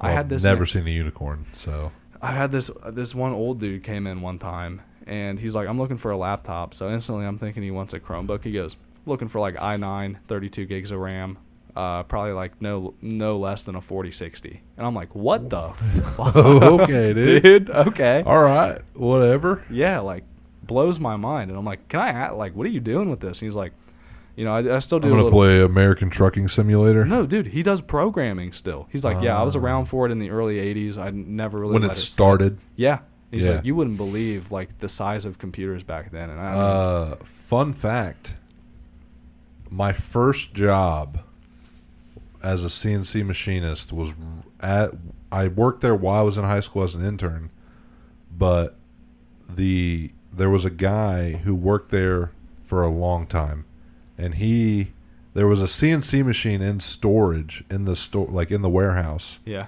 that no one knew how to run except this guy.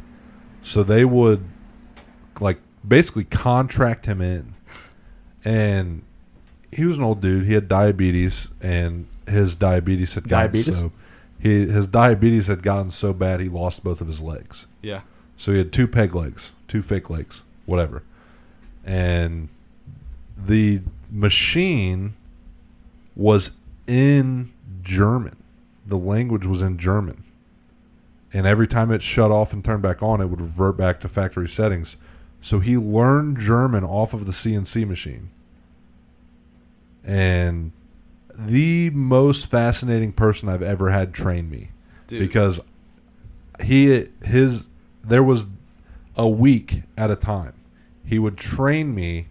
He would be with me for the whole week. He was around when CNC first started to take over. Mm-hmm.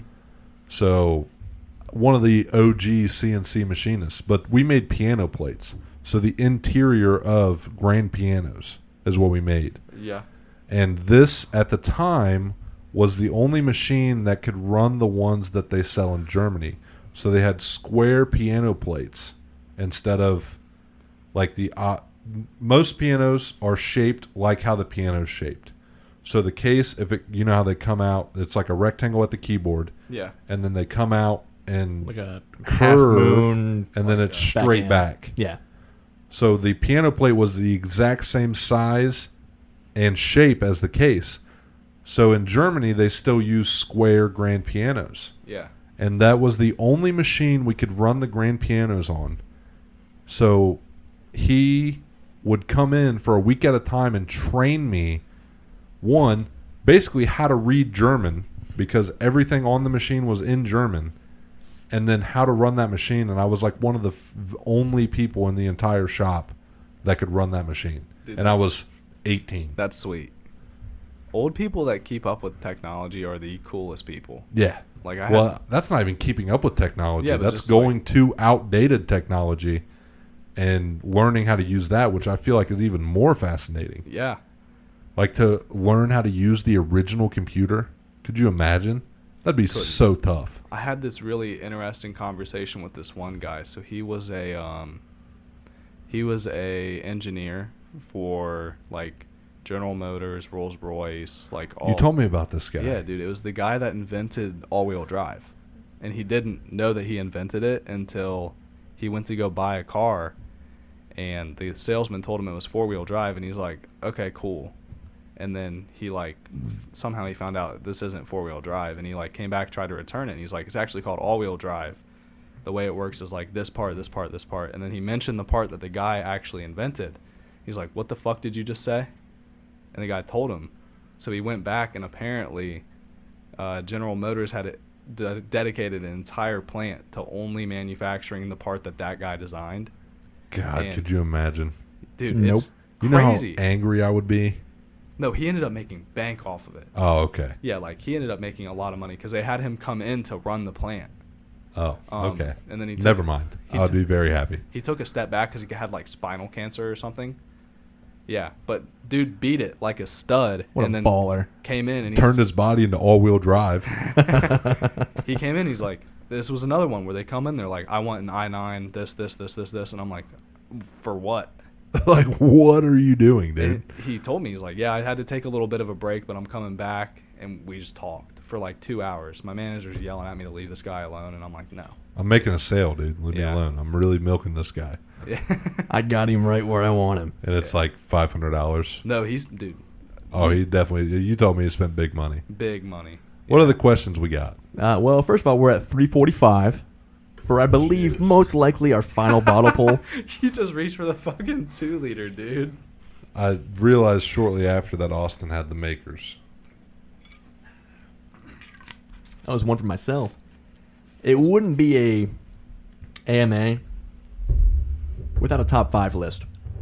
Okay. Oh, Boys, your man. top 5 favorite bands. Okay. In order or If you can. I'll lead because I have mine. okay, I'll go 5. I'll go Metallica, 4 Journey, 3 Foo Fighters, 2 Chili Peppers, 1 Foo Fighters. No. The Foos, both 1 No, and 3. One Nirvana. Big Nirvana guy, huh? Yeah. Okay. Austin, a notorious Nirvana hater. Not What? a hater. Just Why do you- overrated. I love Nirvana. Actually, no. I'll swap my 1 and 2. I'll go Chili Peppers 1, Nirvana 2? Either way, Yeah. solid list. No hate there. I guess I'll go next, Cam. I've got it's a cop out. I got a tie at 5 with both The Cure and Tool. Super different bands, but I love them both equally. 4 Zeppelin, 3 Sabbath, 2 Pearl Jam, and 1 likely will probably always be Metallica. My first true love in music, and that's been the same for the past 15 years. I'm going to throw an honorable mention in there for Nickelback. Dude, too much hate. There's way too It was much the hate. trend to hate them. It was. I don't know why. I don't know what started that. But they're a quality band. They are. But I'm glad you segued me into my top 5 list. Number 5, Nickelback. Yeah. I do not care. I'll shout it from the rooftops that I love Nickelback. I always have. Number 4, Aerosmith. Number 3, AC/DC. Number 2, Metallica. Number 1, Journey. Can never go wrong there. With Our final- plenty of honorable mentions. Dude, I have in a whole between. top 75 bands Yeah. list. Yeah, And even that I had to cut down. We could talk about this all day. I'll do a whole new show on just music. I'd love to, dude. Our final question Could is be more a of branch under our umbrella. when we take off. I'll be happy to do that. But our penultimate question, not really a question, more of a test. Can either of you say the alphabet backwards No. right now? Nope.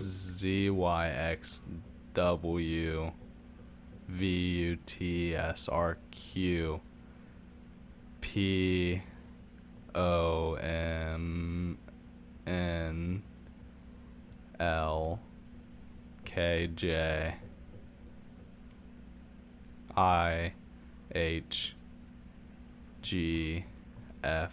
POMNLKJIHGFBC or CBA.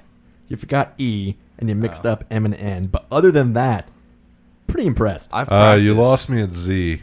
I can't do that sober. No, I've done a lot I- of practice, dude. yeah, I used to cannot. drive under some pretty questionable conditions. All right, we're going to back cut in the day. that. Of course, our last question was submitted from me. Looking back over the past year, boys, what are your Or favorite 6 months. memories from the show, both on air, off air, on the road, on location? What stands out to you guys the most? Honestly, probably my first day because Cam just kind of said, "Hey, you're gonna come and hang out with me in Austin." I'm like, "Who the fuck is Austin, dude?" It's funny. He texted me, "Hey, Shane's producer now." I'm like, "Okay, Yeah, like, we'll roll with that." I met you 30 minutes at a party that got rained out. And I don't even remember you from that, honestly. Yeah, dude, it was very And brief. the best part is that Austin had no idea that the original pod idea was from you. Yeah, He knew that I had an original pod idea, but we didn't cover that until like 3 months into your tenure. yeah. What, Butt Ball Podcast? Yeah. I'd heard about that. You knew about it, but you didn't know it was Shane. You mentioned his name. I didn't know what. I couldn't put a name to this guy. Correct. Yeah, that was Yeah. back before I had dropped out of college. So he'd be texting me like in the middle of exams, like, "Dude, post on Twitter," and I'd be like, "Okay." And then he asked me what happened to the Twitter. I never told him I deactivated it.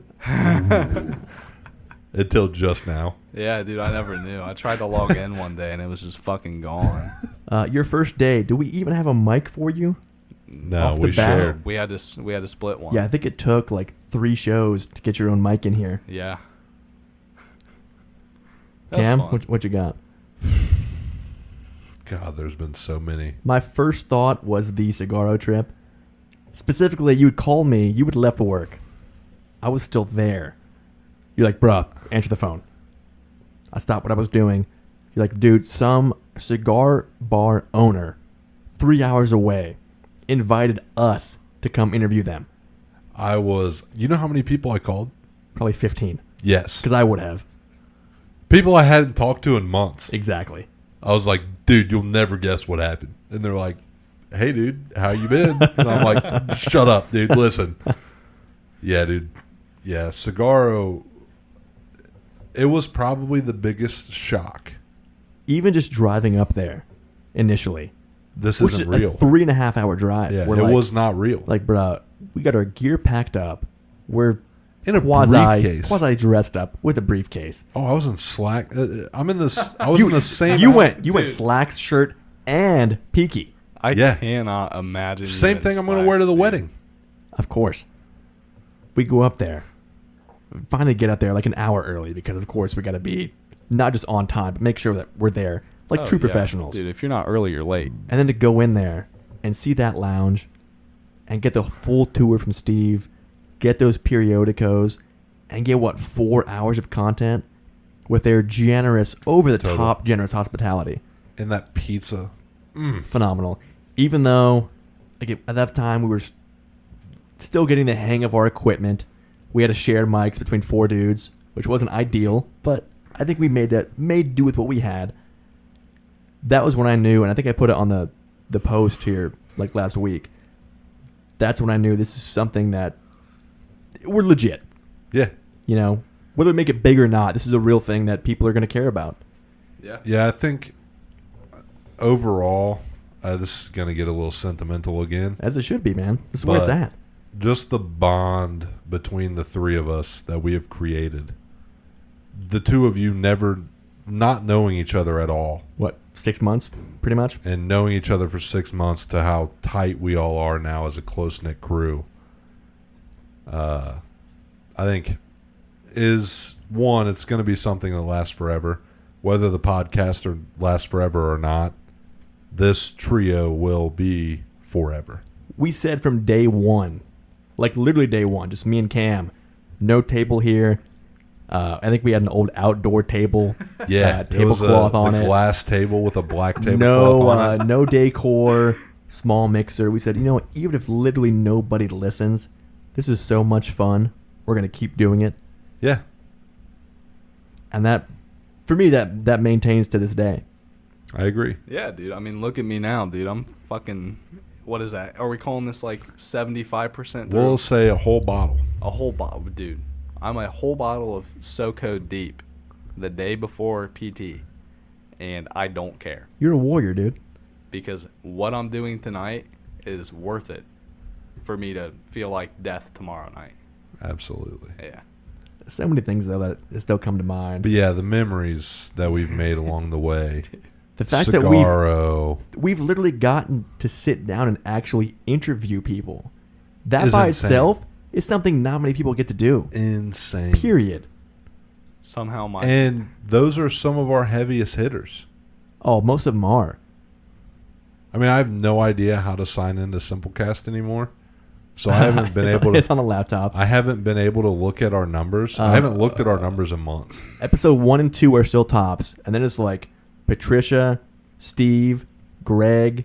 I think Troy's up there. All of our guest episodes, interview things, Yeah. are all up there. And that's what has been the most fun to do. To go on Definitely. location, get off just sports, and actually talk to shop owners. Person to person. Yeah. Let's talk about business. Let's talk about your path to this point. And even the people we've met, the Ohio Cigar Mafia. Without this, we would have never been in that situation to be there. We could go another hour on just them. By the way, September 16th, Saturday at Stogies, 11:30 Or to 5. Cigaro. Or if you guys are up north, Cigaro, same time, same day. Our last event of the year for the OCM, 100% of the benefits all towards Southeastern Guide Dogs. Be there or be square. Meeting Bobby Newman. Once in a lifetime. Insane.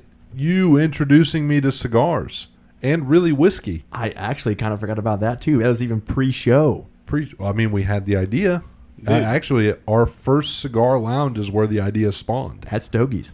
Yeah. Before I came on this podcast, the only cigar that I had smoked was a black and mild. No, not Doesn't black count. and mild. It was a Cuban cigar from an air Indian quotes, air gas quotes. station. How much you pay for that? $4. Still too much. Yeah, A Fubin. dude, it was rough. Bro. And in my heyday, I had Fubin links, so bro, I understand the fake Cuban. we smoked it on the day of graduation, and my friend threw up on my back patio. Nice. It sounds about appropriate for a graduation. Yeah, Now, do you guys want to hear your final drinking rules? yeah. Yes. So for Cam, didn't hit one of these today, maybe because there wasn't as much debate going on. Yeah, no. But it was the word however. Ooh. That would have been a good If one you go I back tried to to the pick first fights. one too many, so many. Yeah. But not much debate here. So that That was let's in the just slide. height of the playoffs. And So- then for you both, whenever you guys repeat the exact words somebody said. And then Cam, you also didn't do the misuse of a common word or phrase. Like, Oh, I'm going to flack. get flack for this or whatever. So 1 for 3 on my end. But the 15-minute bottle pulls did you just fine. Yeah, Definitely. Shane, of course, whenever you timidly backed down from Cam, which only happened once. Again, you held your ground. I'm pretty proud Not a of you. lot of arguments. I was pretty liquored up too.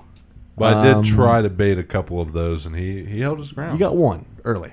Yeah. Of course, you repeat the exact words. And then last but not least, whenever you start a sentence with dude, which I think I got you yeah, for dude. like 4 or 5 times, I would have guessed a lot more. I could have gotten blacked out tonight. I may have missed some, but even then, I think there would have been a lot more. Yeah, I've noticed that I do that a lot, and Dude, what? a lot. Even over text, first word, dude. It's an easy habit to get into. It It is. I need to And it's a chill very out. hard one to break. It is. Impossible to break. Yeah. With that, Cam, do you want to take us out of here? Are you capable? I think you should. I think I Yeah, should. think Boys, that's a good idea. if you haven't already, go follow us on socials, on X, Facebook, TikTok, Insta, YouTube. We're technically there, I think. At SportsnStogies, of course, Gmail. It's been a great year with SnS Nation. Ready for one more? And you know what we always say, SNS. To the moon!